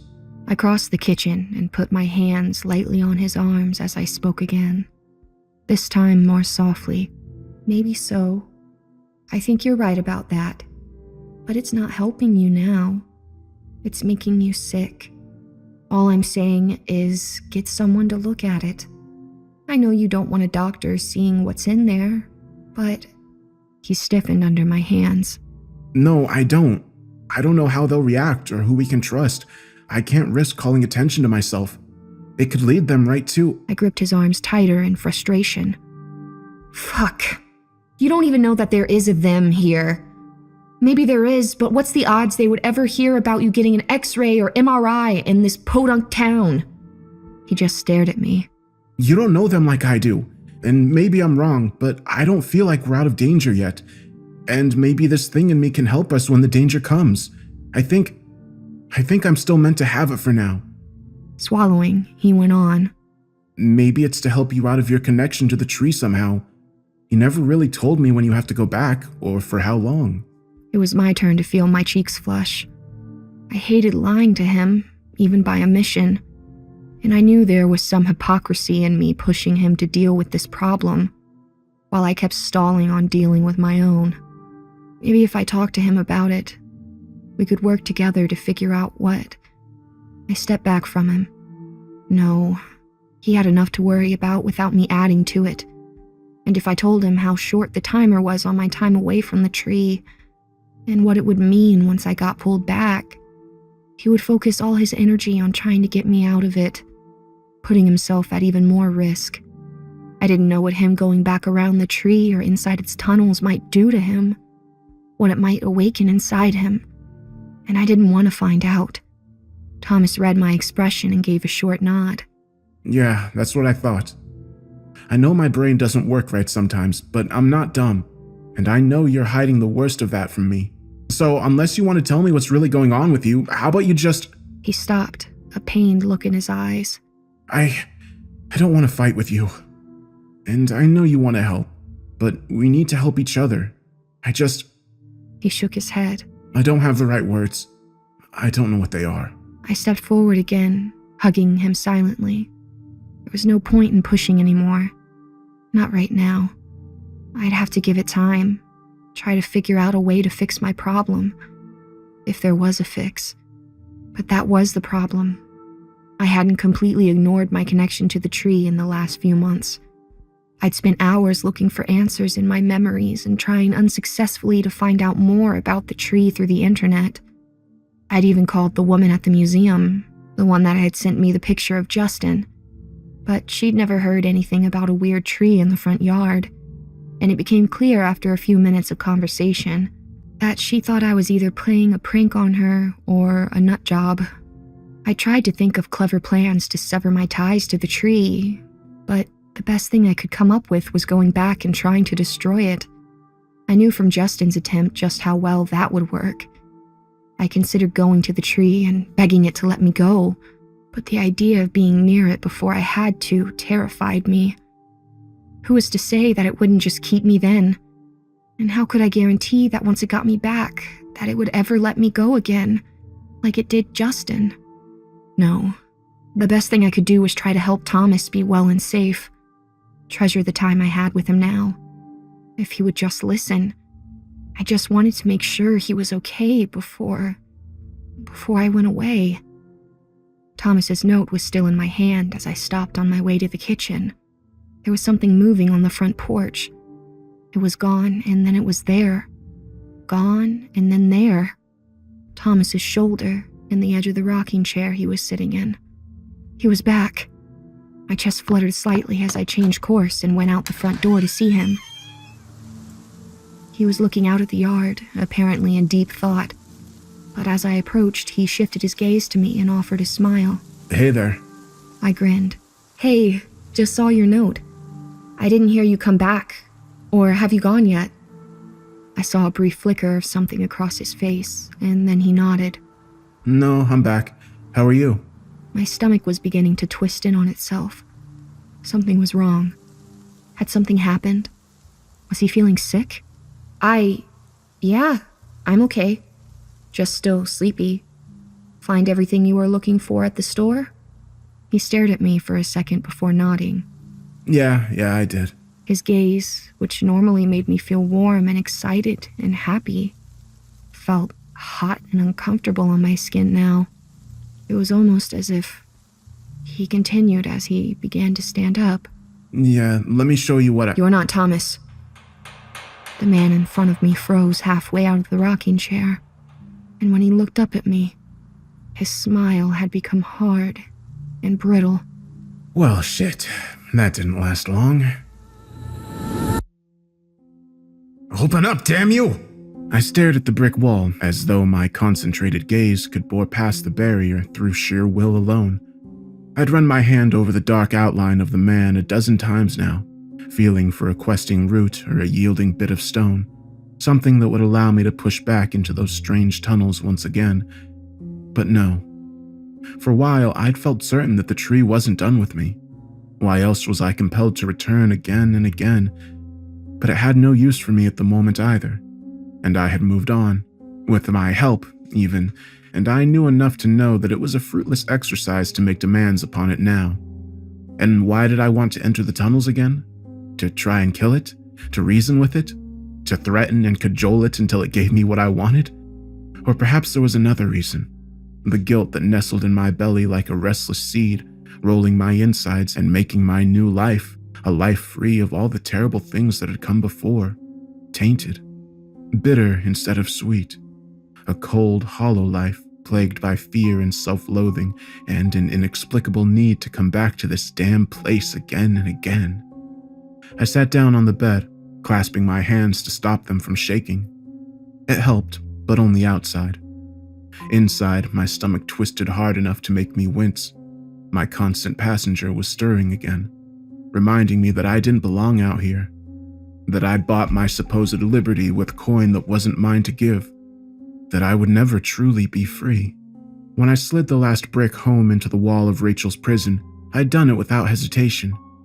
I was full of restless, hungry anger that was driven by righteous indignation and pain. In that rage, it was easy to ignore her relative innocence and everything. She was only there because of me, after all, and hadn't I been planning on tricking her into taking my place since I first met her in this world?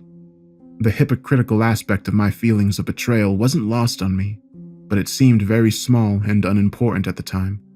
The anger didn't care about the fairness or morality, you see, only the acquisition and distribution of pain, the brokerage of suffering. The first time I'd known that kind of anger was when I returned to this world and murdered my parents and my brother John.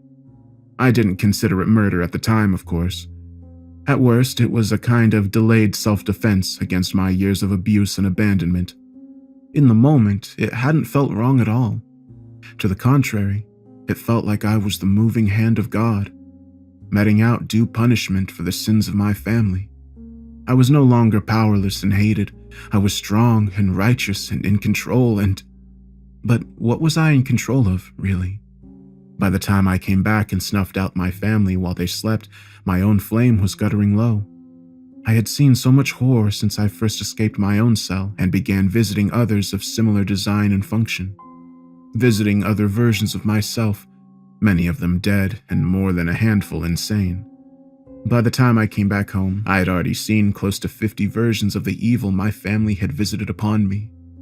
Out of those worlds, 4 contained versions of me that were still alive and imprisoned in their basement cell. The first was racked with infection and fever. I tried to move him, but he would begin to howl in pain, his ghastly pale, paper-thin skin tearing at the slightest provocation. I believed he was beyond reason or sanity, but I still held out hope that I could get him into the tunnel and the tree might heal him or open a path to a kinder world where he might still be saved. Gently as I could, I swaddled him in his rotting linens and tried to lift him again. That was when he pressed his hot, cracked lips to my ears with strength I'd thought beyond his ability. His voice was a painful whisper, but I felt every syllable resonate in my head and in my heart. "Free me. Kill me. Please." The linens were already growing wet with new wounds. There might be versions of me that would be disgusted at that, or horrified at the thought of taking a life, even in mercy. But they had not seen the life I'd been given, or worse yet, this pitiful thing that was begging me for release. It was a simple thing to do. A few moments of pressure and he was gone. The next 4, 2 lost to infection and 2 more to insanity, proved even easier. I took no joy or pleasure in killing them, but it did bring me a kind of satisfaction nonetheless, as though I was righting wrongs or saving some small portion of myself, providing new memories of my family's atrocities in other worlds and stoking the flames of that anger that ultimately ended their time in this one. But when it was done and the anger was gone, all I was left with was pain and loneliness and sadness. I was untethered from anywhere or anyone, and for a time I feared I might drift on forever, sustained by the tree but never allowed to find a home or peace or love. When I did find love a few years later, it felt like being truly free for the first time. The joy of it made me foolish. I'd been testing the boundaries of my tether for years and had been growing more sure that the time I was forced to spend within the tunnels corresponded multiplicatively to the time I spent without. But I lied to myself that it wasn't so, or if it had been, that this time would be different, that my love would make it different. I learned otherwise, and with the loss of that love, I felt the last bit of hope and mercy being taken from me as well. leaving a man who could spend years trapped alone without breaking, and hurt others as he had been hurt without feeling the insistent sour pain of guilt at his core. A man who could trap a woman, a very good woman, in his place without a backwards glance. Except, as I ascended the steps of the basement for what I felt sure was the last time, I felt my anger already cooling again. I could hear Rachel calling to me from behind the wall, and all I could think about was my first night in that cell, hands bloody and face raw from crying as I begged my mother to come let me out. I hesitated at the top step, looked back down toward the open doorway that led to the bifurcated room beyond. It was too late to take it back, I told myself. Too late to help her escape. The tree had her now. She could serve her time like I did, and then someday, if she was as clever as I thought, she'd find a replacement as I had. A weight settled on me like the pressure of a gathering storm. In my belly, the first stirrings of that acid guilt began to form. Swallowing hard, I tried to ignore them both as I made the final step upstairs, made it out of the house, out of the town, and even the state. 2 weeks later, I returned. My long life had given me plenty of time for introspection, but I don't know how well I've used it, for I now realize that it was only after I condemned Rachel that I saw myself clearly. Finally recognized that I've wholly defined the shapes and contours of my life by its negative spaces, its losses. The betrayal of my family, the various imprisonments from the basement cell to the tunnels of the tree to the constant and limitless expanses of my interior wasteland, a desert of self-loathing, anger, and regret in which nothing good could ever grow. The theft of my only real love and the life I thought I might have with her before the tree taught me the cruelest of its lessons. I had hated the ghost tree for so long. It had no face or voice, and wherever I went, it was there. It was easy to see it as the chief devil of my hell. There were times I even blamed it for my family's sins, for my own. It was easy to ignore that it had kept me young and strong, had freed me from my cell and given me the chance to see hundreds of other worlds, had sustained me even when I didn't want to be sustained. I frequently rebelled at what I felt was a violation, a usurpation of my free will, but it didn't change the fact that the tree hadn't actually done anything to harm me, other than bring me back to it from time to time. And that was significant, particularly when it kept me from the life I wanted, but that was also viewing it solely from the lens of my own wants and desires, when clearly I was dealing with an entity whose very nature seemed to imply that it was greater and more important than the happiness of just one man. Perhaps it took some measure of perceived freedom for me to see that clearly.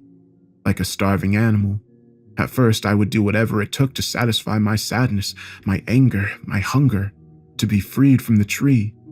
However, once that hunger was sated, I found what I had dined on far less palatable. My family's lives, Rachel's freedom, the best part of my own soul. These thoughts were always at the forefront of my mind as I'd go back to visit my family's home. I found myself wondering if it had all been worth it, if the life I had won was worth living if I had such a hard time living with myself. What if the tree really was important? What if it needed me, if I could help it? Was there anything I could do in this life more vital than be part of something so wondrous? Every visit, I was tempted to go and visit Rachel in the basement. I wasn't ready to free her, and offering false hope would be cruel. But I remembered that loneliness, the crushing black of that place. In the beginning, you would turn inward, filling your existence with the landscapes and colors of your interior world. But the gravity of the cell was always pressing inward, compressing the outer limits of your imagination, your heart, your soul, driving your interior toward a singularity, a black hole of self. A place of void and inconsistent logic from which no light could ever escape. I didn't want that for her, for anyone else. I told myself that she had escaped into the tunnels and the infinite worlds it provided, or that she had broken through the wall and freed herself weeks or months earlier, but somehow I knew different. Despite my best efforts, I was still tied to that tree, and through that, I had some dim sense of her down there, living and dying as I had, one terribly long moment at a time. I reached the point that I was visiting nearly every day for an hour or so. There was a long dirt access road that ran behind the house, and while it was some distance from the house, Its elevation gave a good view of the house and the massive red and green tree that stood in its front yard. The branches of that tree would sway on some unfelt breeze when I drove up, almost as if it was a greeting to an old friend. Maybe it was.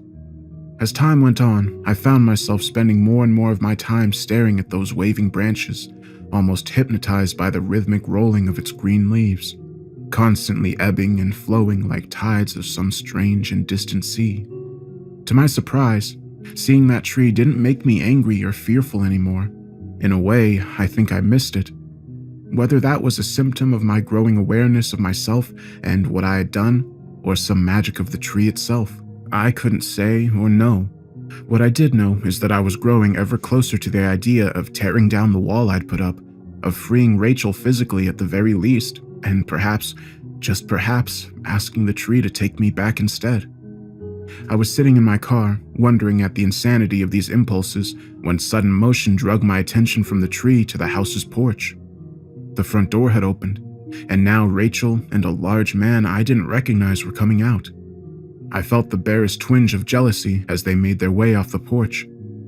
More than that, I felt a pang of loss, a part of me that had seen freeing Rachel as a path towards some kind of redemption, and now had missed my chance. I watched them forlornly as they headed for the road and began walking toward town, my mind abuzz with questions. Where had that man come from? Who was he?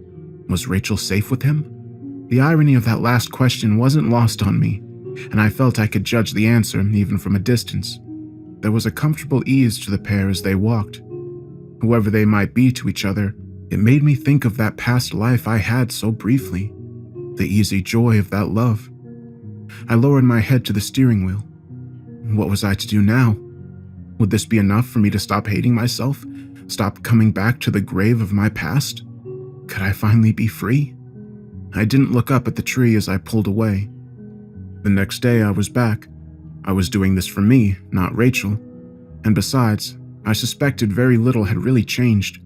The tree wouldn't just release her, and that meant that whatever freedom or life she might have, it was temporary. Even with what I'd told her, she would inevitably lie to herself, tell her that the rules of the tree wouldn't apply to her, that she could run from it or beat it somehow.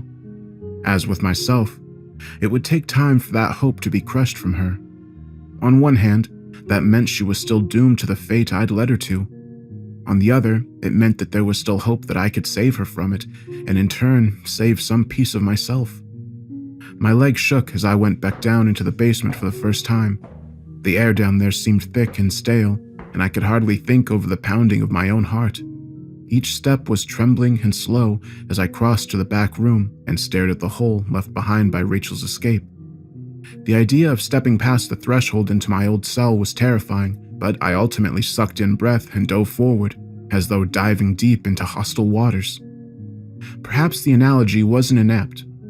Even after all this time, I could feel the strange and alien subterranean world that lay on the other side of that far wall. The inherent anxiety and danger of the worlds that lay beyond. Could I really do it? Even if it would listen to me, even if it would take me back and free Rachel, could I really make myself a prisoner again? I glanced behind to reassure myself that the wall was still broken, that the path out was still clear. It was. The cold fluorescent light of the outer space giving the floor a dull but welcome glow. Despite myself and my best intentions, I stepped back toward that light. I couldn't do this. Of course I couldn't. It was madness. I'd have to learn to live with the guilt, accept that I had the right to be happy, move on, and trust that Rachel could eventually figure a way out of the mess I'd brought her into. I was dripping sweat by the time I made it outside again. As I left the porch, I vowed to myself that it was for the last time. I couldn't blame the tree any longer. I needed to take responsibility for myself. Stop being so weak. Leave the past behind. The words sounded hollow as I thought them. And 3 days later, I was back in my spot, staring at the house again. Within a week, I started talking to the tree in the yard, though it never seemed to notice. It took time, but before the year was done, I was making trips back down into the basement like I had today, begging for Rachel's freedom some days, and other days just my own. I often wondered if I was just insane, if the idea was to comfort me, Better that than all the horrors I knew in my heart of hearts to be true. Through all these months, the tree never responded to me, and there were many times where I left the house with some paltry sense of satisfaction. I had tried, after all, tried to fix things, tried to atone, and it wouldn't answer me. I should take it as a sign that I was truly free of its bindings, and that I should similarly free myself from the cold iron grip of my guilt. Enough was enough, I'd tell myself. Time to stop this for good. And then I'd go back, just like I did today, begging for it to open the wall, to talk to me, to give me a sign, even making an offering of sorts in the form of my dearest possession, the pen John gave me so long ago, as though returning it to that terrible place would show the tree I was truly ready to make amends. But it all amounted to nothing. And as before, I left angry and discouraged and disgusted with myself. I slammed the door as I got back into my car. I still parked far away, but the walk back had done little to cool my temper. I was just wasting my time with this. Nothing was ever going to... A car was coming up the driveway fast. It was a small brown sedan with the left side severely dented and scraped, perhaps recently given the precarious nature of some of the trim. As the car skidded to a braking halt, I felt my confusion turn to alarm as I saw who was leaving the vehicle. If I wasn't mistaken, it was the same man I'd seen leave with Rachel nearly a year before. And yes, there she was too, though she had been pulled out through the driver's seat and didn't look at all like a willing passenger. What was this? Was this man carrying her back to the tree? Had she tried to trick him into taking her place and he somehow figured it out? None of this made sense. The man was much larger than her, and it took little effort for him to pull her up and onto the front porch despite her resistance. And she was resisting, but only a little. Did she have a plan? Or was this somehow different than I thought? Maybe I was misreading everything, and even if I wasn't, did I really want to get involved? They were apparently arguing on the porch about something. Perhaps it was her copy of the key, for he suddenly turned and kicked the door open with one hard blow before dragging her out of view. No, something was very wrong. I should help, shouldn't I? Or should I leave it to the tree to sort out? Surely it would protect her. Or if not, wouldn't that bring a resolution on its own? I grimaced at my train of thought. I needed to decide what to do, because if I didn't, I had a feeling it was going to be decided without me. Maybe I could just... Another car came roaring down the driveway, this one a small SUV with damage on both sides and a broken headlight and grille. It slowed as it drew near the house, and a man jumped out. It looked like the same man that had just drugged Rachel inside the house. He looked around the first vehicle before seeming to notice the open front door on the porch. I was fascinated as I watched him. Maybe the distance and my own imagination was playing tricks on me, but it was the same man, wasn't it? What did it all mean? I suddenly noticed movement in my vision's periphery and cut my eyes to the giant towering over the overgrown lawn. The ghost tree's branches weren't lazily drifting in some phantom breeze any longer. Now its arms waved and whipped frantically as if its frothing leaves heaved and tossed like waves meant more for sinking than sailing. Something new was happening, something new and dangerous, and I could feel the weight and electricity of it in the air. The storm wasn't coming any longer. It was here. I called Rachel's number for the 10th time as I rounded the hill and our place came into view. I just got the voicemail again, and the sound of that past version of her speaking made my guts clench as I pulled into the driveway and braked hard enough to make the tires squeal slightly as they came to rest.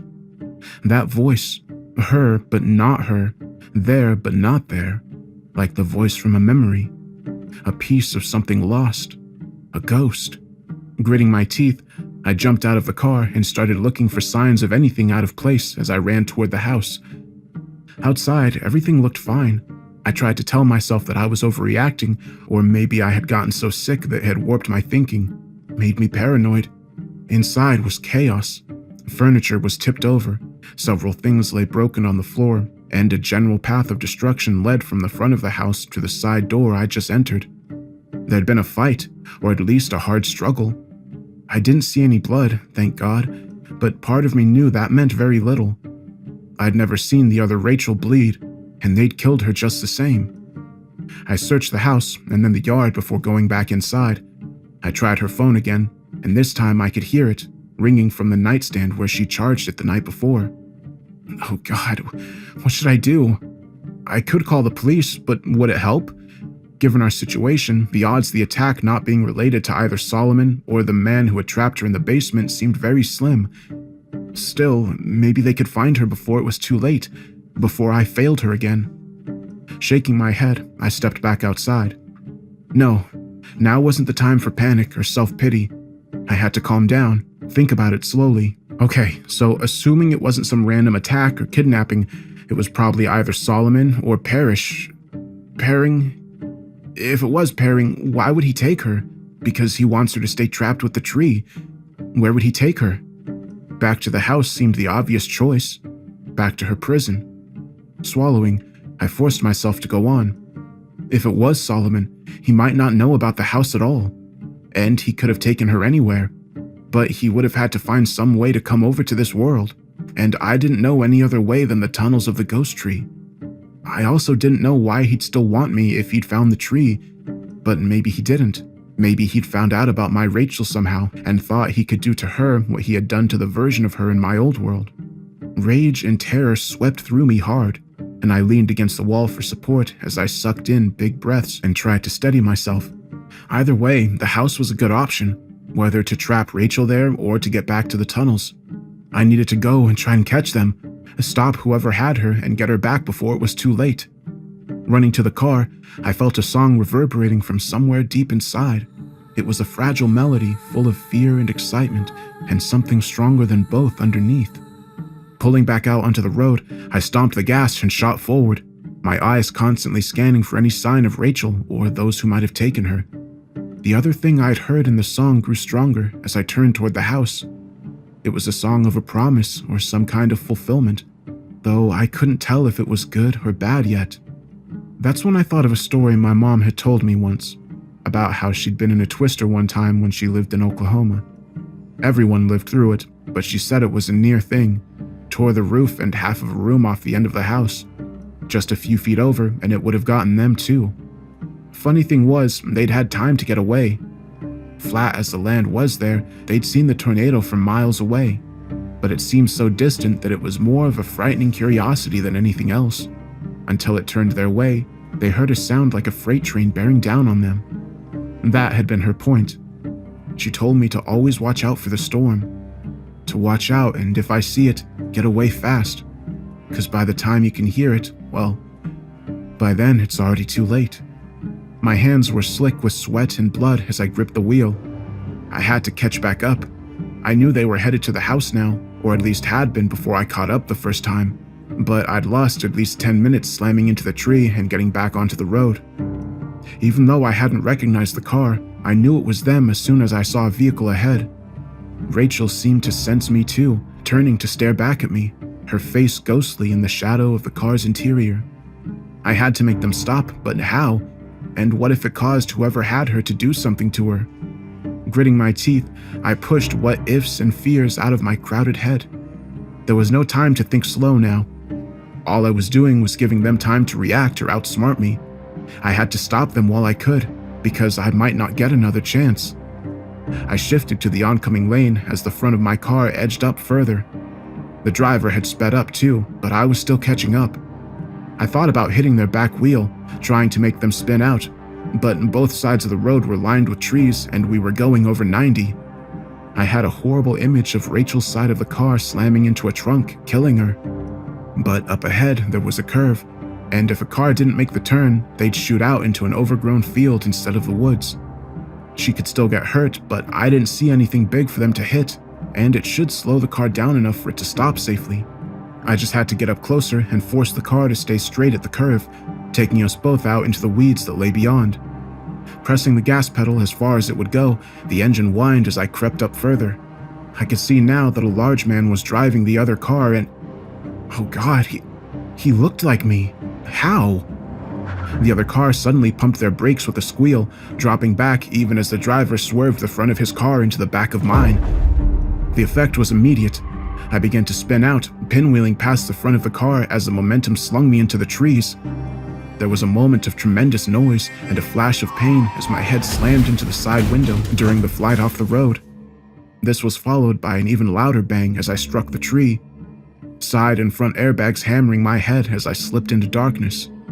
My first thought on waking up was that I could feel my heartbeat in my head. I was in the car, deflated airbags draped across my shoulder and lap. There had been an accident. Rachel, he still had her.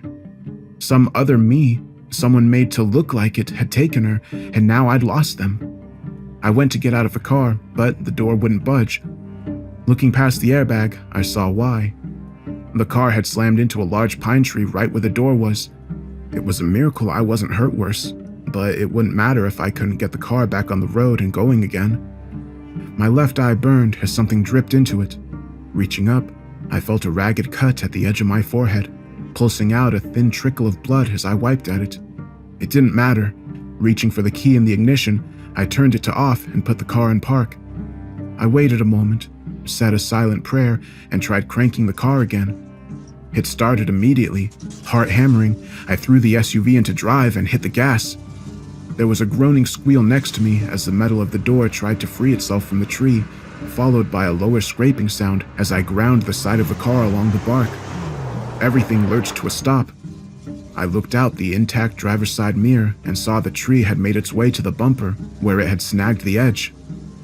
Holding the wheel tightly, I stomped the gas harder and heard a banging screech as the edge bumper buckled enough for me to shoot forward. I slowed down only a little as I steered toward the embankment and the road's edge.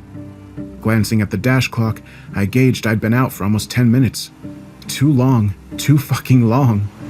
The tires squealed as they bit the asphalt and I shot forward. There was no sign of the other car, but I knew where they were headed. At least I hoped I did. But what if they weren't at the house? What if you've lost her again?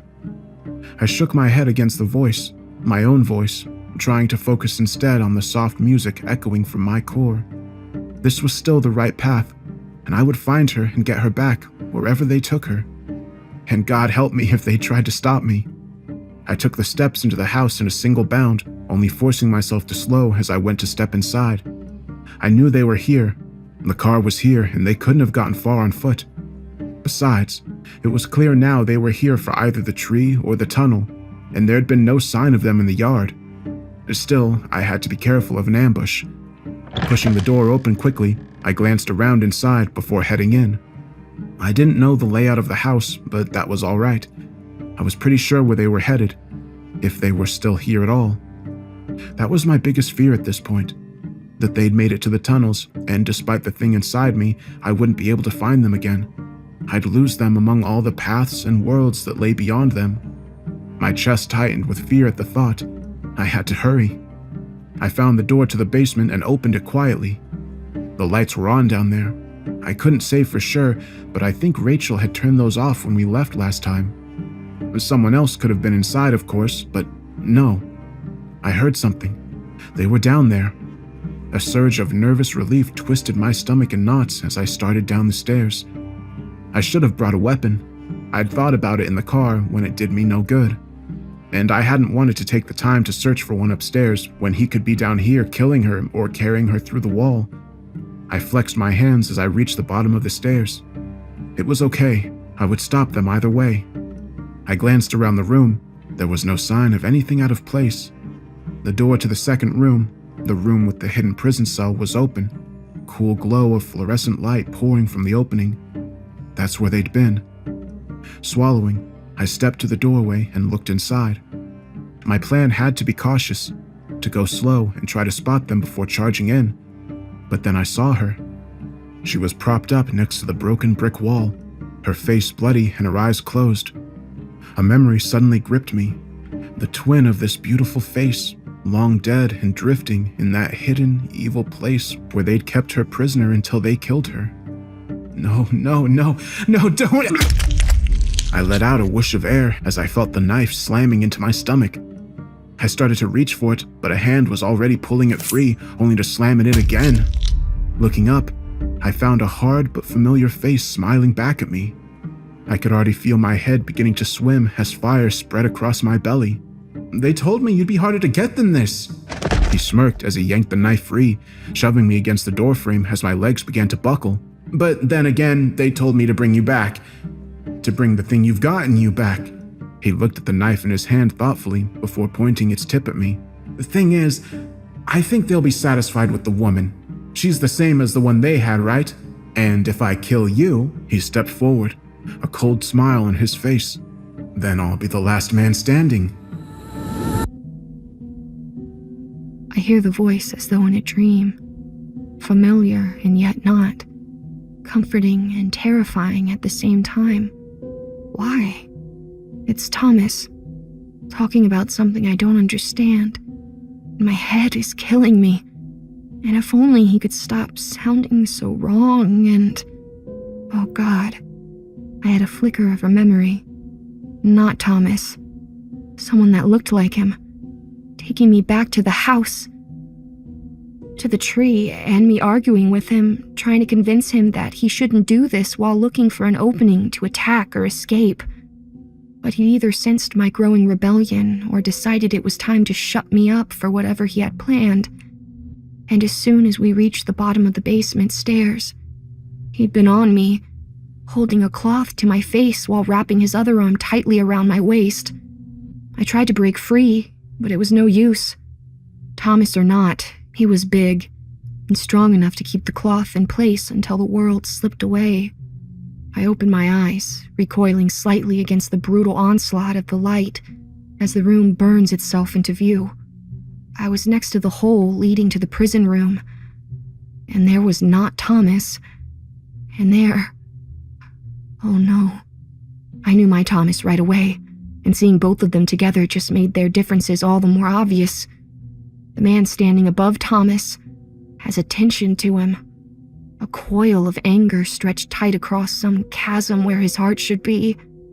His back is to me, but I can tell by his posture that he's readying himself to attack, even as Thomas tries to get up.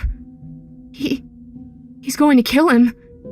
I feel something lurch in my chest as I catch a glimpse of scarlet on Thomas's stomach, between the other man's legs. He's already hurt. I've got to help him. If I wasn't so fucking out of it and weak feeling. But I have to do something. I can try to distract him. But what if that isn't enough? I need a weapon, maybe the leg from the bed I was using. But what if I can't hit him hard enough? Or... Fuck. Can I even stand? I have to hurry, or it's going to be... I see an unfamiliar glint of metal shining out from on top of the chest in the prison room. What is that? Where did it come from? I pull myself closer.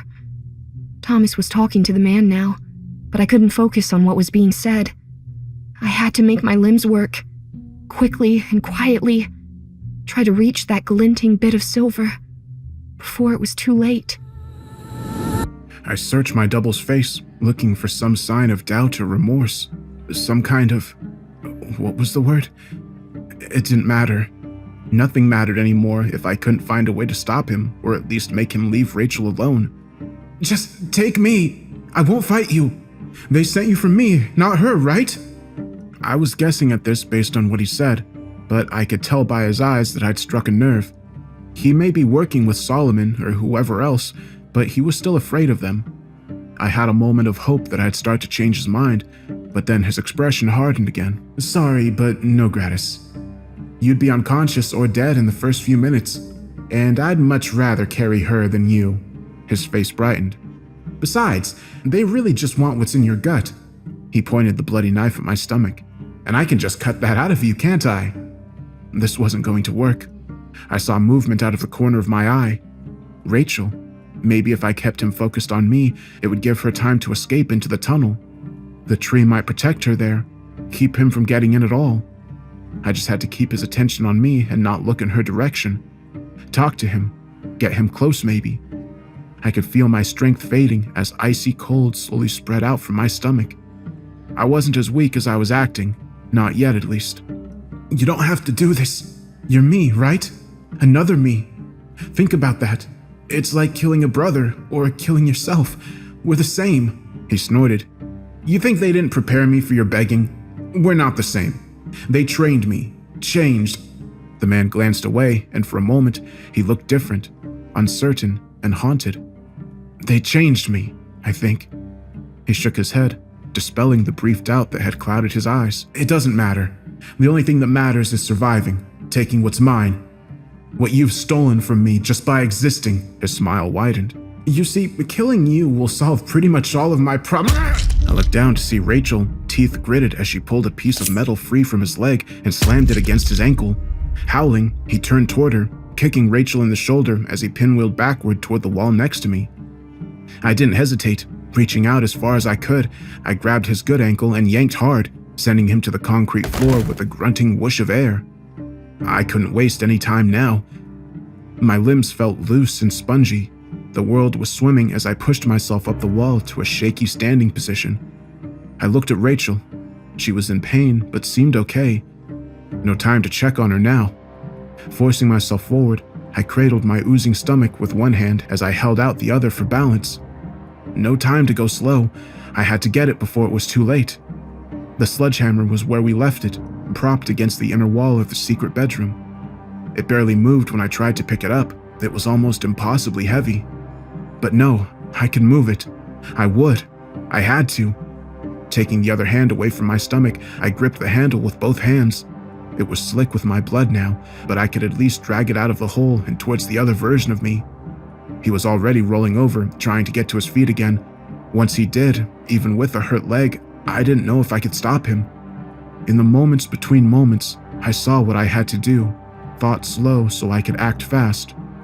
Gripping the handle tighter, I yanked the sledgehammer forward and up, using my whole body's momentum even as my limbs began to go numb and my stomach felt like it was ripping wide. There was no time to think about aiming or worry about failing. I was just doing what needed to be done. What would be done. It could be no other way. The iron head of the hammer swung through its arc, and even when it struck the back of the other Thomas's head, it barely slowed. Instead, it drove him back to the ground with a sickeningly wet crunch that changed to a pulpier sound as his skull broke open on the floor. The vibration from the impact shook the hammer from my grip, but it didn't matter. He was dead, and Rachel was okay, and I gasped as I hit the ground. What was... Rachel was over me now, her eyes filled with tears. You're going to be okay. I'm going to find something to put on your stomach and find a phone and... I reached up and touched her face. No time. Her eyes widened. No, there is. I'll be right back, just... She trailed off as she started to stand. I grabbed her arm with a hand that felt strangely disconnected. Everything was so odd now. I didn't feel like I had a body, or if I did, it seemed far away. But my mind, I felt like I saw everything clearer, like I could think more clearly than I ever had.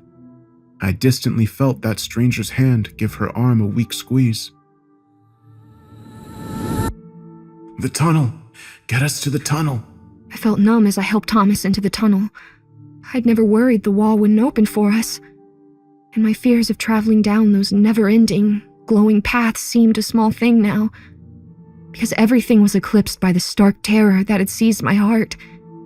It had begun when I saw the thickening stain at Thomas's stomach, but it had taken firmer hold when I looked up into his face.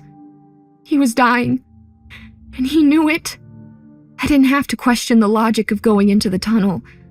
I already knew the tree had some ability to stave off hunger and aging, so the idea that it could choose to sustain or even heal someone wasn't that big of a leap. Beyond that, Thomas had his intuitions, and whether it was from the thing those bastards had put in him or something else, I knew they couldn't be discounted. So we went into the tunnel, Thomas helping me as best he could. He pushed himself along the ground as I pulled him, and once we were inside, I lifted his shirt to look at his wounds. God, that fucker had almost gutted him. Taking off my jacket, I pressed it gently but firmly against the wounds, trying to slow the flow of blood until the tree could perform its miracle. If it would, or could. Thomas seemed to pass out for a minute, his breathing growing first rougher and then more even, before he suddenly opened his eyes again, giving me a weak smile. He nodded. It still hurts a lot, but it feels a bit better. See how it looks. Wincing, I peeled back the soaked jacket to look at his stomach. There wasn't much fresh blood, but the wounds weren't healing, and I could see the spots where bits of torn insides were visible. Swallowing, I met his eyes. It's better, but not healed. I don't know if it's going to. I glanced back toward the brick wall that had reformed after we'd entered the tunnel. I think I should go get help. Maybe the tunnel can keep you going until I bring someone back. Thomas was already shaking his head, and I frowned at him, my voice growing sharp. Well, I'm not going to fucking let you die! You're not going to fucking die! The anger was gone as soon as it had come, taking my breath and composure with it. Tearing up, I shook my head. We have to fix this! Thomas put a cool hand on my arm. We will. We need to go deeper in. The thing in me is pulling me deeper in, and I trust it. Whatever its reasons, it doesn't want me to die either. I took his hand and squeezed it. Sweetie, I don't think you can go any further. You're going to tear open worse than you already are. He smiled again and returned the squeeze. It'll be okay. The tree can't fix me on its own, I don't think, but it's trying to get us to where I can be helped. Puffing out a trembling breath, I glanced at his stomach before meeting his gaze again. Are you sure? He nodded. I think so, yeah. Thomas was stronger now, but still unsteady on his feet, and I could tell that every breath and step was growing more painful. We walked slowly, and I let him set the pace and path as we went. He never slowed or seemed unsure of which turns and branches to take, but I could tell that it was taking a toll on him. I'd periodically ask if he wanted to stop and rest, but he'd always just shake his head. I understand. We never said it, but we both knew he was running out of time. When we turned a corner and saw a brick wall, I felt him relax a little. Glancing up at him, my chest tightened. He looked pale and waxy, his skin slick with sweat from our journeying through the tunnels. Despite trying to sound calm, I could hear the tremble in my voice when I asked if this was it. He nodded. Yeah, I think it is. The wall dissolved as we walked forward into the darkness. As soon as we crossed the threshold into what I assumed was another basement, Thomas began collapsing against me, the weight of him pulling us both down. I managed to slow his descent to the floor, easing him down onto the concrete floor. I didn't have my phone, but after a moment of feeling in his pockets, I found Thomas's and turned on its flashlight. He was alive, but unconscious, and I could already see fresh blood welling from his stomach wounds again. God damn it. I should have had him wait in the tunnel. He wasn't thinking straight, and now I had to drag him back in and hope it was enough. And then... No. I needed to calm down. I needed to trust in him and trust myself to help him. There was still time. Sucking in a shaking breath, I panned the light around the room. It was a version of the basement, though it was empty. No prison room or furniture or anything else. Well, that wasn't entirely true. Near where Thomas lay, I could see something scratched into the floor. A number. 71. Oh no. Fuck no. I felt a new wave of fear roll through me. I knew what this place was. A glowing cave with a rotting version of the tree, and something terrible lurking in the dark. Something that had spoken to me. Asked me something. What was it? What do you offer as tribute for your need, traveler? Suddenly everything snapped into place. It was offering a trade, and if it was still up there, maybe it was what could save Thomas. Whatever it took, whatever it wanted, I'd give it gladly if it would save him. I leaned over and kissed him in the dark, whispering how much I loved him, before standing and heading to the other room and the stairs. I could see the cold, blue light as I took the steps quickly, and by the time I stepped out the front door, I was already shuddering from both the chill air and my own fear. But it was all right. I could do this. For him, I could. My throat burned with the cold as I called out, "I'm here! I want to offer tribute for my need." For several moments, there was nothing. I looked around. The house was as I remembered it, though this version of the tree looked even worse than before, as though the corruption at its roots had worked its poison through the trunk and was now spreading out to the branches beyond. On the far side of this massive cavern, I could see tunnels trailing off and... Wait. There. I thought I saw twin blue embers glowing in the distant black. I took a nervous step forward and was about to call again when a hand fell on my shoulder. Letting out a scream, I spun around even as I stumbled back. It was a man a bit bigger than Thomas, though leaner and much older, holding up his hands placatingly. He offered me a tentative smile set in a hard, unreadable face. Didn't mean to startle you, but you need to listen to me. You don't want to deal with that thing out there. I frowned at him. I don't have a choice.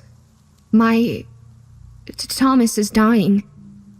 I have to get him help. His face softened slightly. What's wrong with him? I swallowed. He's been stabbed. A lot. I heard the fresh tremor in my voice as I pointed toward the house. And he's going to die in there if I don't get him help. I was thinking maybe the thing that lives here could do it. His expression darkened for a moment, and I felt a new thrill of fear. This wasn't a normal man. I didn't know if he was bad or not, but he had an aura of dangerousness that set me on edge. Studying me for a moment, he seemed to make a decision. Perhaps it could help, but you wouldn't like the cost. He hooked a thumb at the strap of the backpack he wore. I have medical supplies in here. They were meant for someone else, but I don't mind using some of them on your friend if you'll let me. I glanced back out across the tunnel. The blue lights were brighter now. Maybe a bit closer. I'd like that, but I'm telling you, a first aid kit isn't going to cut it. He's dying. His expression didn't change as his eyes bored into mine. I understand. I still think I can help him. Taking a step forward, he put out his hand. My name's Patrick, and I'm a surgeon. Thomas didn't stir as we approached, and I felt my stomach lurch at the growing pool of blood on and around his stomach. He was still breathing, but in the harsh glow of the phone's light, he looked faded and pale. The man named Patrick stepped past me, using his own flashlight to highlight Thomas as he checked him with a calm efficiency that was both comforting and maddening. He had to hurry, had to help him, had to... Get your light over here. Shine it on his stomach. I jumped slightly and stepped around to get a better angle with the light. I could barely breathe as I pushed out the question I'd been wanting to ask since the man started checking him. How is he?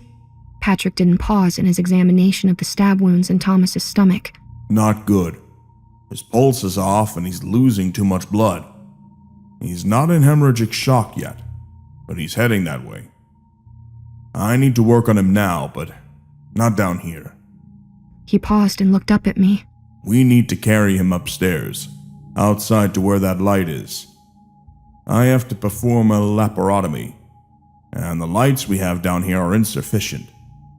Standing up, he gestured to Thomas's feet. We need to be gentle moving him. Try not to bend or compress his abdomen more than we can help. So grab his feet and help me get him up there. I took a step forward, but then stopped. Wait, maybe we can do it in the tunnel. Patrick gave me a confused frown. We got here through a tunnel that appears in this back wall. I walked to the wall, but nothing happened. I felt panic surging through me as I turned back to him. It's not... the tree, it has to let us in. But the tunnel stops the bleeding and can help him. The fear I felt boiled into anger as I turned back to the wall and slapped my hand against it. Let us fucking in, you piece of shit! He's going to die because of you! You fucking let us! I trailed off as I felt a hand on my shoulder and turned back to see Patrick looking at me somberly. His gaze sharp but not unkind in the ambient glow of my light. I believe you, but it's not working right now, and we don't have time to wait. So get his feet. I tensed at every bump and jostle as we carried him upstairs, but it went much smoother and quicker than I'd expected. Despite his apparent age, Patrick was very strong and sure-footed, and in a couple of minutes, Thomas was laid out on the front porch as the doctor handed me his flashlight. He immediately started digging in the bag he carried, laying out a strip of paper and then spreading out a line of medical supplies. The stuff I have is limited. I brought enough for first aid, simple emergency, surgery, and initial treatment of burns or infection. But my space was at a premium, as I had to make room for food, water, and other supplies as well. He paused and looked up at me. Pay attention to this. He glanced back at a row of tools and began pointing at them. Scalpel, forceps, hemostats, syringe, retractors, needle, PGA suture, PDS suture. He began rolling up his sleeves as he met my eyes again. You keep the lights where I tell you, hand me things as I ask for them. I'm about to open up these wounds more so I can see the degree of damage and try to repair them. I'll likely need you to hold open some of these wounds with a retractor at times. Got it? I puffed out a shaky breath and nodded. I'll do whatever you need. He offered me a smile. Good. Let's get started. Time slipped to and fro as he worked, crawling and rushing at the same time. I was still terrified that Thomas might not make it, but that fear was in the background now. Part of that was due to seeing Patrick work. He moved with a quick grace and self-assuredness that told me he knew what he was doing, even if I didn't know myself. But a lot of it was my focus on making sure I did my part. Lit what he needed lit, handed him what he asked for, pulled back an opening when it was required. Despite the cold air in the cavern, I could feel sweat running down my back as Patrick suddenly paused and looked at me. There's something in here. Not at the wound sites, but close by. It could be a surgical implant, but it feels irregular. You're sure it was a knife he was stabbed with, right? I swallowed and nodded. And no signs of it breaking or looking like it left something in him? When I shook my head, he frowned slightly. Any idea what it could be? I glanced past him to the corrupted version of the tree sitting some distance away. Yeah, the tree. The tree over there is part of a tree on a lot of different worlds. Maybe all of them. A year ago, some bad people had Thomas, and they put a piece of the tree in him. That might be what you feel. He studied me for a moment before giving a slight nod. I see. I still don't think I should. He broke off as Thomas lifted his arm weakly. Take it out, please. It's time for it to... His arm slipped back down as his eyes closed with a flutter. Patrick looked at him and then back to me. I can try, but given his other injuries, it may be better to leave well enough alone if it's been in him this long without... It's killing him. I was staring at Thomas now, my words sounding more calm and sure than I felt. I think we've both known it for a while, but I also think he knew he needed to keep it for some reason. Maybe for now, I don't know. Either way, it needs to come out. I met Patrick's eyes. Please, if you can get it out without hurting him worse, do it. He seemed to consider it for a moment, and then nodded. He's stable now. He had 4 peritoneal penetrations, one of which punctured his liver and 2 more in his colon. But the sutures should hold well enough for the time being. My main concern is putting his body through more than is necessary. But it sounds like this is necessary. Patrick turned back to Thomas. Hold up the light. Let's see if we can get this thing out. Not trying to be nosy, but why are you in here? We were sitting on the steps of the back porch, looking out at the shadowy cavern that served as the yard of the house in this place. Being there made my skin crawl, and not just because of the corrupted tree off to one side, or just the overall strangeness of being in this cold and glowing cave. It was the constant feeling of being watched, that itch in the back of my brain that said unseen eyes were on us, maybe even the eyes of the thing that had spoke to me when I was here before. Either way, I had the impression that Patrick had come here willingly and prepared, sitting in the chilling dark with him as we waited for Thomas to wake. I couldn't help but wonder who he really was and what could bring him here. I'm, odd as it may sound, just passing through. He glanced at me with a small smile. There's a cave.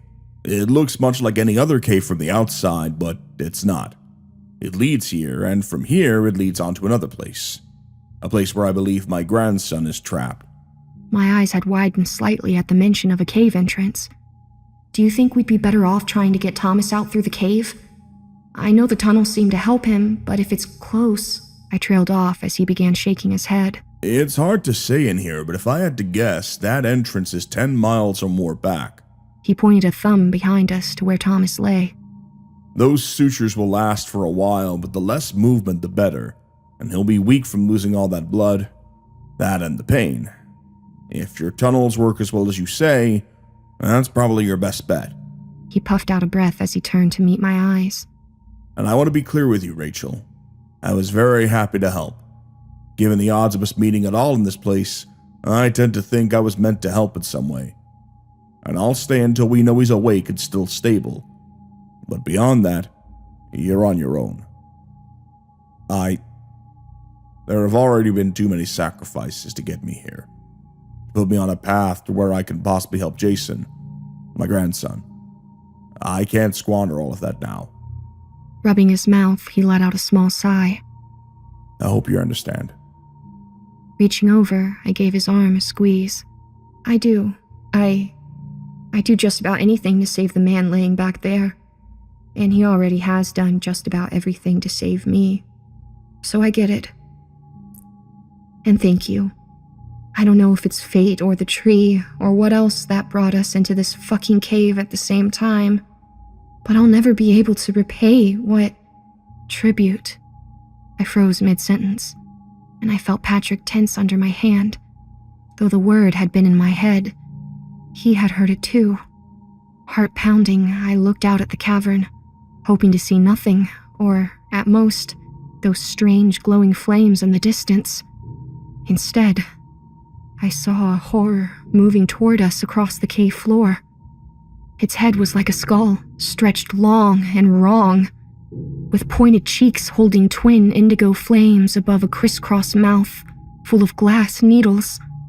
Pale, almost translucent skin that seemed to swim with spots of darker color glowed with the blue shimmer in the light of the cavern, stretching down from its head to a torso that was thin but muscled, and long fingered hands that seemed to have bits of black rot or bone jutting from their tips.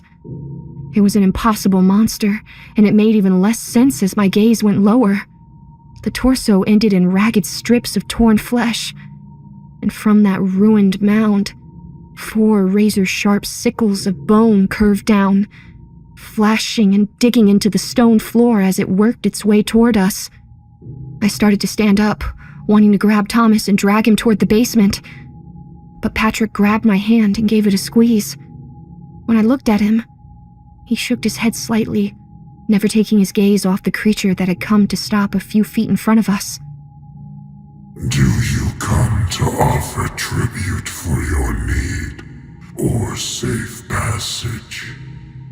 Its blazing eyes were hard to read, but I got the distinct impression it was focused on me, not Patrick. I didn't know how to respond, or if I should even try.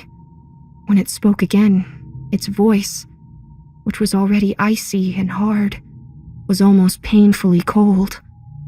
Or are you merely a trespasser? I had to think. It had mentioned safe passage. If I had to offer it something to get us out of here safe, I would. And if that wasn't good enough, I'd offer more just to get Thomas back into the tunnel. If that didn't work, then I thought Patrick's scalpel was still back there behind us. The thing towering over us had to be at least 10 feet tall, and I knew I had little chance of actually killing whatever it was. If nothing else, maybe I could distract it long enough for Patrick to get Thomas and get away. But first, I'd try to talk to it. What do you want for safe passage for us?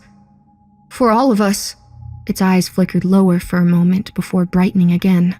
What is your offering for passage? God damn it.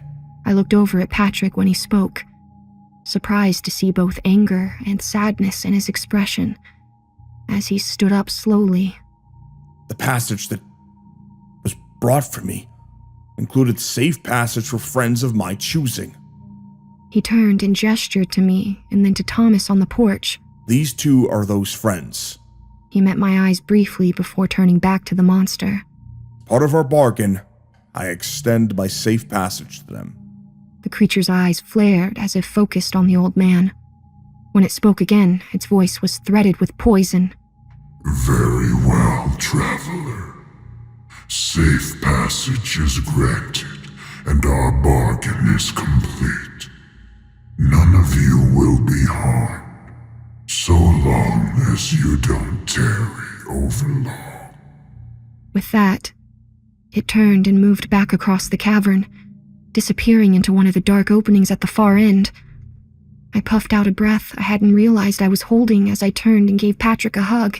Thank you so much! I don't know what it wanted, but I was ready to give it whatever just to get you two out of here. Letting out a shaky laugh, I pulled back. Patrick was smiling at me, but his eyes were troubled. I frowned. That was meant for him, wasn't it? Jason? He nodded slightly. It was, or I thought it was. Now I see it was meant for you two instead. Rubbing his face, he gave a slight shrug. No need to worry. If I find him, when I find him, we'll figure out another way back. Patrick glanced toward the dark where the monster had gone. For now, we need to hurry. I think it may keep to the letter of its bargain, but I don't trust it any further. I'll help you get Thomas back into the tunnels if it'll open this time, and then I'll be on my way. First things first, let's see if we can wake... I'm up. I jumped at the sound of Thomas's voice. It was soft and hoarse, and one of the best sounds I'd ever heard. Turning to look, I saw he was not only awake, but was already sitting up with a wince. Careful, go slow. I moved to his side and put my arm around him, kissing the side of his head as I supported him. Looking up at Patrick, I raised an eyebrow. Should he be moving like this? He nodded. He should be okay to walk if he's careful and you help him. Just don't waste time getting back home and getting him into a hospital. Magic tunnel or not, he needs more help than he's gotten. Patrick held out his hand to Thomas. Let's see if you can keep your feet. The wall fell away before we even reached the cell room this time, as though the tree was as anxious as I was for Thomas to be back inside. Or maybe it just cared about what we carried. Thomas had insisted that we use the remains of his bloody shirt to wrap up the thing Patrick had removed from him and bring it along. I felt its weight inside of my jacket, a small piece of red wood covered in bits of new green growth, and shuddered at the dread coiled in my stomach. The cutting was just another reminder that we weren't done with the tree yet, and it wasn't done with us. Still, for the moment, I was grateful. While I was worried with every step Thomas took that he might collapse or start bleeding again. So far, he seemed alert and, if not strong, at least not so weak he couldn't walk. When we reached the threshold of the tunnel, Patrick let him go and stepped back. He was looking past us at the soft, golden light coming from the tunnel that had appeared. That's really something. Do you know how to get back home? I frowned slightly. Not exactly, but between the two of us, we'll figure it out. I used the light on Thomas's phone to highlight the number etched into the concrete behind Patrick. The tunnels go to different worlds, different versions of this house. Some of them have numbers. This one's 71. We'll keep looking until we find number 1 again. Patrick raised his eyebrows. I see. Well, I don't know if your home is even the same as mine then. But if it is, and if we all make it back there, feel free to contact me sometime and let me know how you are. He handed me a wrinkled card that said Jaeger Solutions in thin black lettering. The number isn't good anymore, but the email address still works. He started to step away. But you two get going, and I'll do the... Thomas suddenly stepped forward and embraced Patrick. At first, I thought he was giving the man a hug for saving him, but then I realized Thomas was speaking in his ear. I couldn't make out most of it, but I thought I heard a number, 26. Patrick nodded to Thomas as they stepped apart, and then gave me a last smile before turning and heading away in the direction of the stairs. His expression had been troubled at the end, but I could ask Thomas what he told him later. For the time being, getting out of this place and into the tunnel was more important. Within moments of crossing into that golden light, I could feel Thomas growing stronger. He still leaned on me for support, but more for balance than anything. And more than once I had to tell him to slow down and take it easy as he picked up the pace. "Do you know where you're going?" I tried to keep the hope out of my voice. I had managed to get back to our world from 71 before, and I could do it again. But I had no illusions that it would be a quick or error-free process. "Do you still have your feelings about things? Without the cutting inside you, I mean." He stopped and smiled down at me. Even with the improvement, his face was slick with sweat after a few minutes of pain and exertion. No, I don't think so. But I do have something. I don't know. It's like I'm guessing. But I know I'm guessing right. Thomas frowned. That sounds dumb, but I think it's right. I nodded. "Well, let's just take it slow and see. The main thing is you don't overdo it and we get you to a hospital as soon as we can."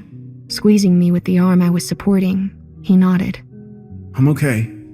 I think I know where we need to go. We kept walking, and every time we came to a turn or branching path, Thomas paused only a moment before picking one and continuing on. As time passed, I could feel the weight of him increasing again. He was wearing himself out, and I didn't know that he couldn't do more harm than the tunnel and Patrick's work could mitigate it. I was about to make him stop for a bit and rest when I saw an opening in the distance. I glanced at him. "Is that it?" He grinned at me and nodded. Yes, this is where we need to go. Thomas picked up his speed again, and this time, I let him. We'd have to be careful when we crossed the threshold. I didn't want him to collapse again. But we'd get out, get to the car, and I'd drive us into town to the This wasn't the basement. It wasn't a basement at all. I'd been here before. A large chamber of roots with a burned pedestal of branches in the middle.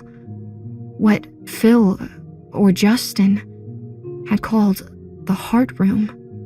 I stopped and looked at Thomas. He didn't look surprised or disappointed, and his eyes were clear as he looked around the room. I could hear the fear in my voice when I spoke. This isn't the way out. This is the wrong place." A chill of recognition shot up my spine as a voice sounded from behind us. Phil's voice. Justin's voice. On the contrary, Rachel, you're exactly where you need to be. I could see fear and anger in Rachel's face as she stepped in front of me. Her body tensed as she brought her hand up. Something flashed there. A scalpel, golden in the glowing air and still smudged with my blood from the doctor's surgery. I gently put my hand on her shoulder, giving it a small squeeze. "Rachel, it's okay. Everything's okay." She turned slightly, giving me a frowning side glance as she kept her eyes on the man she'd once known as Phil and then as Justin. "How is this okay? We need to get you out to a hospital!" She cut her eyes back to Justin to punctuate her words with a stab at the air. "And now this fucker is hiding out to ambush us in this fucking place!" She turned towards the other man. "And to be clear, you aren't the first motherfucker we've had to kill today. If you try anything, I have no problem with leaving you here to rot. Or become fertilizer or whatever." Rachel glanced around the heart room. "Fucking tree. It must have some influence over you still. Made you think you knew the way out when you were really being led back here." I let out a sigh as I gave her shoulder another squeeze. "No, sweetie. When I was out of it, before you removed the cutting, I talked to it more. To the tree, too, I guess. I don't understand everything, but I figured out enough to know what needs to be done. I brought us here on impulse. I wasn't sure I could find the way, but I'm glad I did." Rachel pulled back as she stared at me, her eyes blazing. "You're glad? You're fucking glad? I don't know what the tree did to you, but we don't have time for this bullshit. We're leaving, getting you help." She shot a dark look at Justin, who was just quietly watching as it all played out. "And God help anybody that tries to get in our way." She reached out and grabbed my arm. "Let's go, and..." When I grabbed her hand, she broke off and met my eyes, really looked at me. I think she could see that I wasn't confused or controlled. I was beat up, yeah, And despite the tree's efforts, my guts still felt like they were on fire, but I was also clearer and more me than maybe than I'd ever been. Despite everything that had happened, and everything that I was afraid might be about to happen, I couldn't help but feel a strange excitement and happy pride in that moment. Ever since I was little, I felt like a little bug in a river, holding on to whatever leaf or stick passed by, trying to get a grasp, to get my bearings. Never being sure where I was headed or why.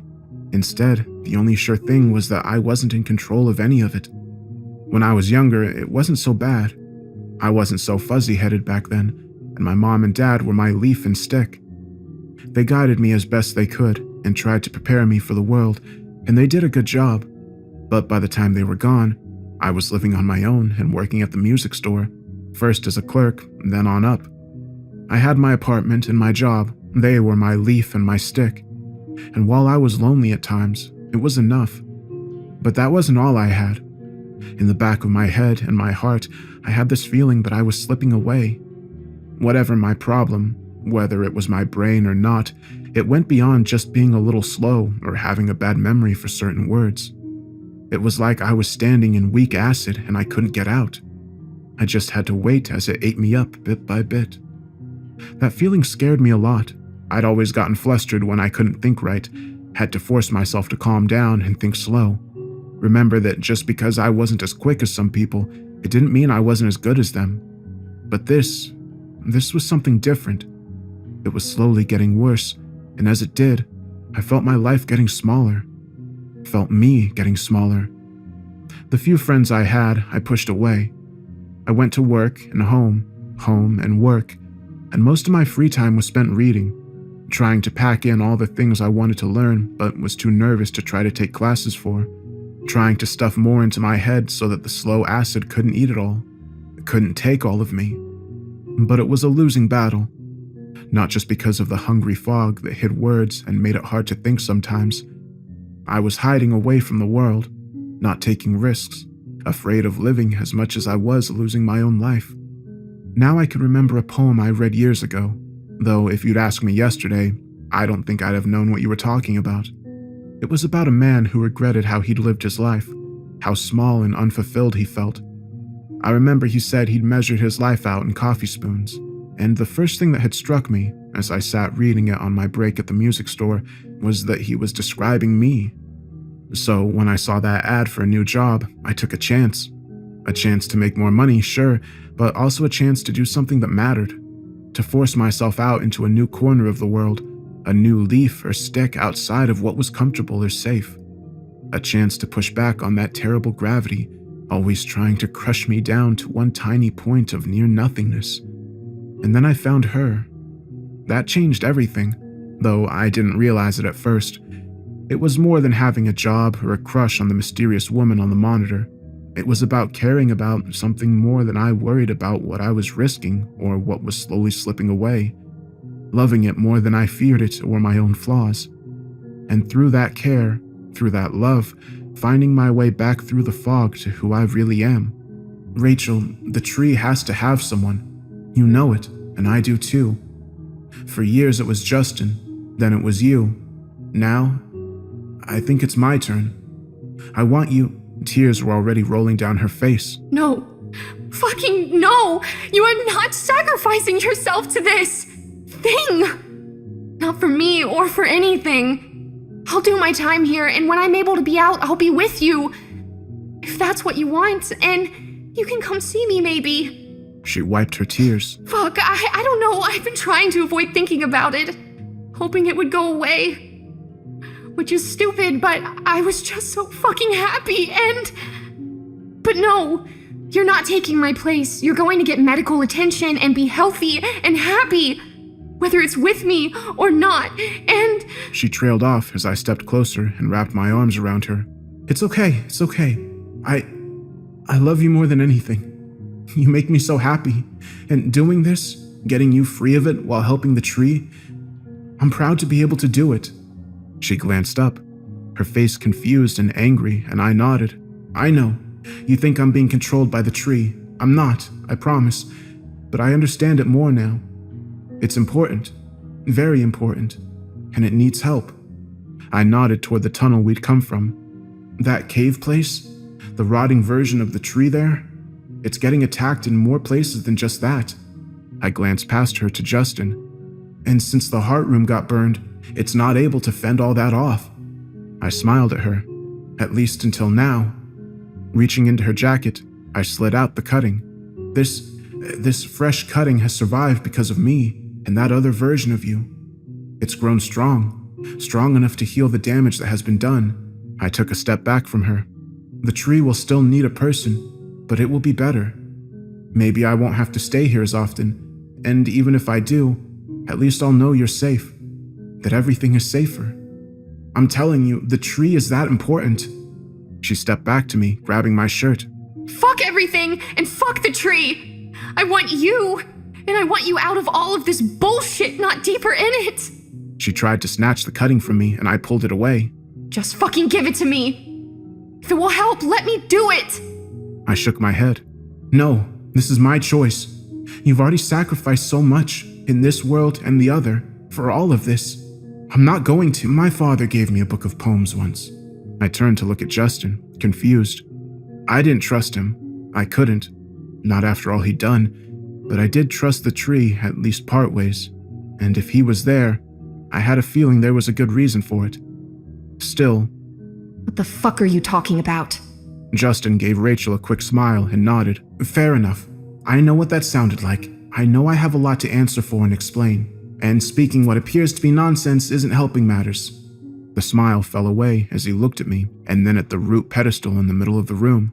I don't necessarily have a lot of answers or explanations. Whoever this man is, he seems to understand the tree better than I ever have. He shrugged. For what it's worth, I had a small formed idea of trying to help you when the other man, well, I suppose it's the other one? Justin raised an eyebrow and glanced between us. I nodded. My name's Thomas, and yeah, the other guy, the other version of me, is dead. Justin glanced for confirmation from Rachel. Glaring at him, she gave a brief nod as well. Okay, well, I assumed that from the body in the basement, and your conversation here comported with that assumption as well. But it's always polite to ask and make sure what is what and who is who. But anyway, I'm rambling. Sorry. My point was, when I saw you being taken into the house, I had the sense that you were in trouble. I debated trying to help, but then this one comes, and I decided he was likely help enough, so I waited outside for a while. When no one came out, I finally came in to see what was going on. I didn't find you, obviously, but I did find the tunnel open for me again. I went in, initially with the idea of, I'm not sure what, if I'm honest, helping you? Apologizing? I don't know, but I wasn't sure where you had gone, and after a bit of looking, I headed here instead. He let out a sigh. The tree, it still won't talk to me, or maybe it can't, not the way it has to him. Justin gestured to me. But sitting here, I've had time to think, or more time, I suppose. I've been thinking a lot these last few months. Listening to you two, it makes me see things more clearly, see myself more clearly, and it reminded me of my father giving me a book of poetry once. It wasn't like my father to give gifts, much less books. He always wanted me to be more like my brother, more like him. I've never known what prompted him to give me that book, but it always meant a great deal to me, even when I was in prison 2 years later without it. It was a selection of poems by William Blake, songs of innocence and experience, among others. I loved that book, read it over and over until I knew most of it by heart. One of my favorites, and the one I've been reminded of today, is, funny enough, about a tree, a poison tree. It goes, I was angry with my friend, I told my wrath did end. I was angry with my foe, I told it not, my wrath did grow. And I watered it in fears, night and morning with my tears. And I sunned it with smiles, and with soft deceitful wiles. And it grew both day and night, till it bore an apple bright. And my foe beheld it shine, and he knew that it was mine. And into my garden stole, when the night had veiled the pole. In the morning, glad, I see my foe outstretched beneath the tree. I've spent so long hating the tree, hating my family, hating you, hating everything for all the wrongs I've endured. I've done terrible, terrible things out of some misguided sense of entitlement, some warped, cancerous idea that just because I'd had evil inflicted upon me, I'd somehow earned the right to do my own evil in return, to lie, to despise, to even kill. For some time, much of my hatred had been turned toward myself. As meaningless as it is, I'm sorry for what I did to you, Rachel. I'm sorry for most of what I've done. I'm not a good man. I've tried to be at times, lied to myself that I was, or if not, that my failings weren't my fault. The world had inflicted such cruelties on me that I had everyone to blame but myself. But seeing the two of you, I don't know all of what you've been through, and I don't presume to know what you think or feel, but your willingness to love each other, to sacrifice for each other, to give up everything for that love and to protect, well, whatever this damn tree may be, it makes me even more ashamed of myself than I already was. Not just because of all I've done, but because of what I've taken for granted. Because this damn tree, this magical miracle that spans untold worlds, perhaps even binds them together, has always been there for me. It was my joy when I discovered it, my escape when I was imprisoned, my constant companion in all the years that followed. And yes, it took from me as well. It took my time and liberty, but I think now only in those measures that it required to sustain itself in its struggles and maintain its role in creation. In exchange, it gave me long life and health, as well as countless worlds to explore when it could manage without me. I repaid it by trying to burn out its heart. And yet, even now, it lets me back in, my one true and constant friend, showing me a path toward, if not redemption, at least some kind of peace and understanding. I've spent so long resenting what has been taken from me. I've lived so long not grasping something that the tree, and I think you two, understand very well. It's not about what you're given or what you take, not about what you want or think you need, some person or thing you want to control. It isn't even about what you want to love you. It's about what you give, what you love. Justin blinked at me in his surprise as I spoke. Yeah, that's it. That's it exactly. A look at what might have been sadness or shame passed across his face as he glanced between me and Rachel, and his gaze lowered as he turned toward the pedestal. I don't know if the tree is good, or if such terms can even be applied to whatever it truly is. Such a line of thought may be akin to calling gravity evil or ascribing jealousy to a passing rain cloud. He shrugged as he let out a small sigh. But I've always known it is very special, very necessary. I spent a long time lying to myself about that last part, but it really is important, isn't it? His eyes went to Rachel now. She nodded. She looked up at me as she slipped her hand back into mine. Yeah, I think it is. I gave it a squeeze. Yeah, it is. When I could hear the thing inside me, I was hearing the tree, I think, hearing how afraid it was. It wants to live, to get well and survive, but more than that, I think it's scared of what will happen if it's gone. It's weird. It wasn't talking to me in words exactly, but it didn't matter. I could still understand some, and toward the end, it told me more. And I believe it. It's part of why I'm willing to stay with it. I glanced up at Justin, but unless I'm wrong, I think Justin may be asking to take the job back. In the corner of my eye, I saw Rachel frown as she shook her head. No. Maybe he's had a change of heart. Or maybe he's full of shit. But this fucker walled me up. He murdered his own family. If this tree thing is so important, it can't be left with him. Tears sprang back into her eyes. I'll stay if someone has to. We'll figure it out, but he can't be trusted. Turning to her, I touched her face with the hand not holding the cutting, using my thumb to wipe away the tears from her cheeks. She was so good and so strong, and I knew the fear and anger she was feeling was because of all that she had been through. That, and being afraid of losing me. I was afraid too.